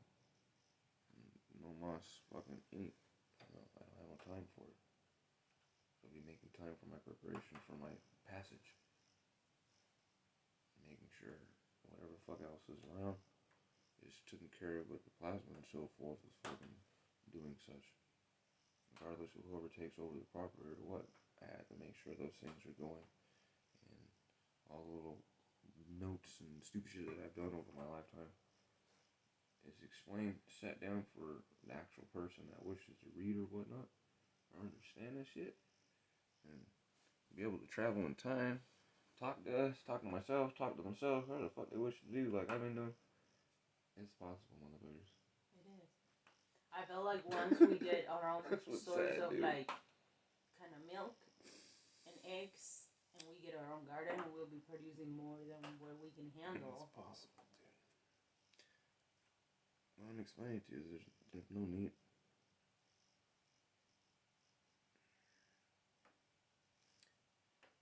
Once my whaling pilot is able to be played up here like I explained to you, that was my whole thing. That's why I quit playing my game a year and 29 days ago. I took from that place over to here. Once I switched that over, there's no need for me to go into town. There's no need for me to associate with anything. I have no forthright to. It's like before I met you, when you fell in love with seeing me in the forest. You understand? What is the point of me going in and endangering myself? No, surely. What is the point of going somewhere when there's nothing? Seeds were planted. You guys want to come and get some water? Get water, get food, be social, but yeah, there's really nothing out there for you really at all. For me neither, but every time you go out, it's not that it's nothing, but it's trouble. So it's other like than me rather catching my life sentence. These motherfuckers been trying to throw on me most of my life. Yeah. My mom sent me these from when we used to play drinking tea. Like they're tiny sets, you know. They're like when we used to. Like I would put a tent in my bedroom, and I would have my my stuffed bears, and we would like drinking set. This is tiny, like probably like this big from when you're a kid, you know. I want them. Oh, I hear you, baby. And I'm looking forward to get to that point. I'm gonna have goats. We're not gonna need no milk. Energy-wise, we're there within 4 months. Yeah. So this thing. Scary. Yeah. Super scary. I told you we need it because I told you I needed to do that so I can move the water. Yeah. Because my fixation is only thing is saving us. Which yeah. Power, electricity, so on and so forth, they all tie into each other. Now I can go start digging the hole because I have the ability power to dump it into that to bring the water up 4,000 or 5,000 gallons. Yeah. Since the sun's been up, I could have filled up to 2,500 if I have 2 shallow well pumps. Because I have the electricity to run those motherfuckers. Because they run 2,000 gallons an hour. Do you understand? 2 of those hooked in line with the fireman hose from there to here, and the 2,500 filled since I've been up fucking with fireplace. Sabe? Yeah. You understand? Yeah. I have that tied in to the 1,500 like I've been saying and make a closed loop system. Like I've shown you my little hydrostats things that I've made. And solar's up like I explained to you. I'd like to make a hybrid system. We're making HHO with it. The sun is up. We need added power. It's a closed loop system where it's pumping water into itself and using solar to pump the water to make its power until we get enough water down there in the pond opened up where I have a reservoir where it has its head and we have 4,000 gallons and it leaks down from itself. Otherwise we just use a closed loop system like the portable hydro plant thing.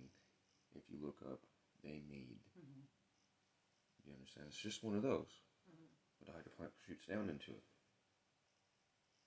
You just gotta have water for it. Mm-hmm.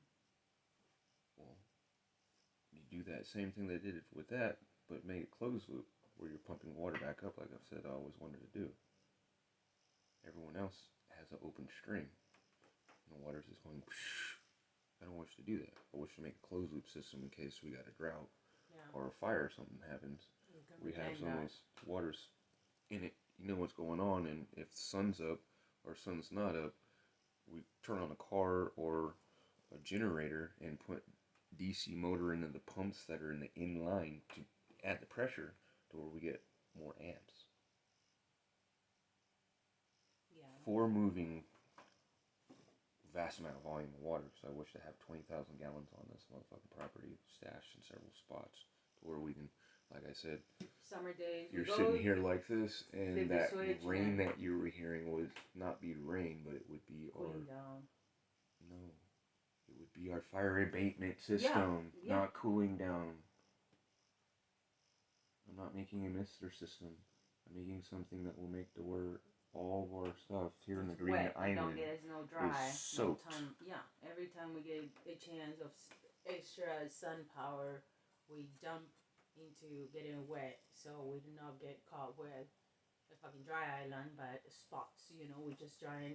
We're wetting it, and it's gonna be in a circumference like that, so we miss no spots.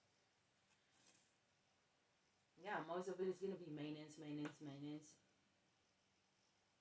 This year is all the rough cut. Cutting all this kind of stuff out. There's a fire burnt from that way. So I was saying we have to protect that direction. Our north direction is where the fire keeps coming from. See.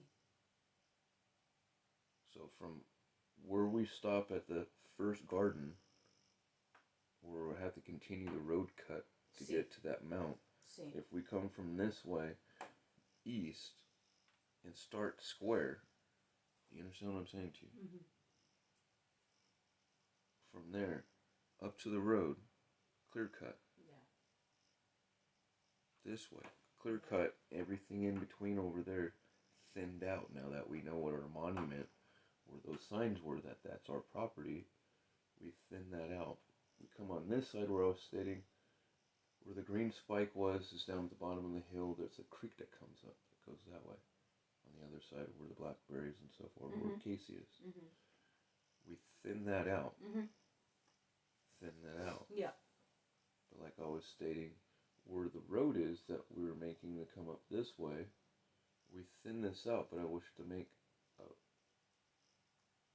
a clear cut coming up this way, which would match where I was trying to go, like with Casey, that way where I got stuck, or not stuck, but engine started fucking up on me.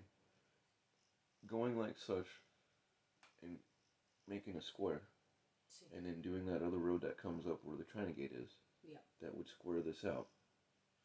With this being thinned out, clear cut on the other side of the van, for my wood station.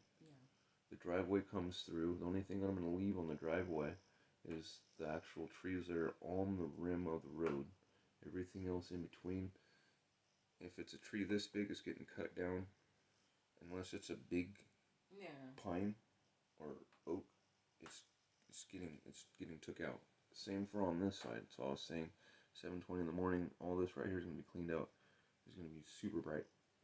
But our driveway comes to right here. Like I said, I wanted to clear cut, extend that out to where it'd be 4 car lengths out, but we're not driving on the creek. I just wish to cut that. Mm-hmm. You understand? All the way up to that. That will give us sections.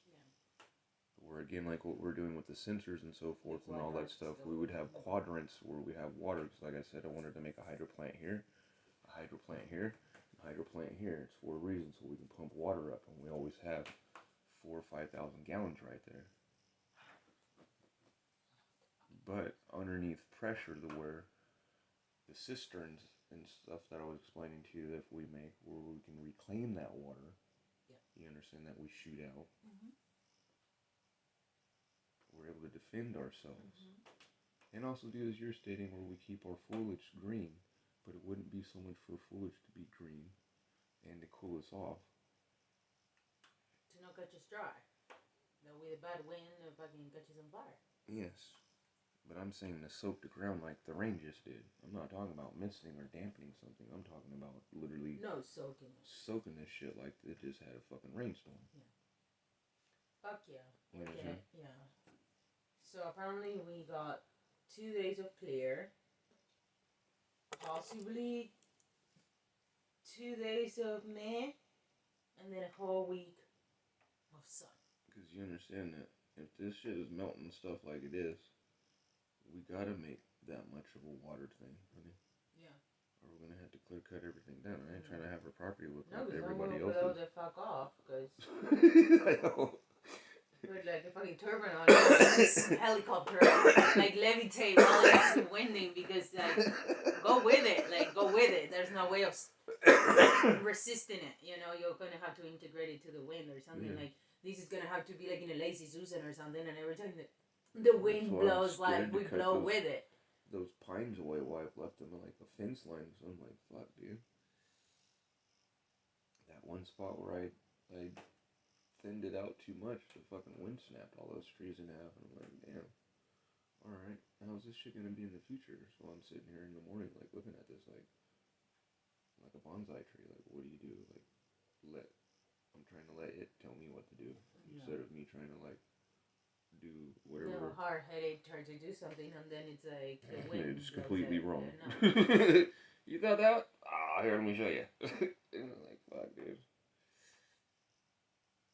Trying to let it show me what to do like a bonsai manicure.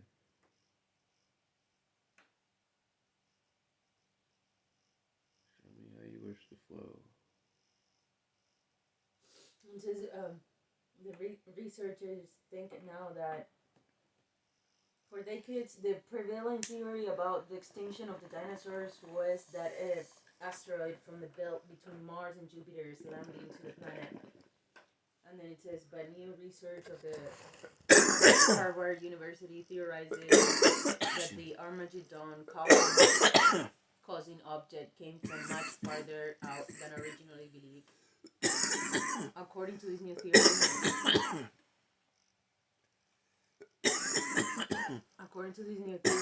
the devastation from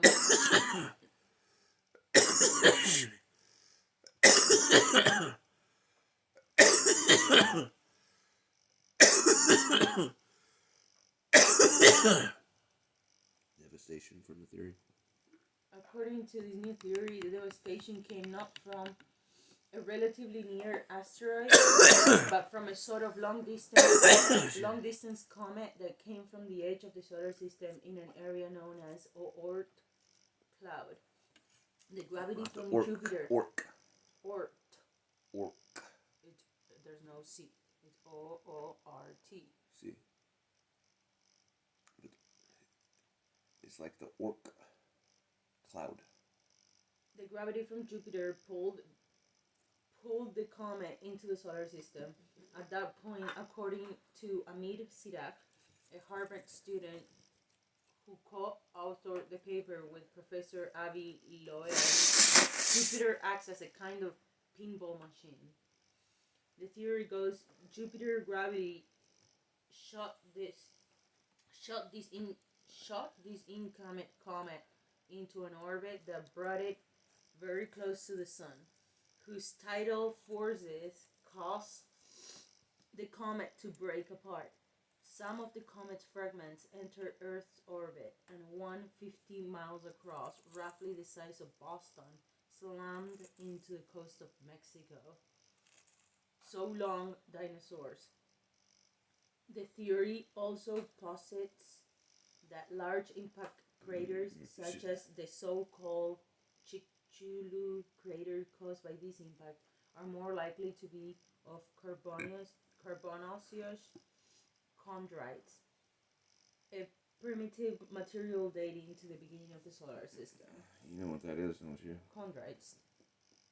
Yeah, it's like you got botryoidals and chondritic, so it's plasma.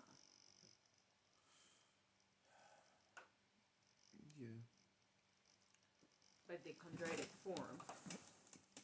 What's this? But more compact. What's so special about this? As if it would be the... What's so special about this? The carbon form. They just don't call it shunga. Fuck. Because it's not from Shunga Valley. Therefore, they call it what its name is. You understand? A carbonaceous chondrite. Mm-hmm. A primitive material. Chondritic one other than the lanthanide, which is called what? Carbon-based chondritic form. Organized carbon. A primitive material dating to the beginning of the solar system. Only about 10% of the asteroids in the belt are made of carbonaceous chondrites, the researcher said. Our hypothesis explains the composition of the largest compact crater in Earth history, as well as the largest within the last million years. Get that only 10% of the meteors are of what? These idiots keep telling you that that which is in Shunga Valley is a meteorite that hit.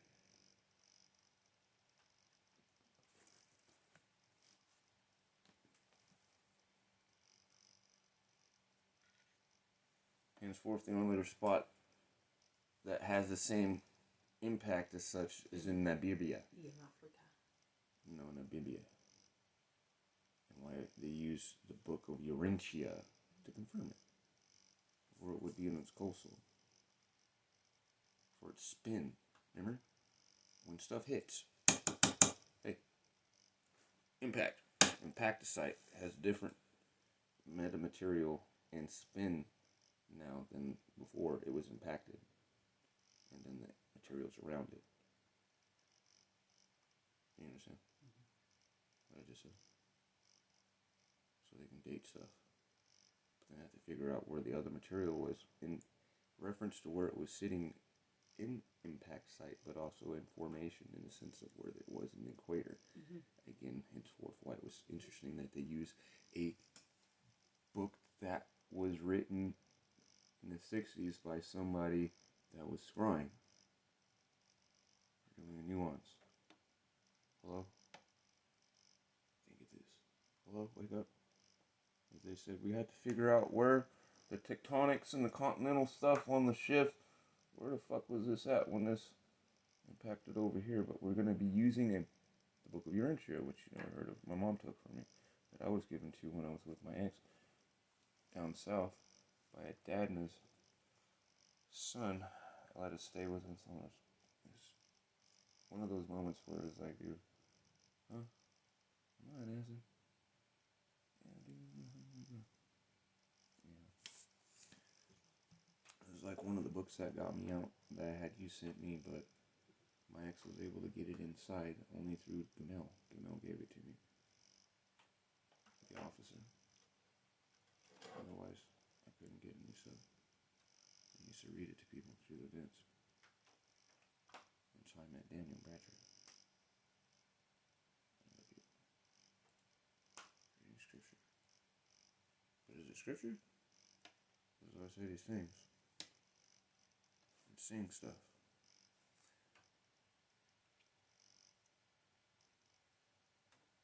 But what they're explaining to you is like, I had been explaining in what you heard me and a recognized particle physicist person said, here's my book that I've been studying on what?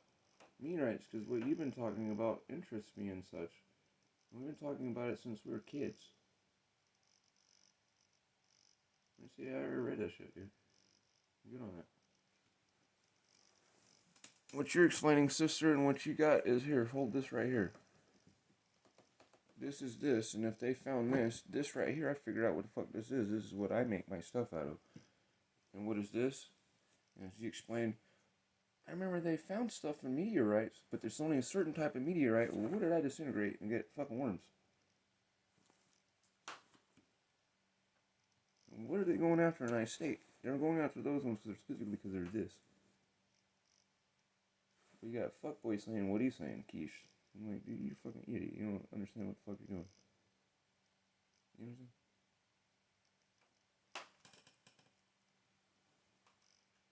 Do you have rewrite or deletion or something? Almost as dendritic forms. I know this is gonna be so absurd and super wrong, but it feels like dendritic forms is like keeps growing. It's like it feels, and vitroidal feels like sort of like completion in like biological form, like. Hell, you got that vitroidal copper growing on a piece of something with no electricity going to it. That's right. That's why I say, why? You speak on your own manner, but why?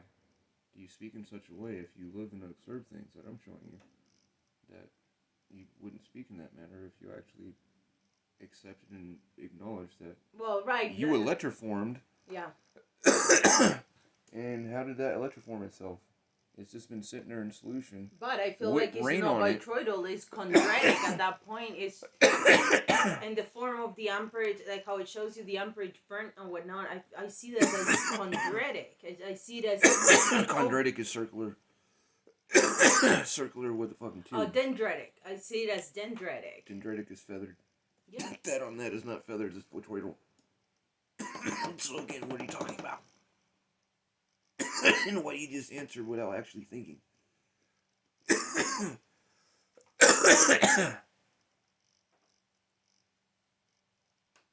there's no generalization.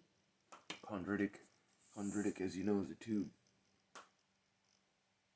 It is your veins. For half a decade, you heard your husband explain this to people. Dendritic is a feather. Mm-hmm. That's how you get the two confused.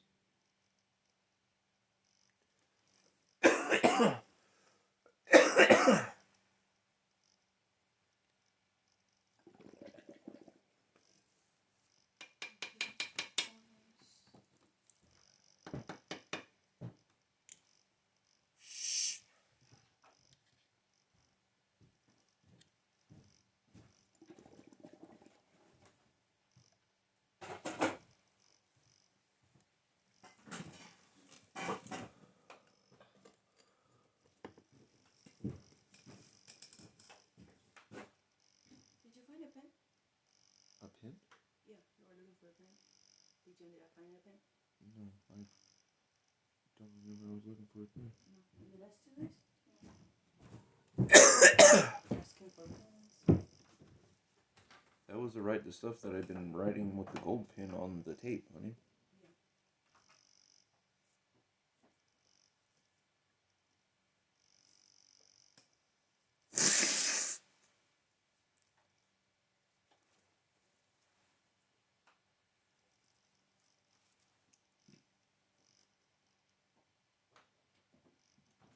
Fuck yeah, the weather is gonna be nice.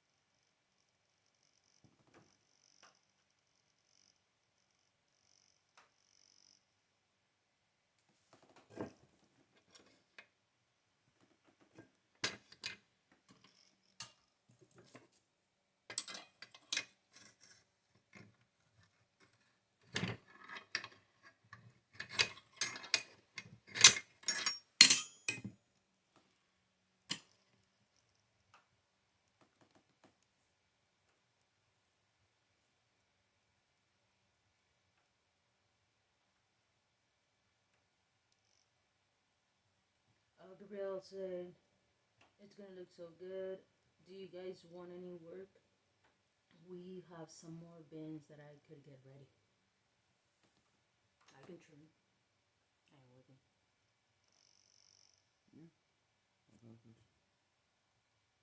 Well, when I last time left her house, I didn't ask.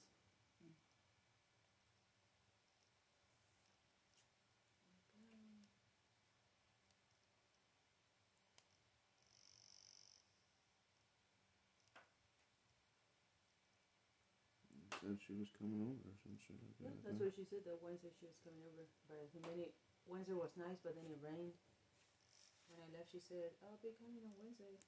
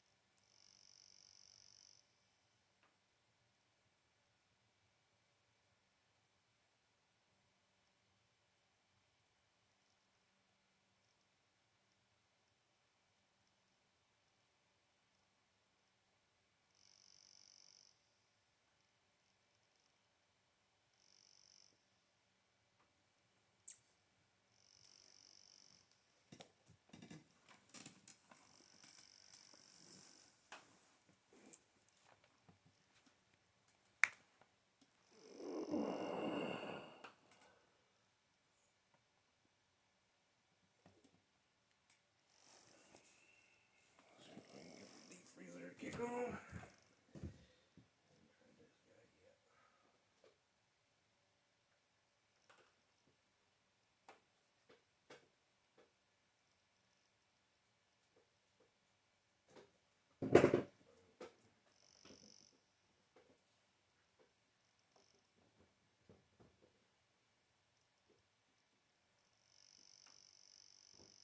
See, nice. We got that work. So we got. Did I order 2 of those? One. I ordered 1 of those.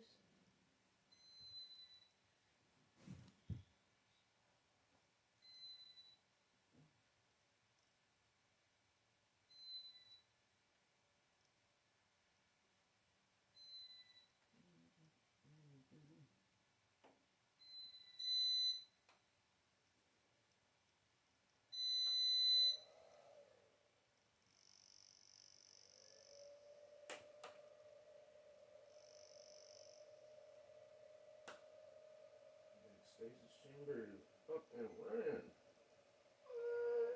5.5 amps is pulling. No engine motor going from the car.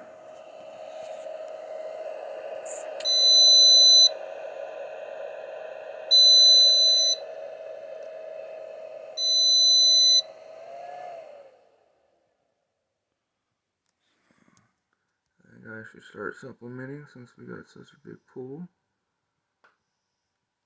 Solar collector's giving us 134 watts, 9.9 amps. And we did have a 5 amp pool.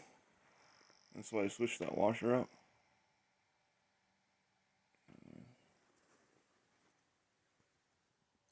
Sorry, I was reading a message of your mom. She says, get you an old tub and get a regular flag. Have you some outside bath. So this right here shows you the time. Girl, she said, I would be having me a pine noodle and sweet pea flour. And when it's on, shows you the power draw wattage. this time will only change when it's hooked up. So, get that spark.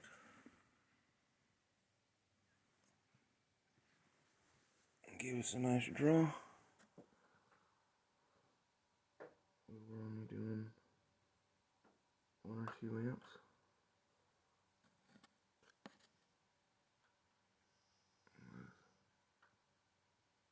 Less than 100 watts. Now we're doing 8.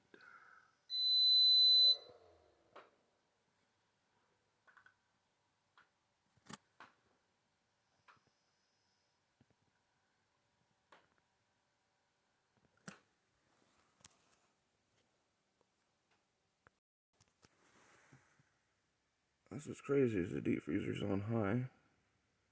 I haven't turned it down and only just 25% power. That guy uses 100% power of that thing. It's nuts. Like 30 amps. It's crazy. So right now, this guy, this deep freezer is pulling 1.4 amps, 73 watts. We've had it on for 3 minutes. 2 watt hours. Dial this in. We're at 2.2 because it shows the same as this. And Mama's gonna take a shower. Yeah, such and such.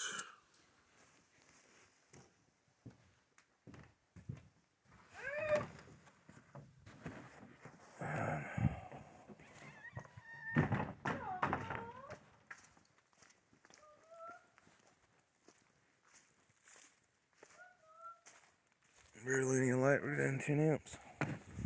Shit. Deep freezer is on max.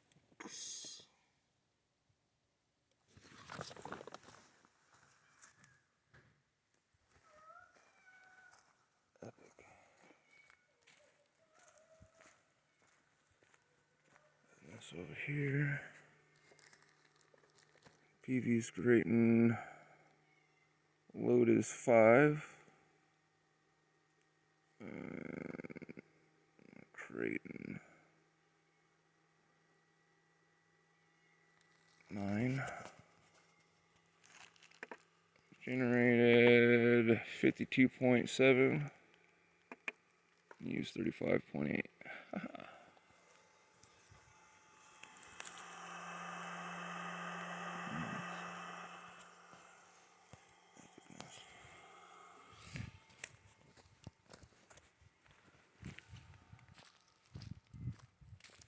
To get things built for this.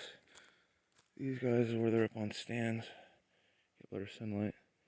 Get this trees cut to where I can get them over higher over there.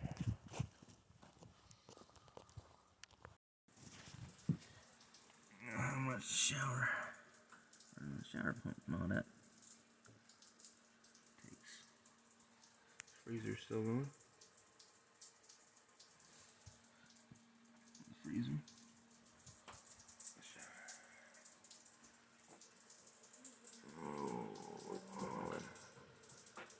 Pulling almost 200 amps, or 200 watts, 12 amps. Oh yeah. Doing it. Staying steady. Auxiliaries.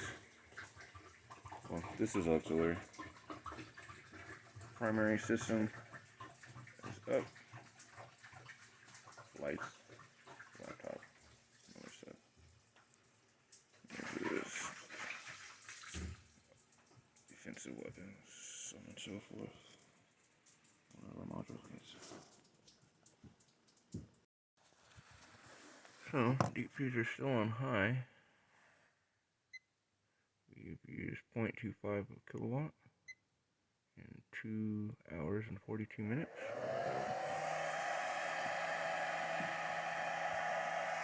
Comes out to 7.29 amps, 98 watt hours.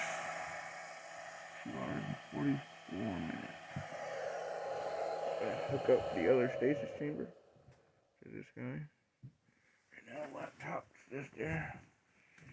Balancing the weather. Hook up this guy.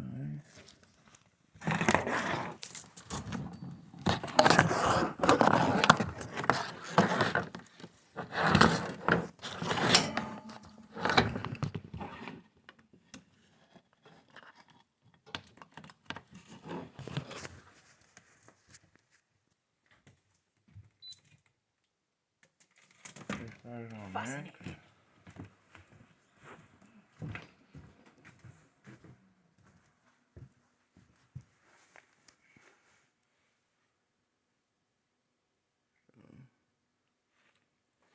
Both stasis chambers are up and running. This one's been running for almost 3 hours.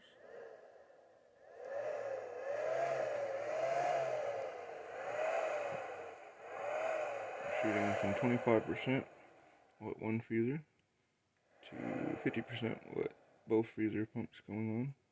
Or I should say 3 freezer pumps going on, because we have 2 chambers there that can be isolated. Both set to 0 degrees Fahrenheit. That's crazy.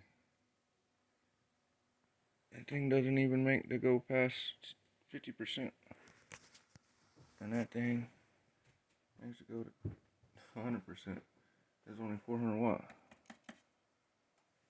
And somehow it maxes out this 1500 watt. That's crazy.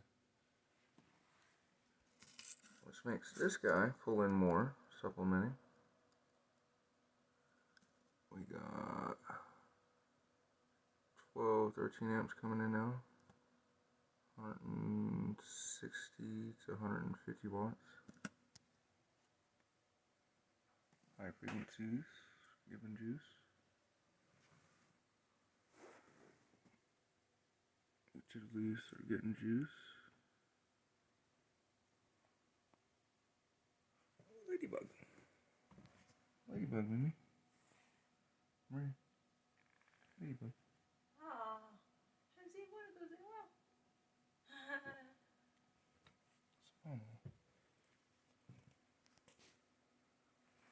Getting stuff together. Dude.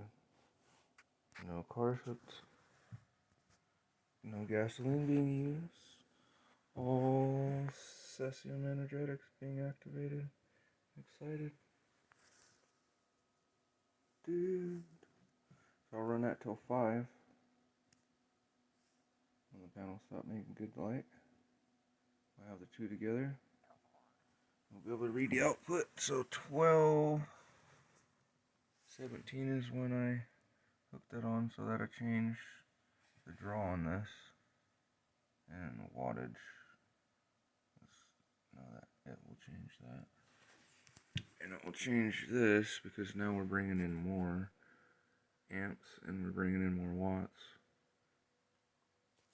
And 3 days in the winter weather up here. The day's not over yet, but 2.5 days we've made 2.5 kilowatts. We're right now cumulative for Mimi at 2.662 kilowatts. Right now for the day's generation we've made 0.396 kilowatts, or we're just at a fourth of a kilowatt. Otherwise it'd just been in float stage if we hadn't used the energy. That's why I said with the longitude of the waveguide set up now, we gotta do something with the energy.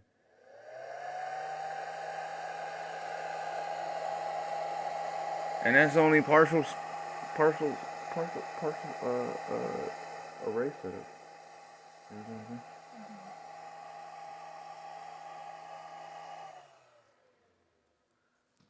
I haven't seen over 300 watts ever once. This thing shoots up to 900. I had it set for 45 amps intake, 900 watt, but it's interesting. We are self-sufficient.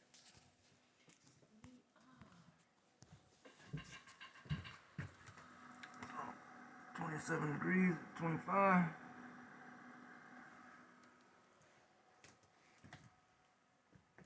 Sending love. Proven things can be done. 4 months in rainstorm and all that kind of good stuff. We put it together, man. We evolved to sell. About to do this part finally. And I'm going to use that, take that over, and we're going to make some stands for our Cimarron sensings. So our rudders out in the Space Lodge, we can get even more light. So now it's a solar dance time to get those guys get in. Food garden. Can't wait. Oh, let's start mopping it out. That's why I was trying to have a walk with you the other day. I said, Pen and this paper, is not going to be like pen this. and cardboard, and mop it out. Tomorrow this is not going to look like this, and it's all cut down now. It's not going to look like this tomorrow. That's all gone.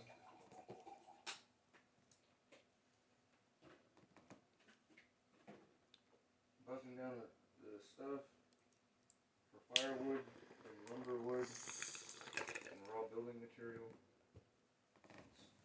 Cutting the tree stumps down to the ground. Getting the panels where they can move over that way. More. Get even more direct sunlight. Because we're doing this without direct sunlight. Yeah. You know what I'm saying? Where that clearing is the direct sunlight for the sun coming up in the morning. Make even more power. Utilize the life that was there changed. We're on ecosystem and gardens and like I was saying, grow lights to where we can do keep stuff going over this. Like we did the Brussels sprouts with the water, like water filtration. Go down and get stuff from the grocery stores and get and regrow all their stuff and start doing produce on a big scale.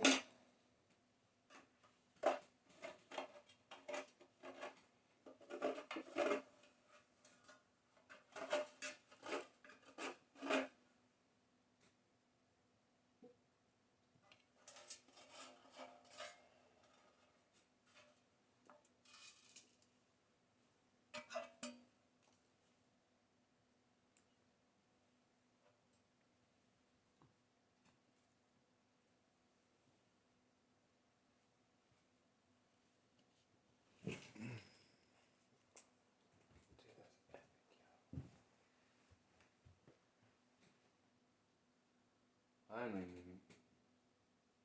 that would also would drive us to have to go into town because we'd have to go get petrol. And now,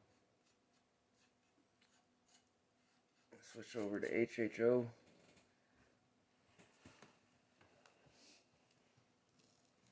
Because once I get an apparatus going well to where I can run, that's what's beautiful about the chipper motor. Once I'm able to get the chipper motor to go and spin the wheel off HHO, you know what that means, don't you? That's Nimbus back on the road with their own fucking water system in the back, using the CNG lines that are already built into it from the factory, but we take the tanks out, we compress, and we have gas aspirators where it keeps from the explosion coming backwards, but we just have a 300 gallon in the back, and we recycle our water from the tank, the exhaust back into the thing, and it make the car look like one of the cars off of Idiocracy, but we'll have recycled water, and we just make our own fuel off of HHO. So if I can run that Chrysler V8, spin that 1,500 pound fucking chipper, that's Nimbus running down the street on itself, enclosed with its own fuel. You understand what I'm saying?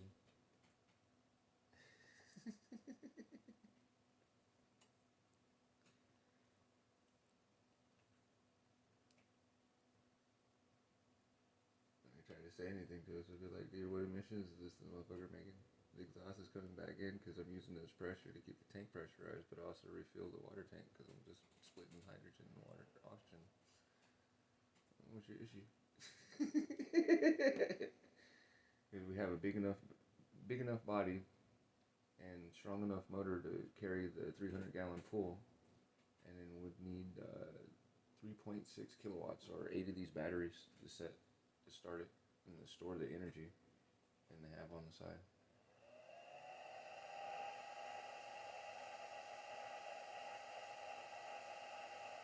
You understand? And then for Berta, we're gonna turn her into like a hybrid, where her motor's gonna drive, but we're gonna have, instead of a 3-cylinder like a Prius does, it's gonna have a 6-cylinder, and we're gonna change her to where she has gas, HHO front-driven wheels, and electric rear wheels. Utilize that big old battery bank in the trunk. Have it looking like we got hydraulics.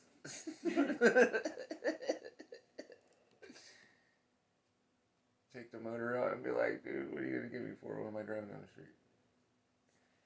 Pop the hood. Have it looking like a VW bug. Or the trunks in the front.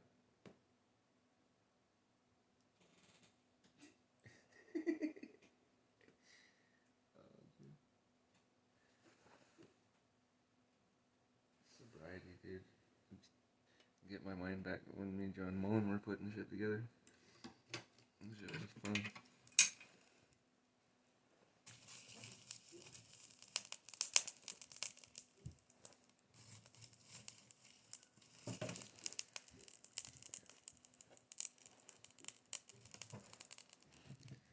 Do hoop houses.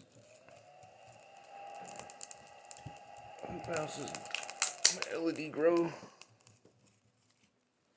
Supplemental lighting, and we do our own blue rooms and shit.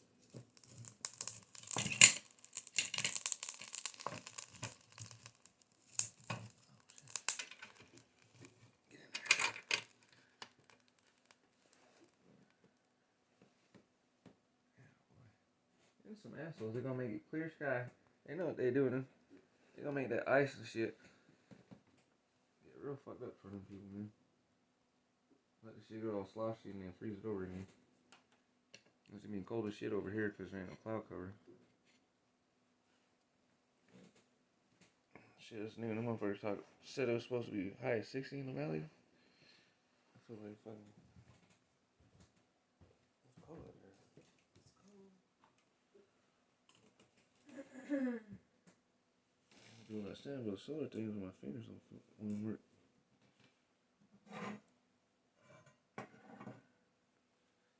I ain't that damn old yet. It feel colder than I did when some bitches had snow on them. Up to my knee. I'm like, damn. I feel like that talk I was trying to get goofball ass Jamie fucking to help us. Or help me. Fucking going, hey. You know when you're next to the stove and the fiber mechanism, chirality effect happens to you and you explain that? How do you explain that, honey? What are you being a part of? You understand? Cause they using some shit. Cause normal cold don't do that to you.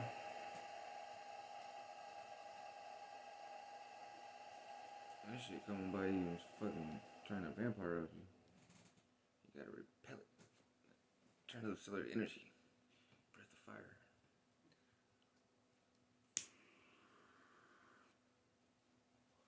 Turn the turbo on. Turbo and shit. How's the turbo work right now with all that power?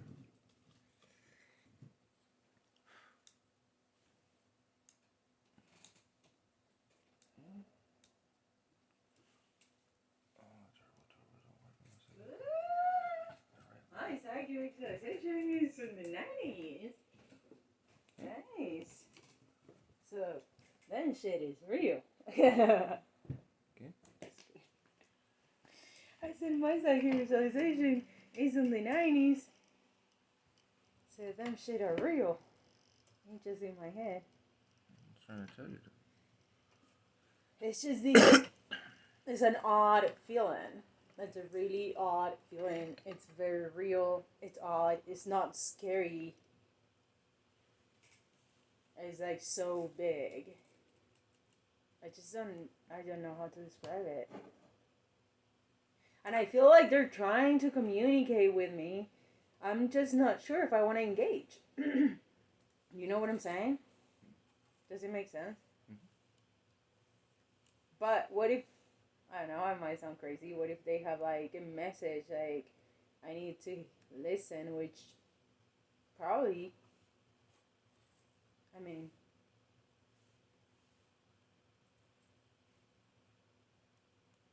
and it's like there, and if I acknowledge it, it's there, but it also is not there. Like, it's always there, but if I acknowledge it, it becomes more tangible and real, and I could interact with it, like be part of it and get something from it, but I'm just for now choosing to just acknowledge it.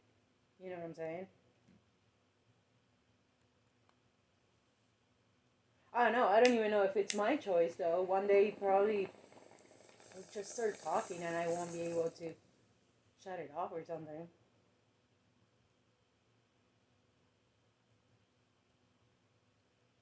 Yeah.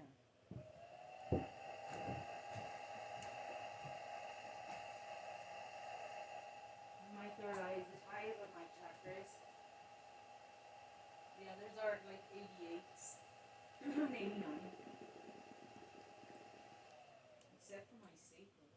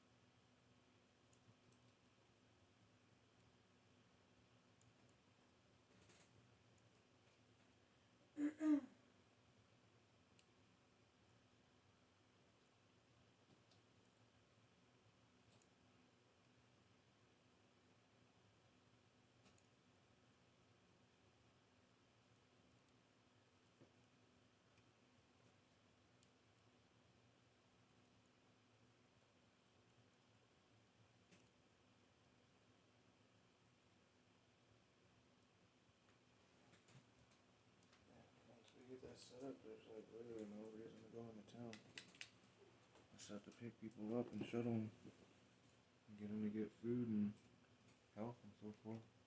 Love it.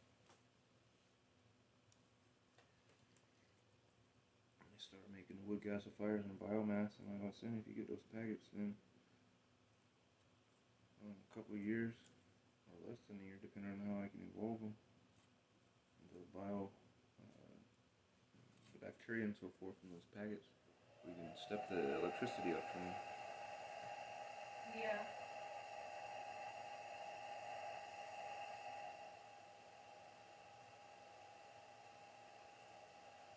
Start teaching kids and so forth. Get this set up and laid out where, inshallah, next spring, in summertime, the kids that we were showing the crystals to, those beautiful little babies, and have them up here because this is open, and we'll be compliant with the COVID fucking shit. And have the babies up here, showing them the things. I just figure out the manual area and situation.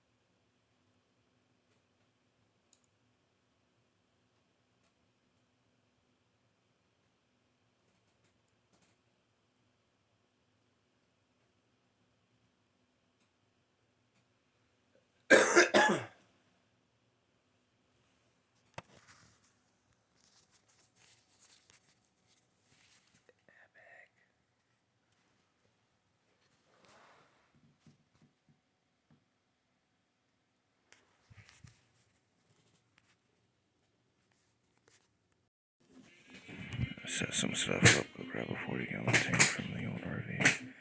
Bring it over the pallet and stuff. Some pipe and help with our shower situation.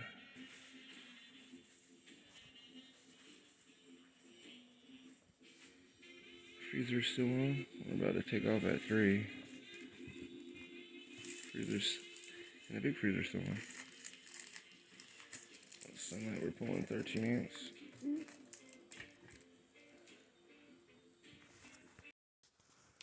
Water tank out of the RV.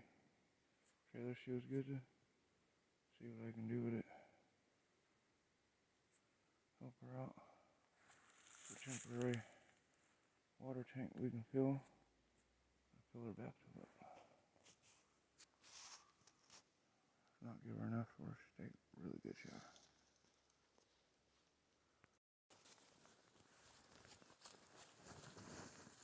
Take this piece off here. Find out size. Stop by Ace real quick. See if they got any pieces like this. I'll shut the freezers off. It's just warming up the car. I'm turning off the system.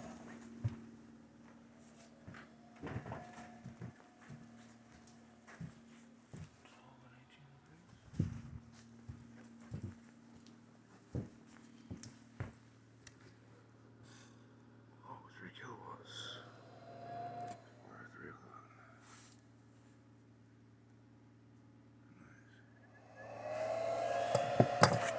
So, this guy's used 0.16 kilowatt in almost 3 hours.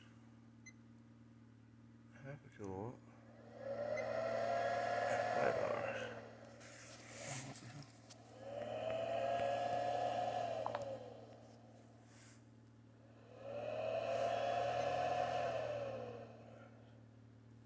This is on max, and this is on max.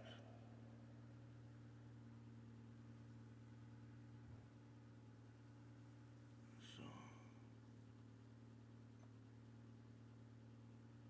we'll round that up to a 2. That'll be 0.7 kilowatt. We generated 0.825 today of a kilowatt, so we're 125 over.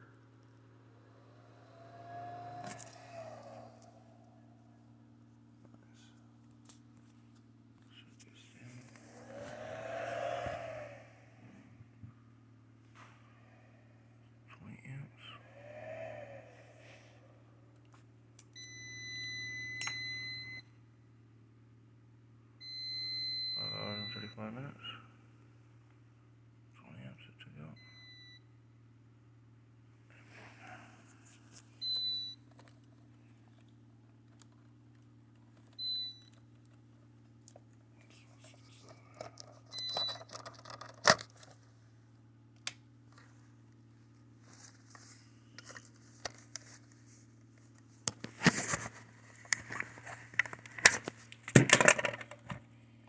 Auxiliary.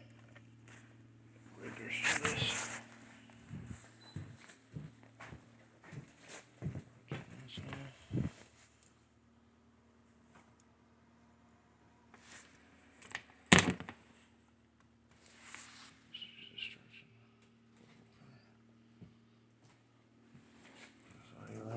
Starts frozen. Nice. Self-sufficient. Ace. Will is learning about. I've been talking to her about making big fuel cells. And then using the buck-up step modulator.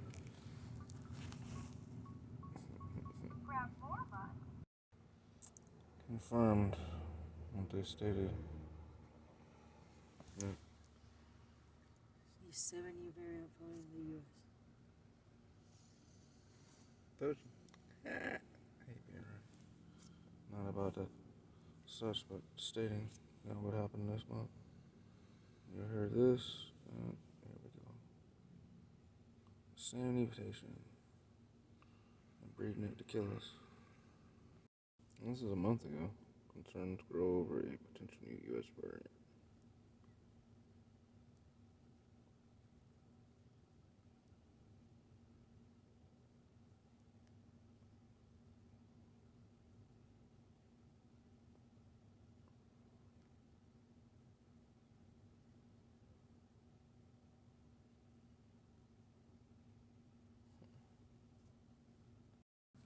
Finally, some information on Nigeria.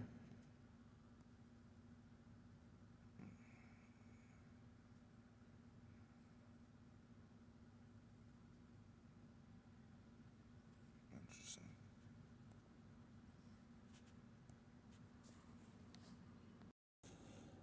Hopefully this one made it up. The boiler's getting restless. Come on now. Go. Thank you. Yeah, it's just that I spent all morning preparing things and I realized I did not eat. And then Same here. I'll find myself here. Was it done though? Went through? Yeah, I'll see if it goes up. You grab some water. Once everything's dialed in, I don't have to do nothing. I don't have to bug that. I have everything on there. You'll be flying in. Yeah. Or you'll be milking the goats to make your own chocolate. Let's see. Everything will be dialed in.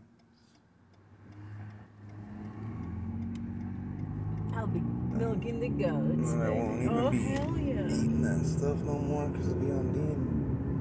And we'll have enough nutrients in our body that we won't have no cravings. It disappeared. Let's see what's going on here.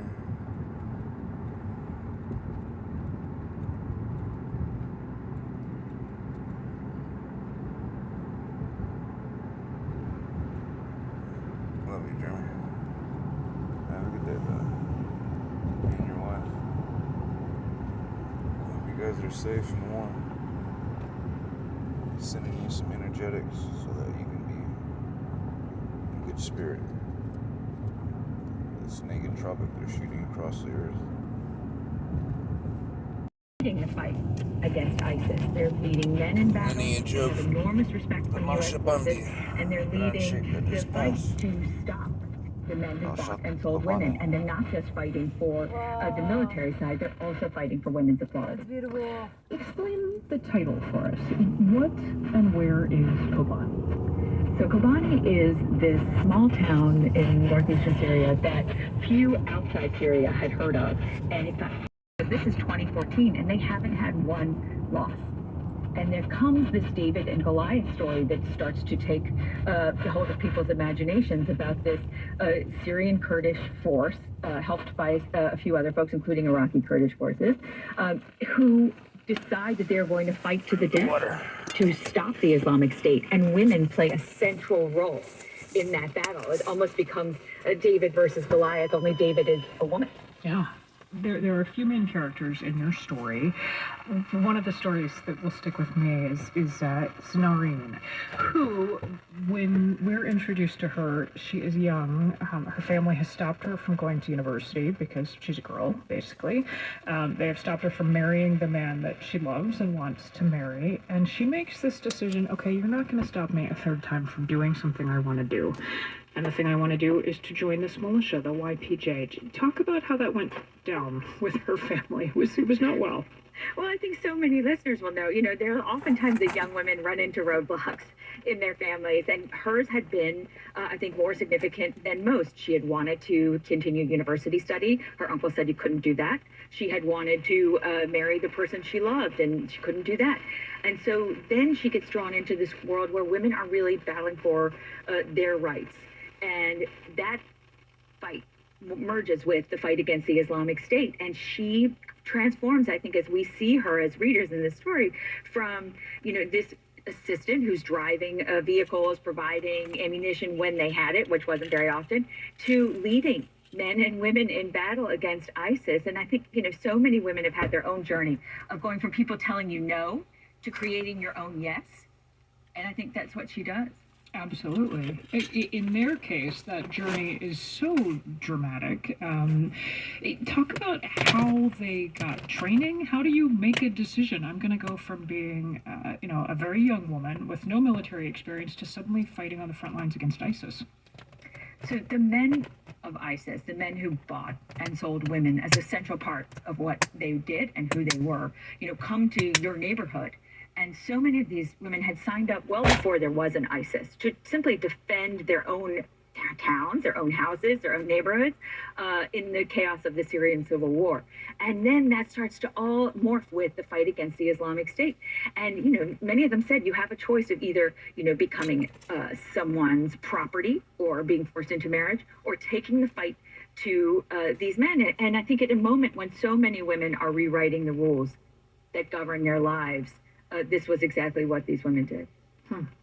You made multiple trips to the region to try to chronicle this story. Was it hard to get them to talk to you, or did they really want to tell their story? No one thought they had done anything exceptional, and they would joke with me, Gail, when are you done? How many times are you going to come see us? When is this book actually coming out? And I had one moment that I knew it was a book, Mary Louise, when I asked Rojda, who was one of the commanders, why did you form these women's protection units? And she looked at me and she said, well, one, we were never going to let ISIS stand, what they were doing to women. And two, we just didn't want men taking credit for our work. And I thought, well, that's how you have a universal story. Yeah.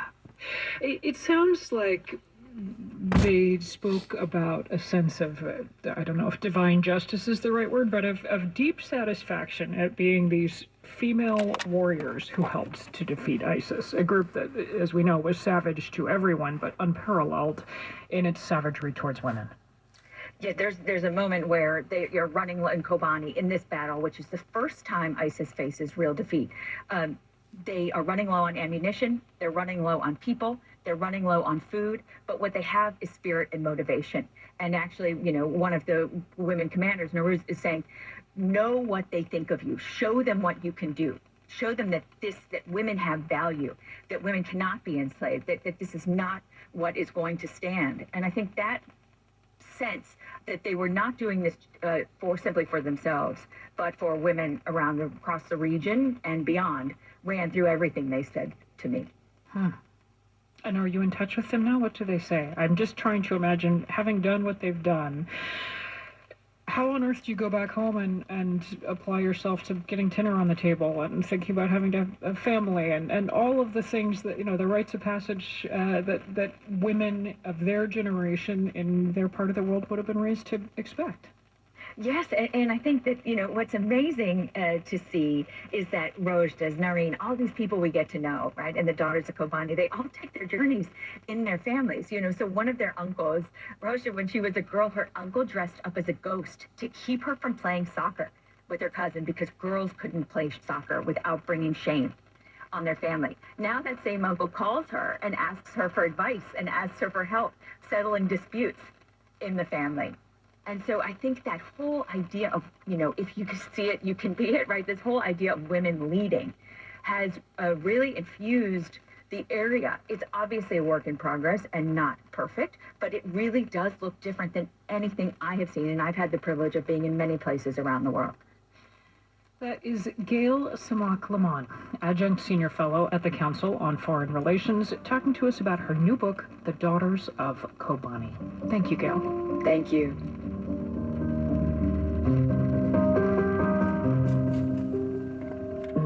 When Los Angeles became the epicenter of the COVID-19 pandemic in the U.S., there was one emergency room doctor with a photography hobby who was uniquely poised to document it. The stories behind his photos tomorrow on Morning Edition. And you're listening to All Things Considered from NPR News. Support for NPR comes from Hiscox, committed to helping small businesses protect their dreams. Quotes and information on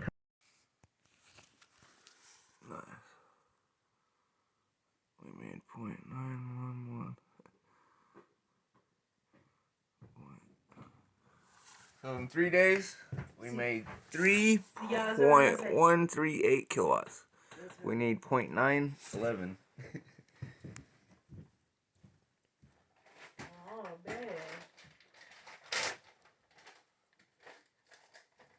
That's funny.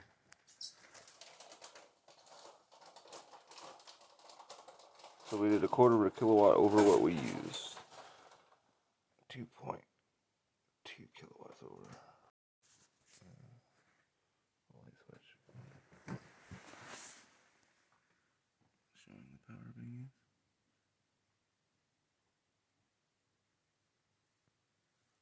Yeah, those ones are stable. See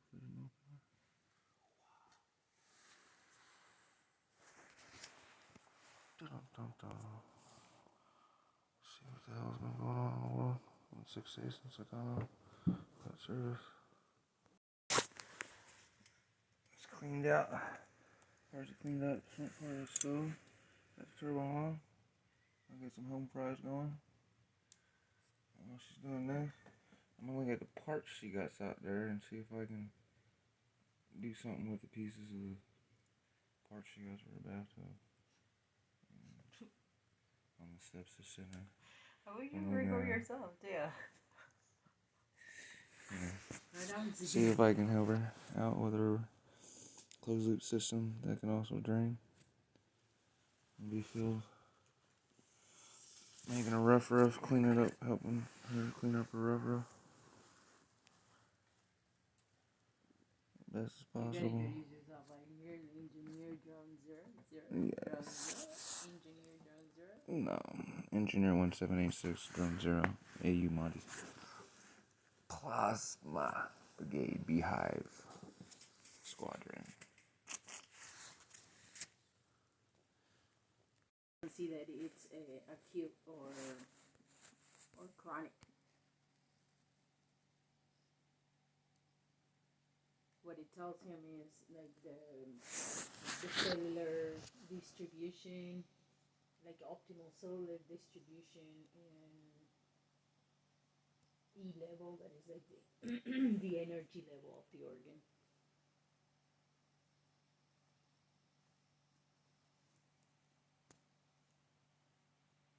Kind of interesting. It's different.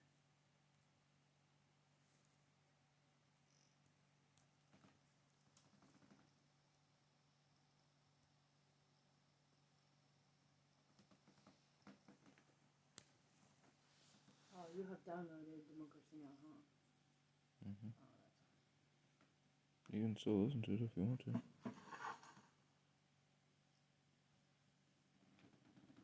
Patience, huh?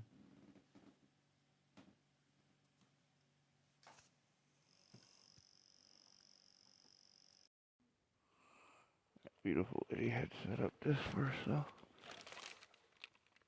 I'll give her a hand. Expand our closed loop system a little bit bigger. So we figure out how she wishes to have the piping go for this and into the tiny house is going right there.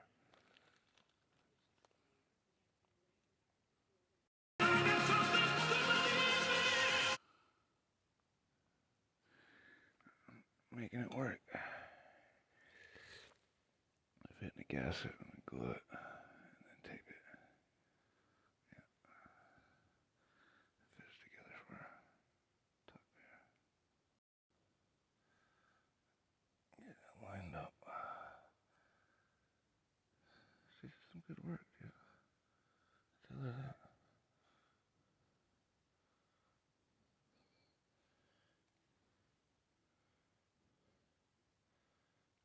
That's all that.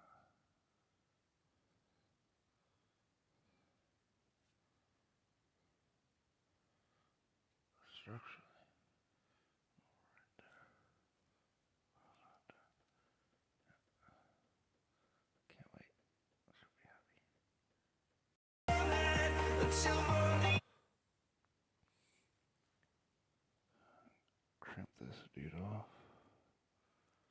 And cut a hole in this. Put our pump in there. That'll be a closed loop system.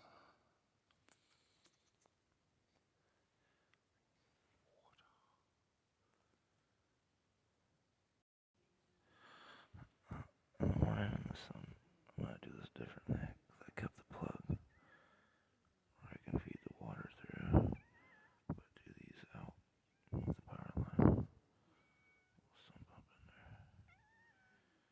I just got to fill this up now.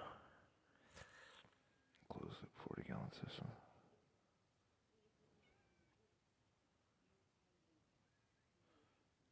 Nice 235 degree water.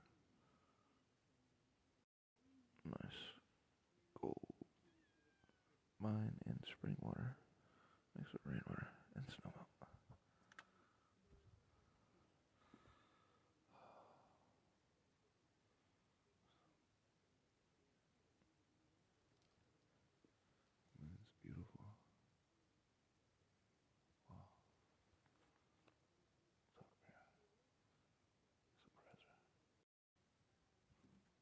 figuring it out.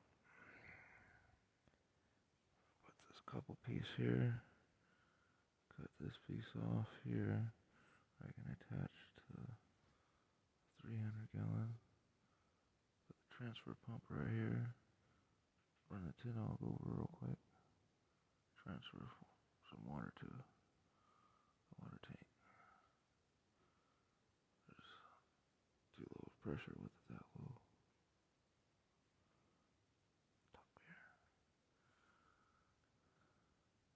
This won't make you. Go to water from 100 feet away. Go this up for. Load up proper tomorrow. Cut and make a path for a trailer to go over there. And do a rain catchment with a walk path on top. This tiny house is gonna go here. Bedroom, kitchen, 2-story. It's going. This part's gonna be 2-story, and then the 3rd story going like this, and our 4th and 5th gonna be in the trees, like I explained. And then we have our suspension stuff that's gonna be over there. Yeah. Slowly but sure, getting there. Self-sufficient now. 4 months. In February of last year, 3 white men were eventually arrested. They denied charges of felony murder, still waiting for that to go through the court. But the case elevated the idea of how dangerous running can be if you're the wrong colour in the wrong area. They'll make a movie cinema video about you saying you're a criminal. So a fitness group in Boston, Massachusetts is working to empower joggers. I seen that video, I was like, oh my god. Our reporter Paige Sutherland joined the group on a winter run in Boston's largest black neighborhood.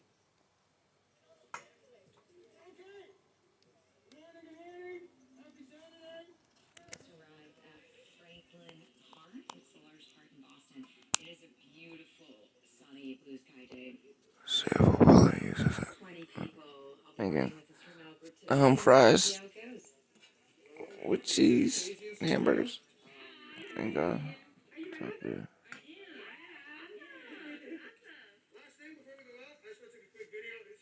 Evolution. Okay, Captain Jeremy tuning in right now, Saturday morning at Franklin Park, 3-man game.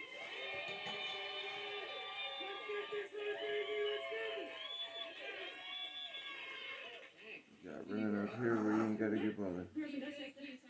So much country, the only thing you gotta watch for is predator running on each of you. But that, I think that goes to like what the narrative and culture is around that, right? So this might go. Who's runners and who's not. Exactly. What is that you see more often, like on running magazines, representation matters. I think we often hear about neighborhoods that are black and brown where the danger is. But the fact is, running as a minority in a neighborhood that's not black and brown is where the danger is. Like, those are the facts. But when I hear about these stories down the street from where I live, like West Roxbury's not that far, about a black man going on a run, like we normally do, and being profiled, racially profiled, is disheartening because you don't want it to happen in your backyard. You never do. And then when we hear about Ahmaud in Atlanta, it's like, dang, here's another incident that ended up in death. Like, that's terrible. I am a black woman. I do not want to ever be outdoors in running to get my exercise on and die because I'm doing something good for me. My name is Sidney Baptista, born and raised in Boston, Massachusetts. I founded Pioneers Run Crew to diversify running in Boston and normalize running in communities of color. Do a Google search of the best running paths in Boston. Not one path would be one in Dorchester, which is crazy because Dorchester is the biggest and most populous neighborhood in Boston. So when I first started running, I would travel outside of the predominantly black neighborhoods, anywhere from 30 to 45 minutes to go run for 30 to 45 minutes and then to come back home. It's not safe for black people to run if every time we're running we're perceived as a threat. It's important for us to change that narrative that if someone of color is running, they're typically either running away from their cops or they're running away from a scene of a crime or they're running to to attack someone. And that's just something that's been ingrained in our minds. It's not just something that white people think, it's also something that black people think, which just shows you how ingrained it is. My name is Our Natalia medical system's fucked up. I'm a historian. I teach at the New School in New York City, and I'm working on a book about American fitness culture. The body that you inhabit really, really matters. We can't forget that when we are so enamored. All you need is a pair of shoes. It's a kind of founding mythology of jogging culture in the U.S. If you don't have safe streets, or if you are perceived as, doing something improper by running outside, and these are all things that have happened throughout history and that continue to happen. It happened to me when I was younger on the long distance track. People with a pair of shoes and motivation. Went from running down here, up here, or running in town. When we get separated, depending on which minority group kids was running in track, and if we were around the lake, or coming off on the fucking dump part. It's East 22nd Street. Motherfuckers fucking stop and harass us. Can't be up here on all that dude. Somebody's go track team. Pay solo not only reporting for us, but actually managing to ask questions while jogging, which is quite an achievement. Out there in Boston, with a fitness group working to empower or make feel safe black people who want to jog. Otherwise, the normal people going the dots from the, where the tower thing is. Search when you come in there for the dump. They start right there. And if you're in Kenya, Some you might have distances seen start a out story farther. about President Uhuru And you Kenyatta come in rejecting around a law and you get on the which would have levee. given paid leave for women And meet and becoming come around mothers the through surrogacy. you like The to reason drive he the gave league was out that Kenya where the currently cemetery has is. no law governing surrogacy. Run the The whole procedure perimeter of allows one Marysville. woman, the surrogates, to Levee become system. pregnant and carry the And child then of come a in woman and who then is unable to do conceive several laps naturally. around the lake. It's not that it's illegal, just You that the used to law have is to do silent. the exercise shit that they When took Alan away. Kasuja started looking at the story for the latest episode of Africa Daily, We he get realised harassed while that we're doing despite it. there being no legal framework, the number of women undergoing surrogacy in Kenya is increasing. And in fact, people are travelling from across the continent to have the procedure there. So he decided to take a closer look. Very I wanted to understand why somebody might go down the surrogacy route and what the process looks like, how it feels. So I gave Joyce Lay a call. She's a former member of parliament in Kenya. A couple of years before she was elected, her son was born via a surrogate. We're going back 10 years, but it's a very personal story that I asked Joyce to share with me. She told me she wasn't able to carry her child herself because of a medical procedure on her cervix that went wrong. The procedure made me go through endometriosis for about a year. It was such a painful issue with heavy bleeding or sometimes no bleeding at all for the menstrual period, that is. And the pain was just horrible. Of course, my gyna, who was treating me then, knew very well that I wanted a child. He was like, I can't perform the procedure that is going to stop the bleeding and stop the pain, because the only procedure that can do that, we have to remove the womb and everything else. I accepted to go through the surgery, and they removed my uterus, and that meant that I cannot conceive naturally. Talk to me about the process you went You through can to have a decide uterus on replaced. surrogacy. As we're doing now with the cadaver uteruses and growing babies. And who that was going to be? I remember very well, I went to visit my pastor's house, and his wife was making lunch for us. And the wife was like, really? Tell me, how is it done? So she got interested. So I explained everything to her. She was like, okay, I'm ready to do it. And I was like, are you sure? And she said, yeah, I'm so sure. Wow. So tell me about the process. You've now agreed that she's going to be the one to carry the child for you. Then what happened next? So now I had to be put under medication. It's an injection that you're given.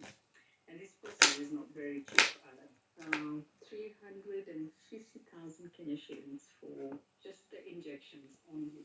That's about $3,500. Yes. And remember, this is just for the injections only. So it comes roughly to around $5,000 US. So it's not cheap. But finally, after all the expenses, the counseling, and the decisions, it was time to go ahead. So everything else, now the embryo was transferred to her womb. And and we were told to come back after 2 weeks so that now we test for pregnancy. So we went back, and when the pregnancy test came out positive, this woman was screaming at the top of her voice, rejoicing, and we started crying. It was amazing, and even the doctor was like, wow, you've got a very good surrogate mother. After all the ups and downs, Joyce and her partner were able to celebrate the birth of their son. But in many ways, the most difficult part was yet to come. They were about to face the challenge of Kenya not having laws in place around surrogacy. It meant that the surrogate, rather than Joyce, was listed as the baby's mother. She wants to keep it. She was so excited. The woman who gives birth to a child is the mother of the baby. That's what our act says right now under Children's Act.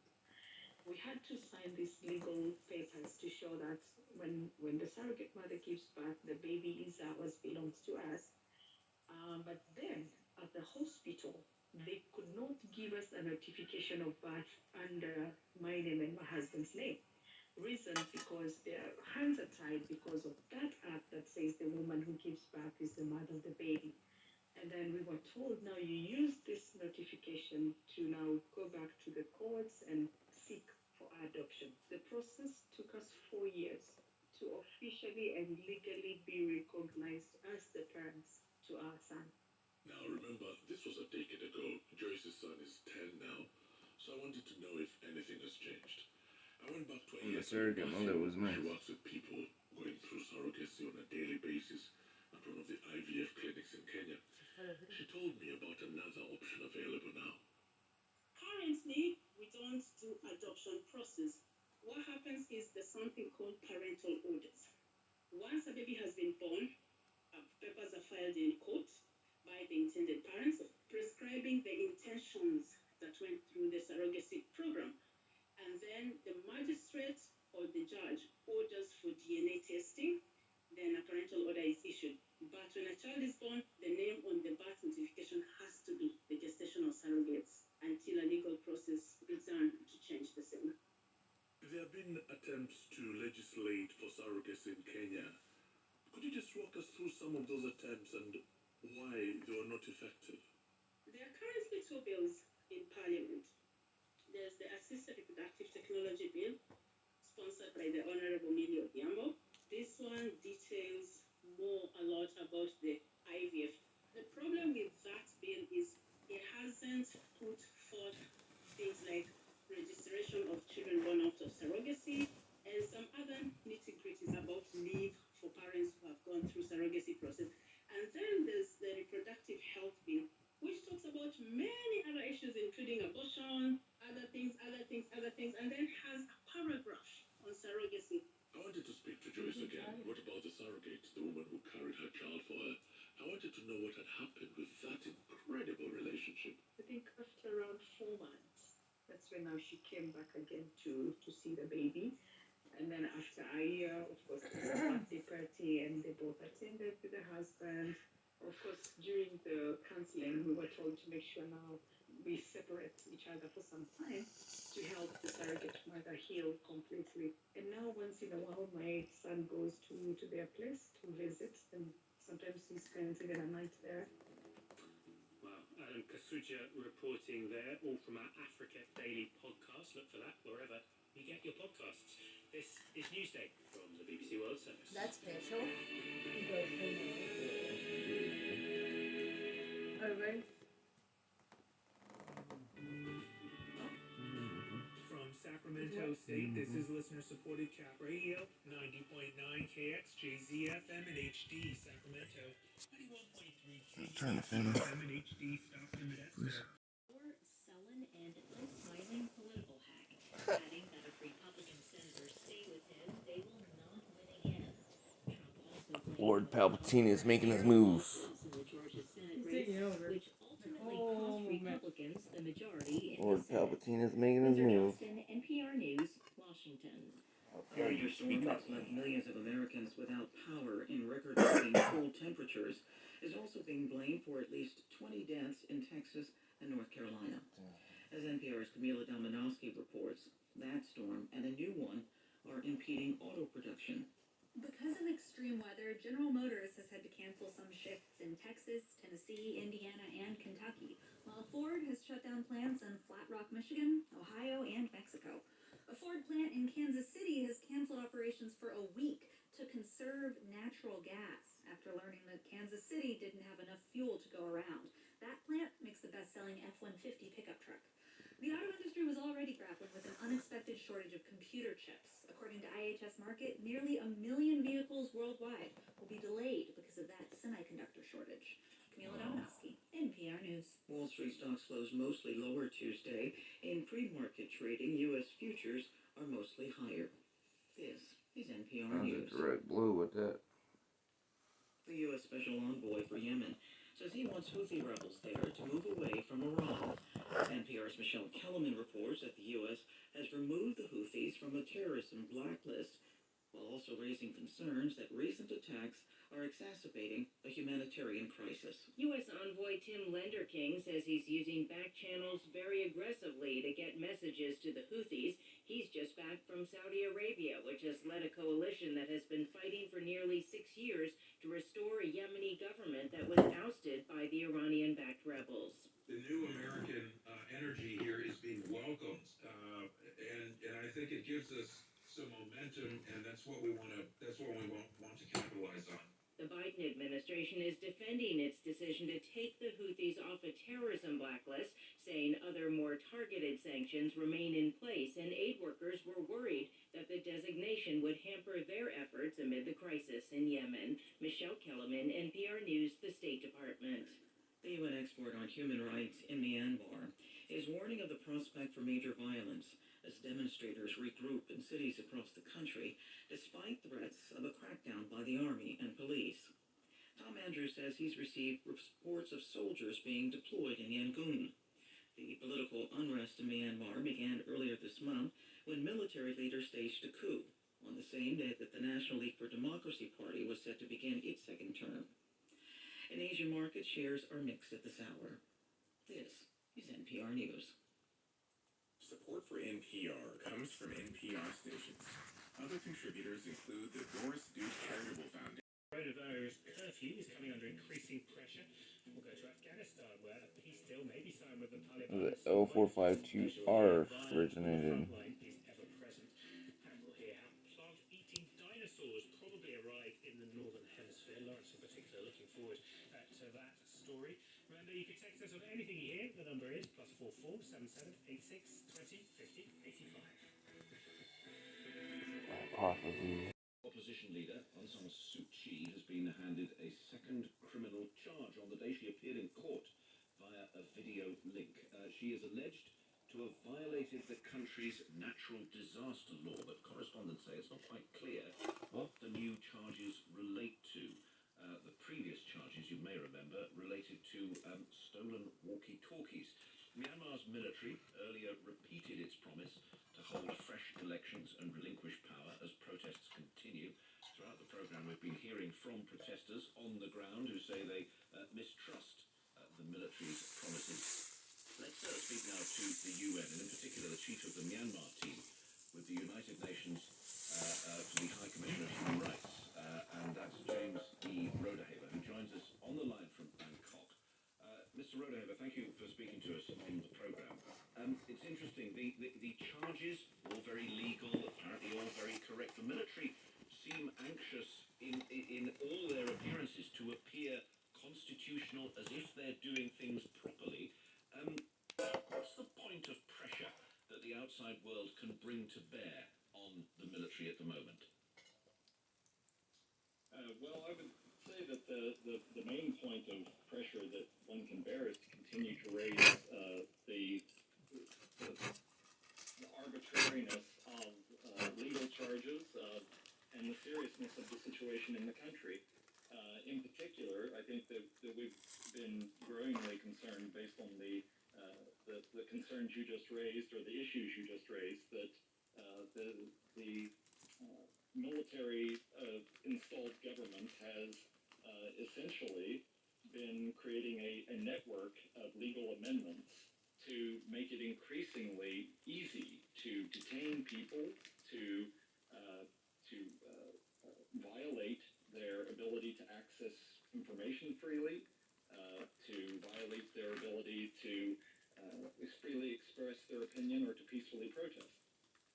So, for example, this invention, I think it's fair to say, of a 20-year sentence if you do anything that threatens the government.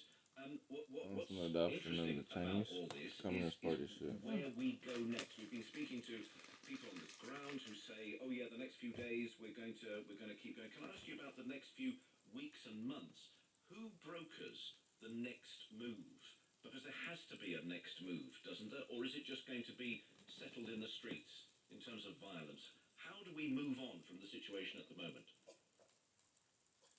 Well, I think you would have to talk to wiser men than I about where this goes. I mean, of course, where we fear it's going to go is increasing violence in the streets, as you just said, and what the effort should be dedicated to at the moment is to prevent that violence and to ensure that there are serious and severe consequences if the violence continues to escalate. But most importantly, I think that the main focus has to be on the demonstrators themselves. Military is backed by the Communist Party. Their right Chinese to Communist protest Party. and to Ain't nobody gonna do freely nothing to them. express their opinions in a peaceful manner. They're making But sure also they get their their need shit for protection. the And those protection naval concerns base they have to be putting there and other repeatedly shit. raised and kept in mind, particularly, whether it be by the United Nations or whether it be by the member You states need to of fuck the off United Facebook Nations, for who, that of shit. course, they are the ones who give us our mandate. People such as yourself, working for the UN with the authority with which you speak, have been pretty outspoken, I think it's fair to say. We had an envoy on last week saying they're not going to get away from this, that kind of thing. Do you think, however, that the generals feel any pressure from what the UN says from the outside world? I think that this military apparatus and these generals in particular have not felt pressure in a very long time. I think it's very clear that this crisis that we currently are seeing is a crisis that's born of impunity. It's the fact that these generals have been allowed for decades to rule without any checks to their authority and without any consequences for really the gravest violations that international law, at least, foresees. The main areas when I think they have felt pressure is whenever economic pressure has been brought to bear against them personally, and in particular, their economic interests and business interests, which of course is where they get the impetus for a lot of the things that they do in the country, and their desire to hold on to power politically. Oh, that's interesting. It's a bit of a guideline of where the world can go next. Follow the money, I suppose. James Rodehaver, many thanks indeed, Chief of the Myanmar team with the High Commissioner for Human Rights at the UN.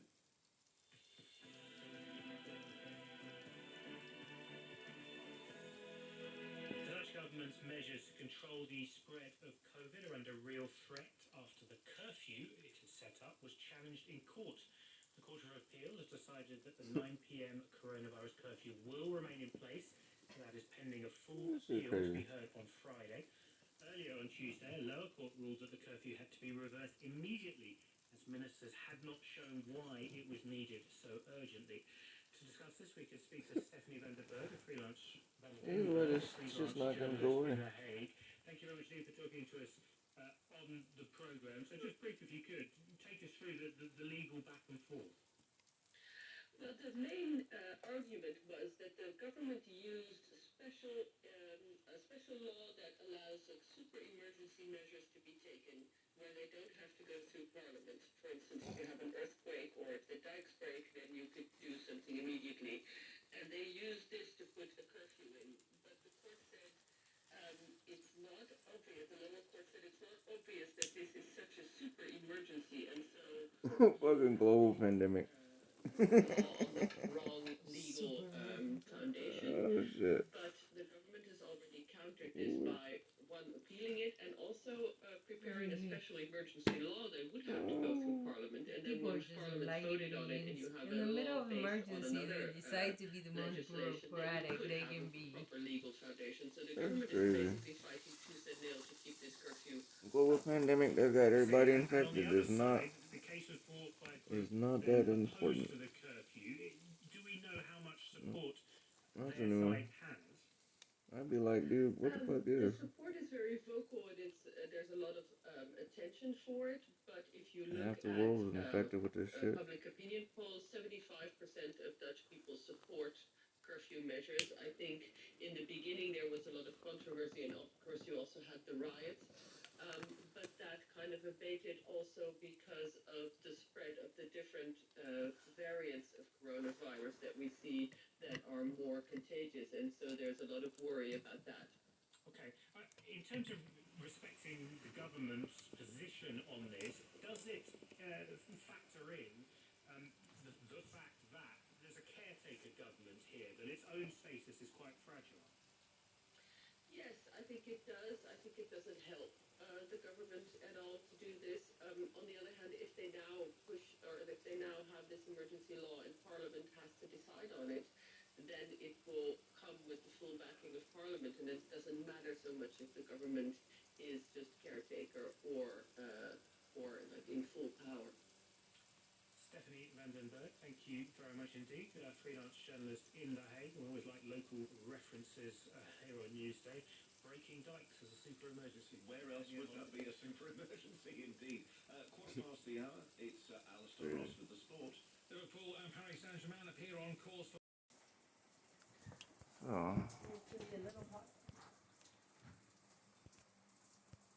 Getting this thing set up for plug I'd made. And coming down. Like the water out there. Just fill it back up. It's dry. Elbow has no leak.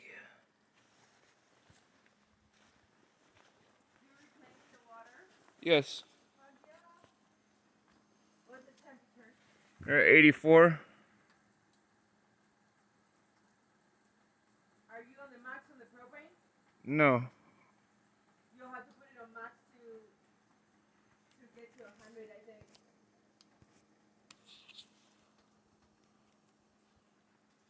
Open the propane all the way in the tin. Honey, stop, please.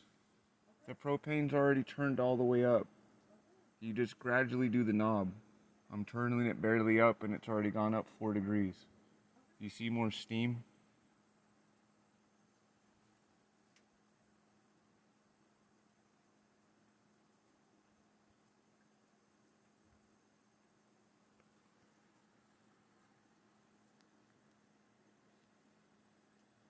I just barely turned it up. It's now at 88.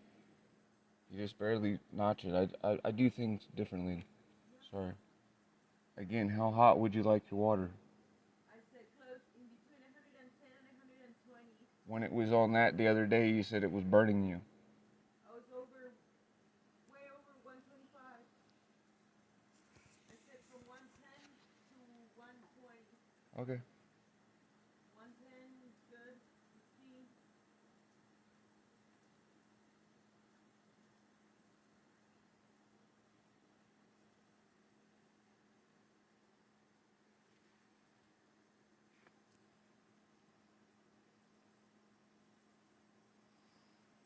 Do this in an enclosure with some reclaimer tanks. Some solar collectors in the tree. And expansion tanks. We have hot water on demand. We don't have to do this. Yeah. I wish to use HHO. A lot hotter. Anyhow.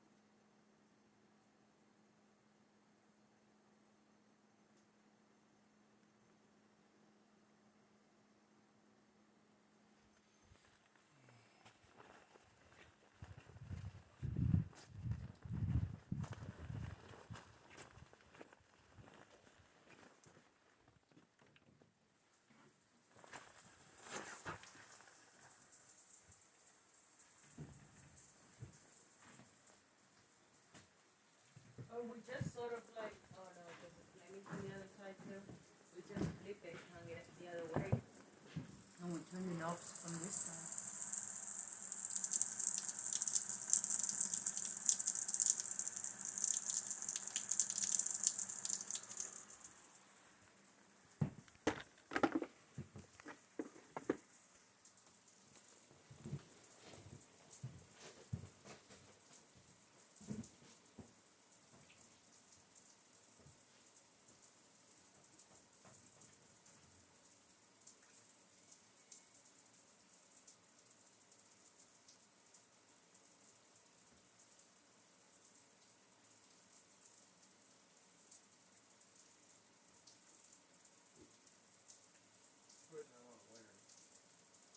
Okay, and then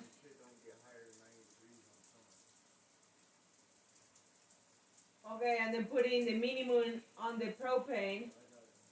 Okay.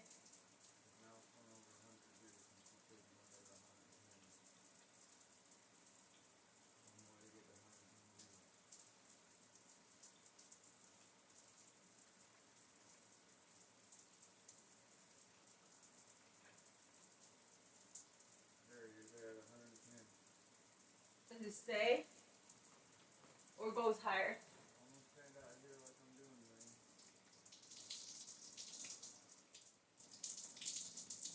That's perfect. Higher, good, but I think you.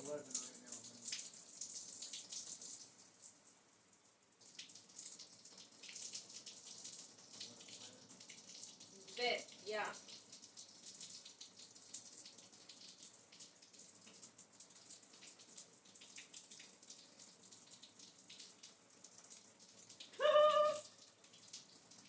Stay.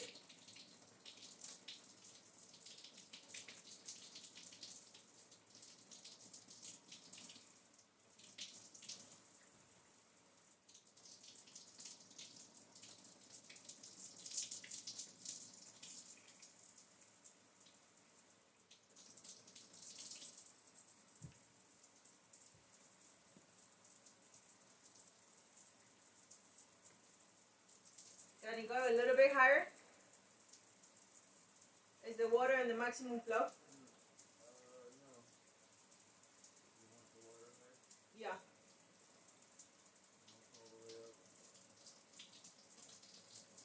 Perfect.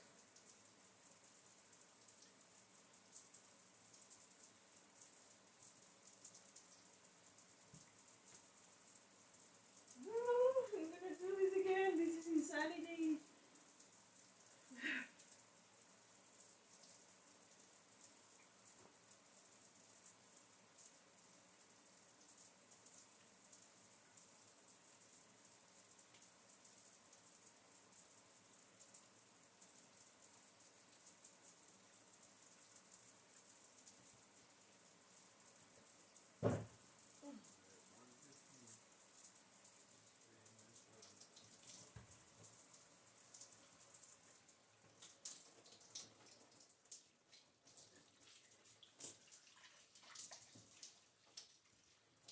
Did you change your water flow?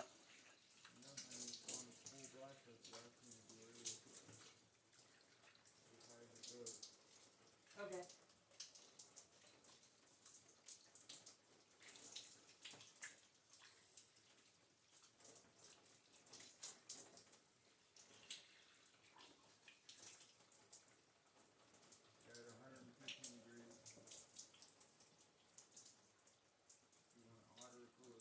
No, that's perfect. And we would just have like a little bit more water flow.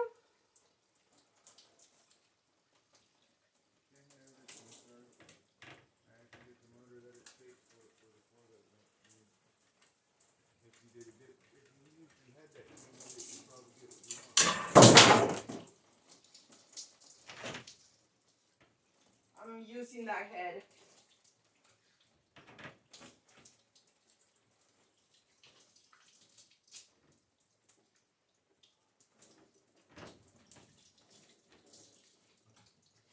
You're using the hose, not the head. The laziness. I'm using it. The hose. not the head spigot that gives the back pressure of what it's rated for.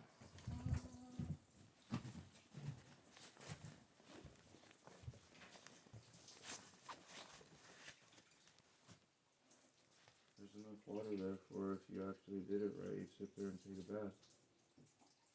If you wanted.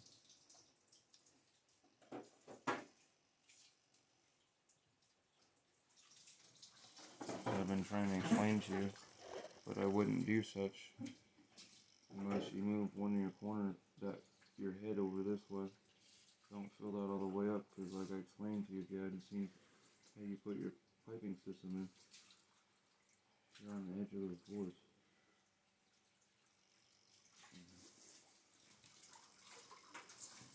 Do you want, I'm done in my shower, it doesn't take that long.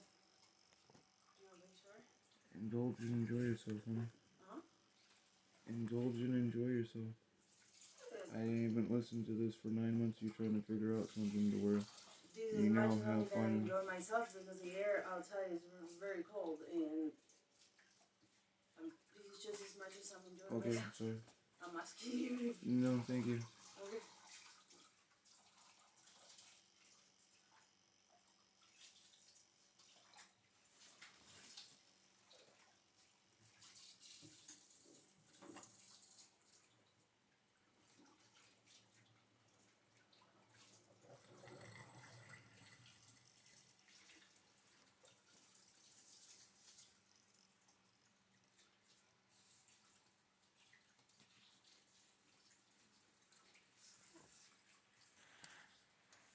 You're self-sufficient now. Boom. No power fluctuations. No blah blah blah. None of that shit you were having issues with. You now have a working thing. It took me a couple hours. It's simple.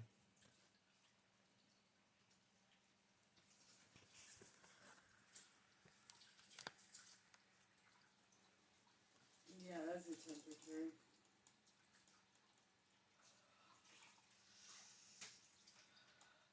You still got about that much more to go to turn it all the way up if you'd like to have it harder. It's not all the way up. Underwater. On your hot water side. No, it is hot. That's the other reason why your flow isn't high, because you got hot water flow and also cold water flow.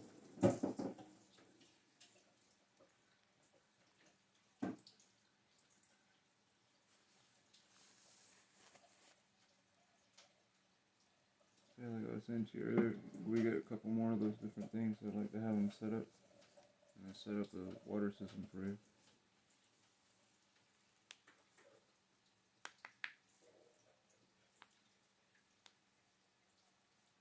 Yeah, you see, because, this just covers more, so you can be.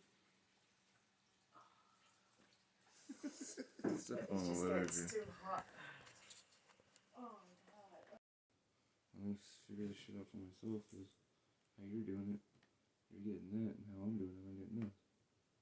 Now you have it set.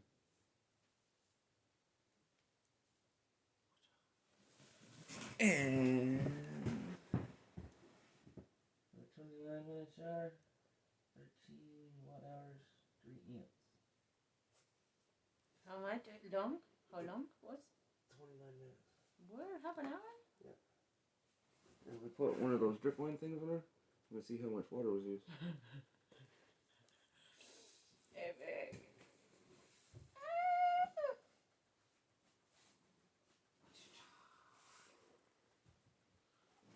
In a regular household, that can be like 2 showers, or 3 showers. That'd be one person shower. 40 gallons to a bath. Well, no, I'm saying just a shower. Like if you were to half an hour. hop in 50 minutes. A lot of people take showers like that or longer.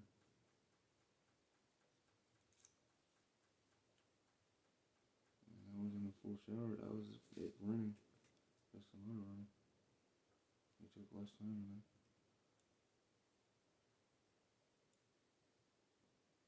And what's nice about that, you're recycling the water so it gets hot. Take it nice. UVC lighted and all that kind of stuff. The water's not being thrown away. A lot of people are taking fresh, clean water, drinkable water, and fucking tossing it in the toilet and shit on it. I was like, we need fresh water? Ah!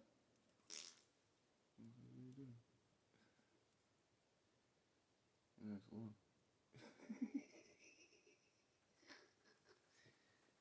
Yeah, it's law.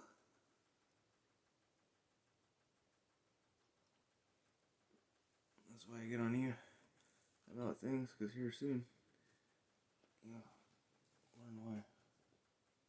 This will be like the movie fucking Waterworld, but we'll not be covered in water. And just have rations and stuff and fucking be trading things. We can teach the next generation how to like properly actually do this shit. Take a year's rent and build a house. And fucking take a year's fucking electrical bill. And never pay electricity again. Take a water bill and fucking never pay for water again. Take a month worth out of your time and build that fucking house. Seriously. Take a year out of little shit. Money wise, take a month of your time.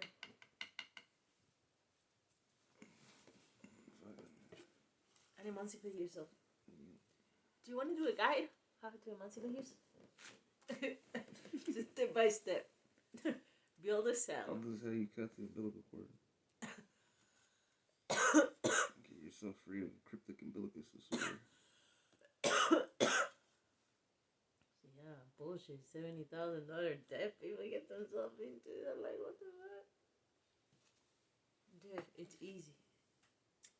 Just fucking walk away from it. Stop feeding it.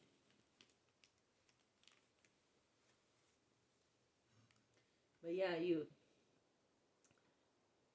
everybody needs to prioritize. If you think about it, Ezekiel, I wouldn't say we have spent every penny we got, or we have put all of our money into it, because we have done it in a period of time.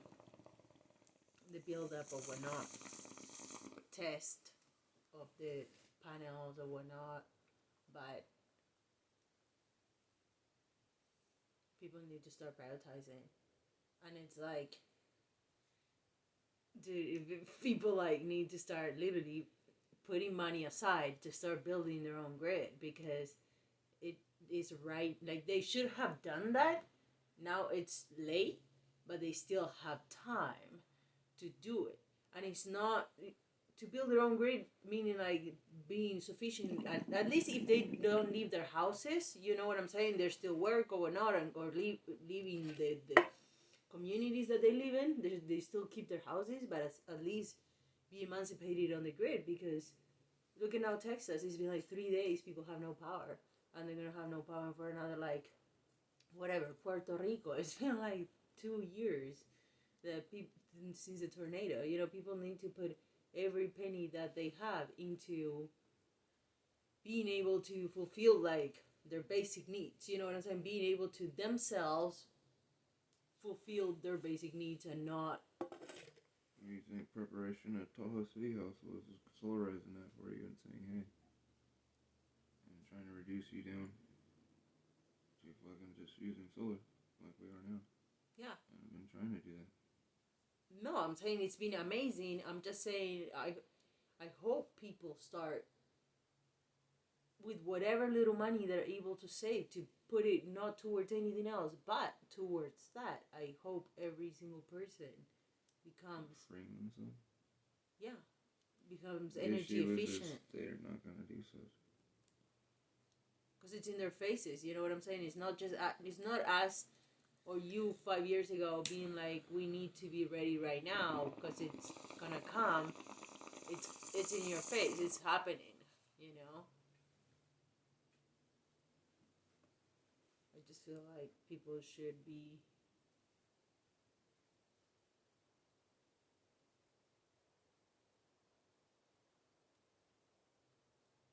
Yeah, at least trying.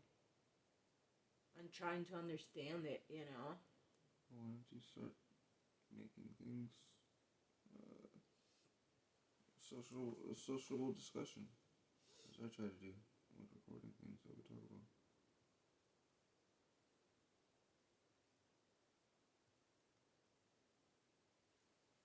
Yeah. Because it's like, even like Gabrielle, when she was like, her idea of moving off, like in a power outage, was she could only have light for 3 more hours, you know. And there was like, and then those light bulbs that she had bought, that was it, you know. And it's like, the amount of money, not to cut you off, what we invested to use these lights, the shop lost, not our shop, Forbes Town store lost every time that they shut the power off. yeah. Oh yeah. And they had to recover that. Imagine if they just listened to you one time. Well, look. All together was like, do the math. Just hear me. Just hear me. Just hear me. Oh, one. Just hear me.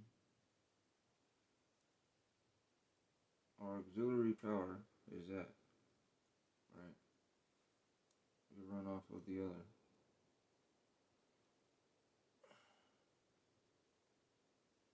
We could take that and the ready line, like I explained to people, and run their store. And be like, here. This is what I bought this shit for.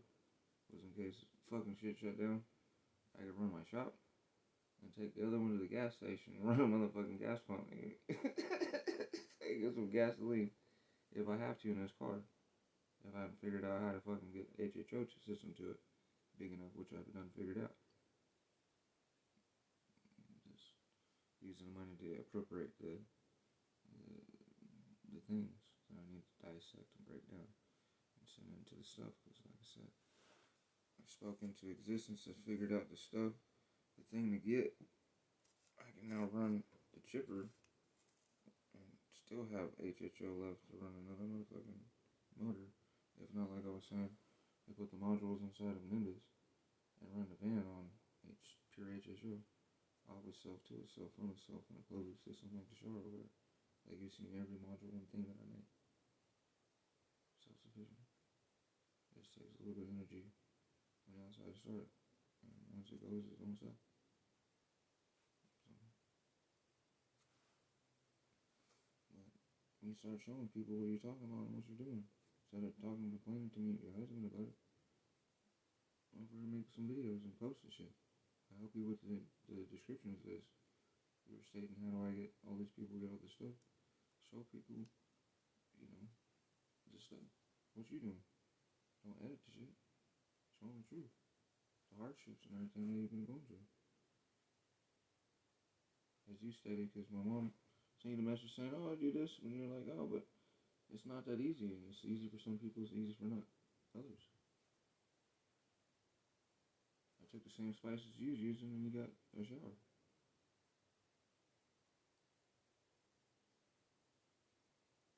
That wasn't important to me. This stuff over here was. So I said, once I get some of this facilitated, then I help you out. Otherwise, all the pieces that I use is the same pieces you got. This is how you put them together. But the key focus for that thing to work is power source. I ain't trying to run that motor. Even the motor, as you seen, don't do it. For some dumbass, trippy ass reason.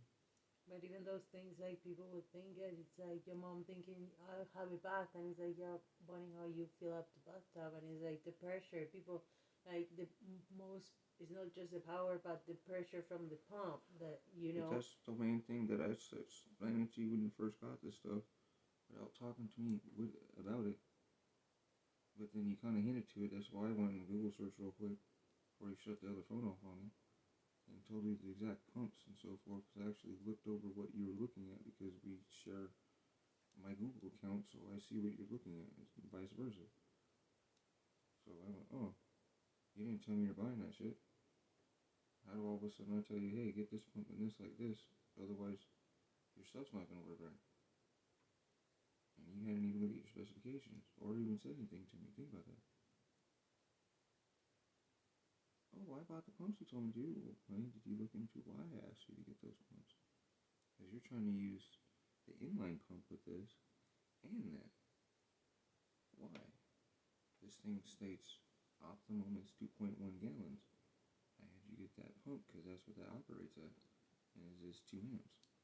You're trying to use what PSI is at, because that's the key. The hydraulics of the PSI inside being created on the diaphragm inside of that to where it triggers your ignition.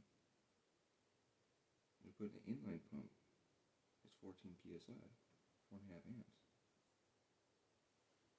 You know what I'm saying? Way more than 2.1 gallons. You'd always have to have that thing down low, which would mean there'd be so much back pressure on it that you'd hear the motor whine all the time. Which, as you see on there, when you do such, as I was explaining to you, you use more than... It's like the solar panels being on open circuit instead of working voltage. Because there's so much force and easy flow, it's using more torque and more amperage draw, as you see. As you see me check. That on that high flow, it's using 22.3 watts, 1.2 amps. That was a little bit bloggish, you're at 32 watts, 1.6 amps. You know what I'm saying?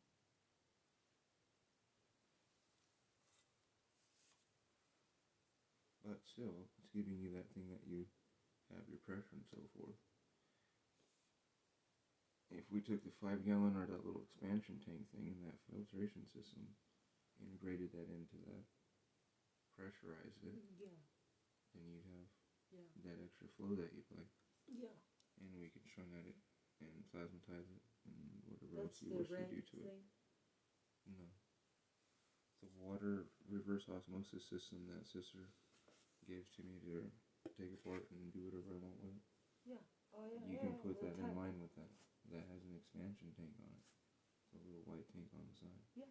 Well, yeah. They online for some reason when you look at it, they're They red have tank. red ones. They have white ones. It all depends on They what have you're... air. Basically, it's air. Mm-hmm. Yeah.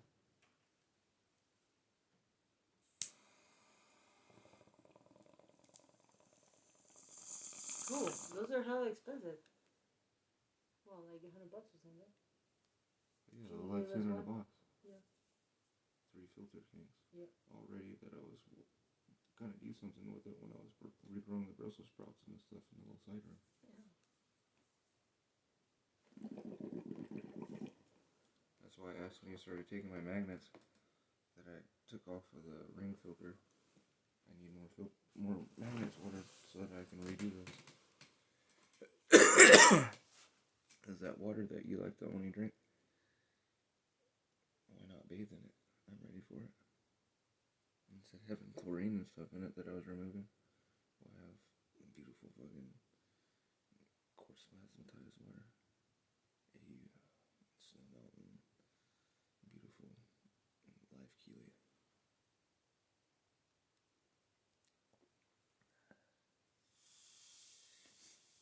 It'd be like getting in a hot jacuzzi.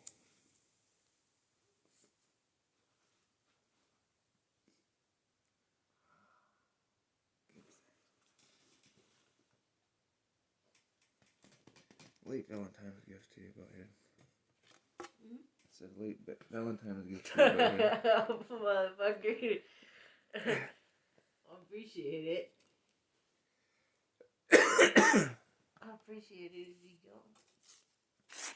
I appreciate you, love. I figured I'd try to help you like I did with the house with a little couple things. Other than that, you're on your own. I was saying when I seen you do tomorrows, I was like, man, you must not play with a lot of shit when you're a kid. There's not enough water in there for waterways, so you're gonna need a pump. I don't know what you're trying to do. But then, stupidly, you outsmarted me by doing the tank thing that I was suggesting to use, because you actually did it. And I figured it. I thought you were trying to hook the thing straight to the fucking nozzle like a dumbass. Not you, me. In my mind. Underestimated you and was like, oh, dude, that's hella cool. Well, here, if you're going that route, let's complete it. Do it this way. Because that thing's been sitting there, that's why I saved it.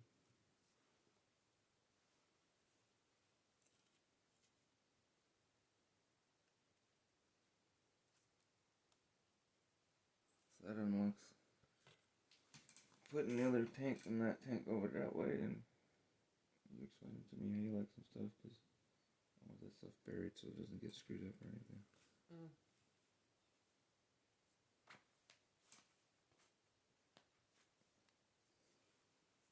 And then that solar collector kit, we throw it up in a tree here, and then we replicate that over there, and do the same for the dome, and suck that up here. Get over there for radiant heat and water, water on demand, so forth. It'll be alright.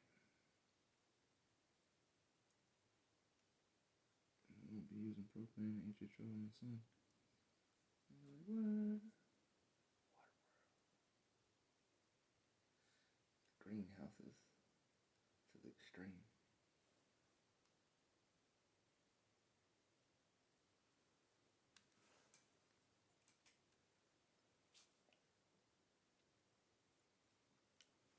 To the extreme.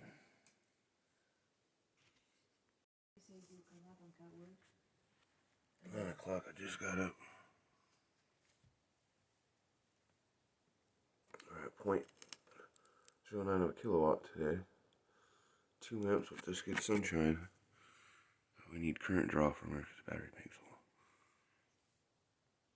It looks like the deep freezer goes back up.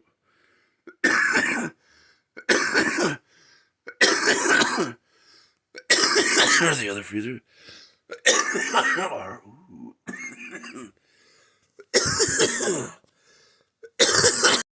It seemed like it was that windy last night, but looking over, I got some panels blown around.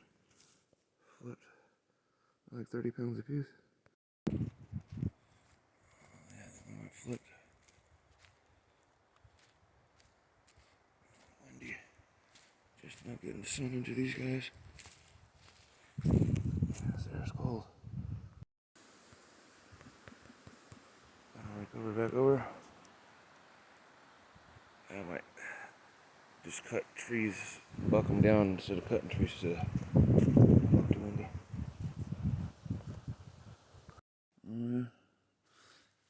He's probably sending wind after there again. So many outbreaks. Like he did last year. Like he did last year and specifically said we're gonna infect and AIDS people. Go to Mardi Gras, go to Carnival, go to this. And infect the faggots.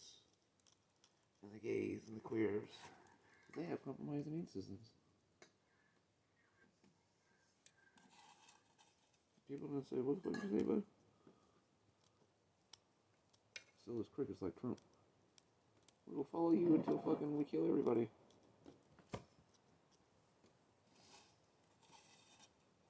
Bueno, today, what's in the schedule? I don't know. Fucking not getting blown away. No. Something more productive than that too. We don't get him blown away. Let's see. I'm gonna doing what you want. Today is Wednesday, so it's sunny. I've been preparing so I can use my thing. Give myself an hour or two of fucking plasma time.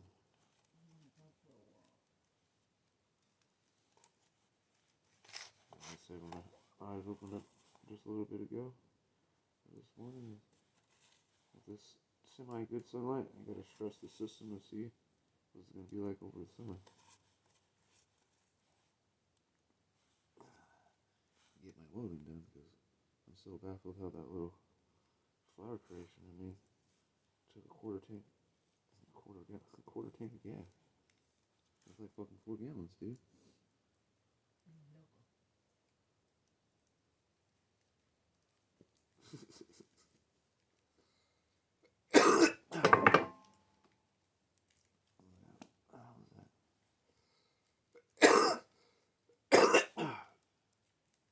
How does it use more power than the fucking deep freezer on high?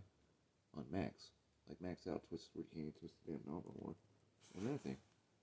Both ice codes on max. I'm trying to think on the electric bill at the top because I'm trying to think of the electric bill at the top because it's just that at the same because it went up our electric bill.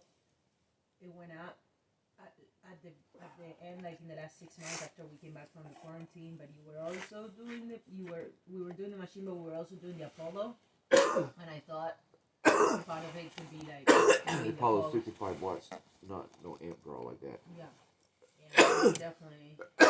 65 watts compared to 400. Yeah. On the kilowatt meter, it says 290 to 300. 2.5 amps versus 0.42 of an amp. Right. You understand? The Apollo, no, don't use that much. That guy, now that I'm seeing on the thing, it's showing fucking 20, 30 amps. I'm like, huh?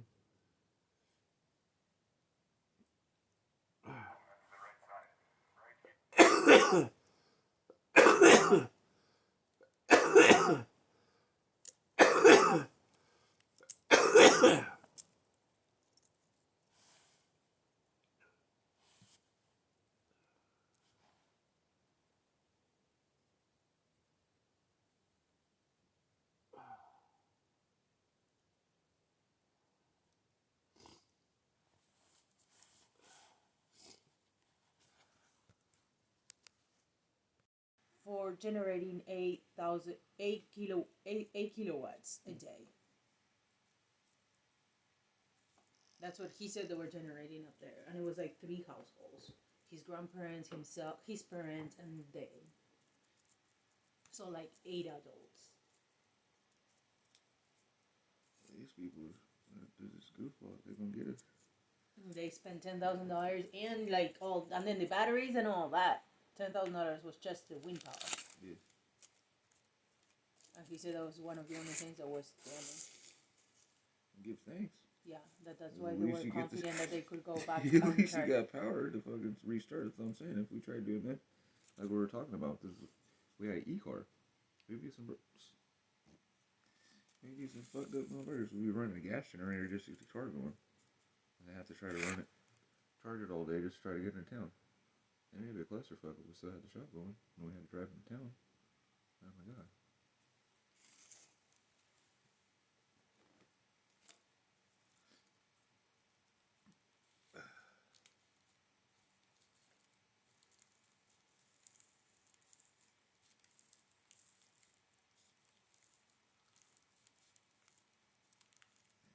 I want to get to that right there. And be like, boom. Slap that on Google Maps. Be like, motherfucking, a green e-car charging station right here. Lava Energy Plaza. How you like it? Hip camp / blase.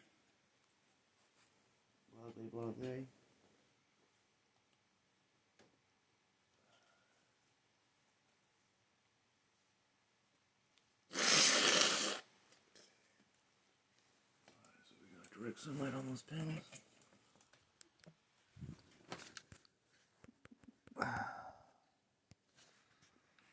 Let's get this guy going today.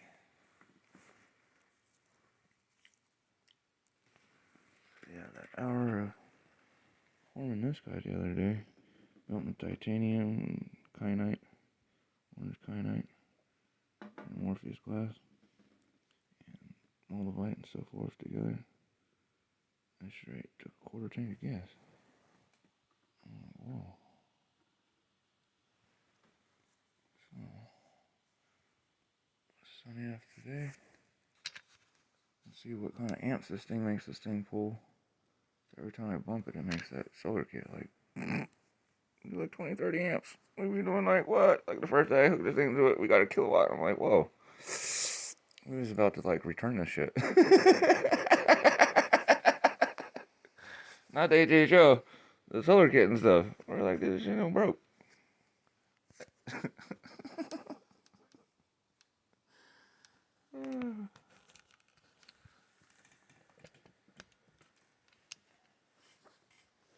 This shit is broke. It's not faulty, it's not working.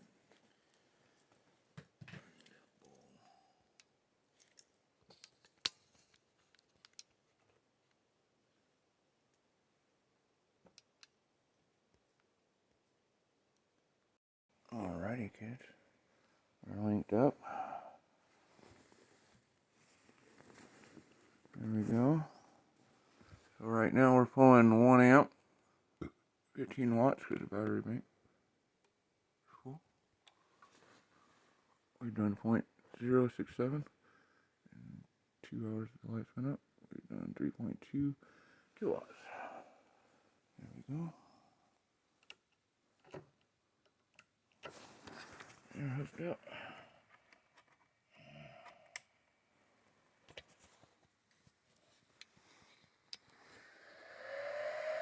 Boom. Instant. Sodium chloride on that bud. Yeah. 70 watts, 5.2. Says 1.2 amps. 174 watts. We now went to 170 watts, 12 amps, 13 amps. Ha ha ha. Oh, just doing one. So much better than doing gas. Alright, so we are. I'll put that on the timer so I can see. We got a timer over here. We got good light. I don't see no smoke, no sparks like the other day. Got everything hooked up, wired nicely. Be able to take those amps. We are now at 14, 15 amps coming in. 200 watts. Excuse me.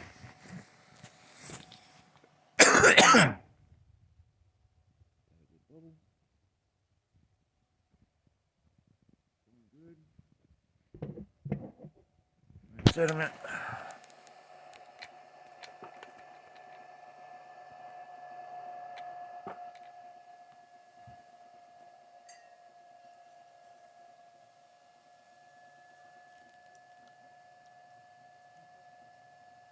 Let this guy open. And 1, 2, 3. We had backfire.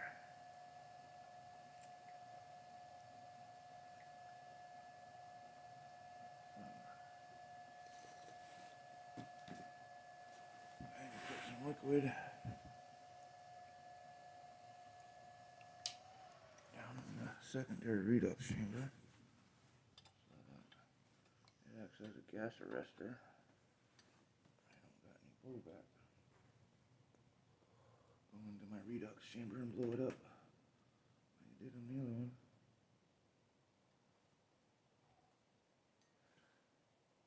Turn it off.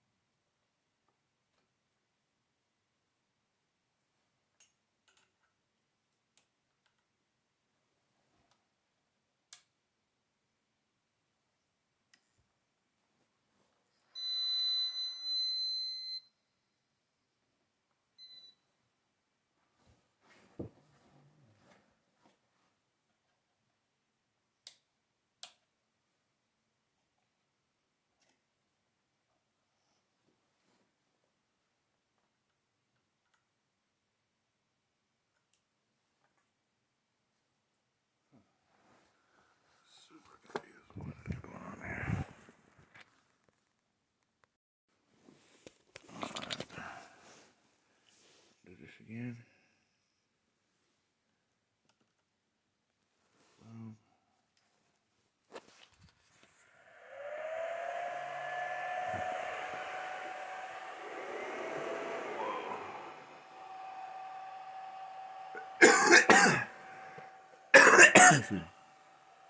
We're at 20 amps.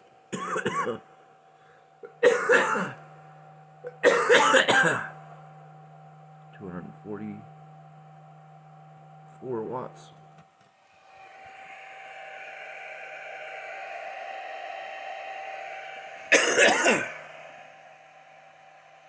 6 amp draw. Solar's keeping the battery up. Alright, 50%.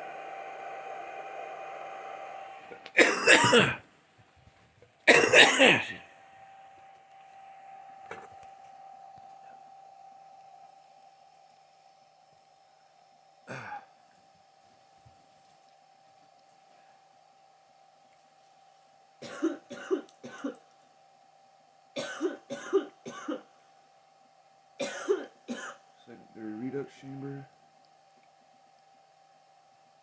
It's going. Bam. We got flame on.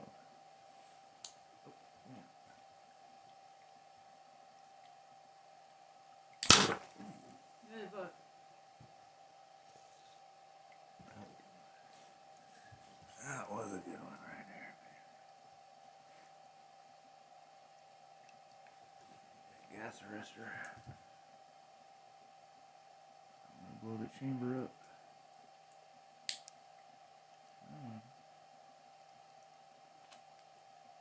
Flame on.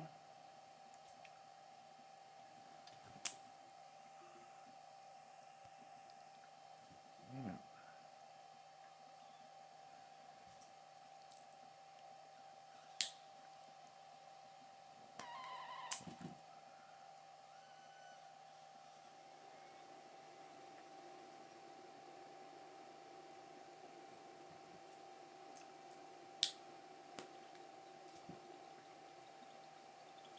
Flame on. Liquid metal fuel.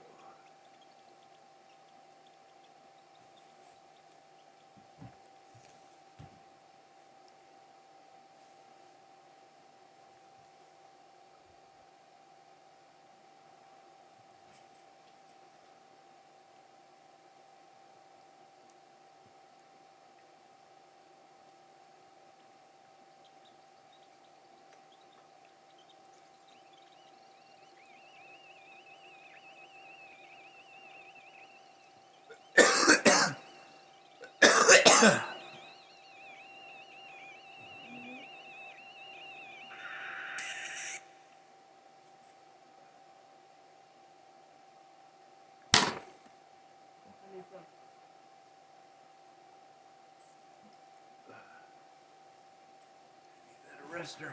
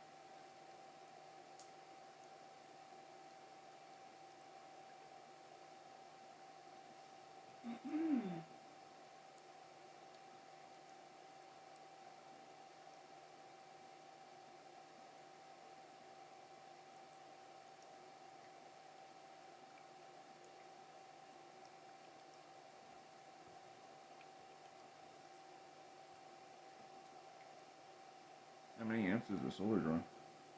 Okay. Or how many amps is the solar giving?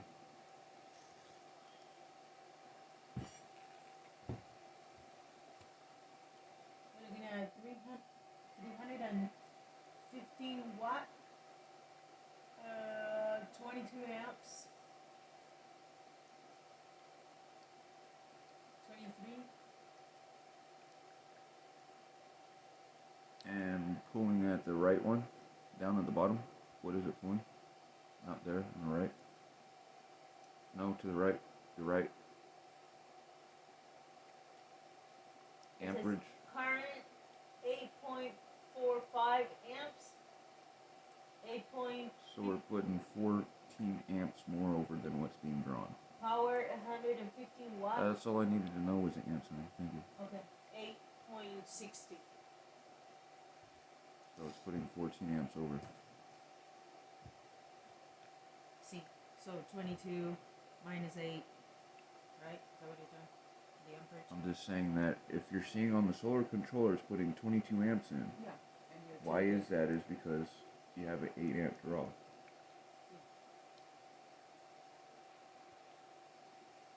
It's like the other one out there we've accumulated 102 amps and only used 69.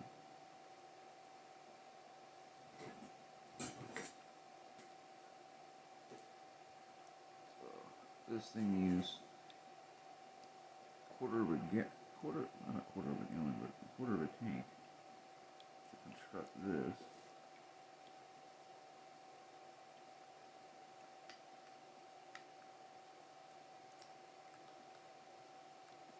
We're doing it without no gas. Well, wet gas, but not gasoline. Spinning the car motor.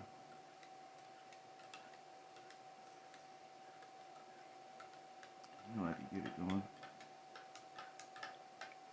Like I said, if I can get my stuff going where I can make my creations, because I use so much energetics. I make my Keelia water and so forth.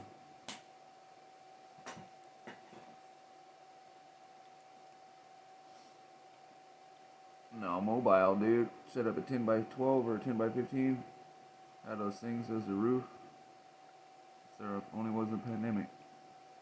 And now sit and fabricate whatever I wanted for people. Right there on the spot.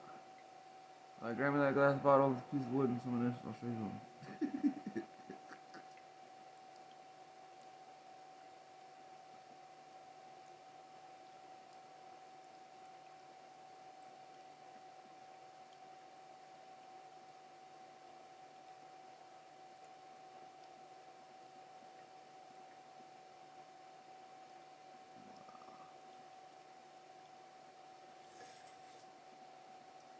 Add some red clay dirt to it. Some mud.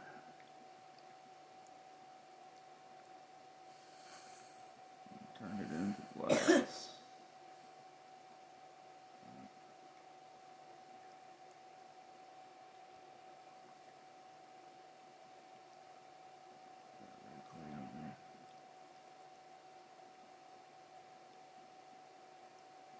Turn the clay into glass.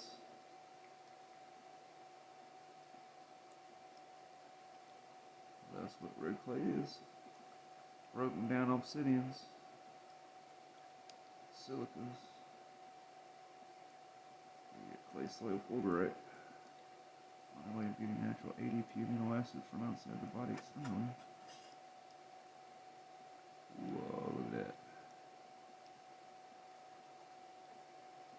Straight flowing mud.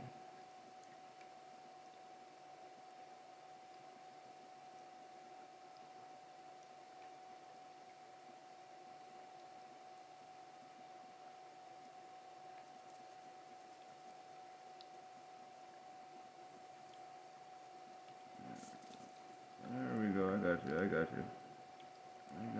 We're cooking up. There we are.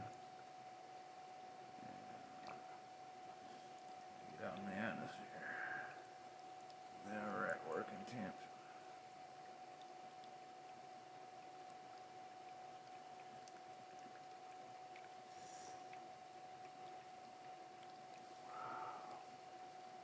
You guys seeing this? That was sand. Ain't sand no more, boy. HHO machines online don't do that.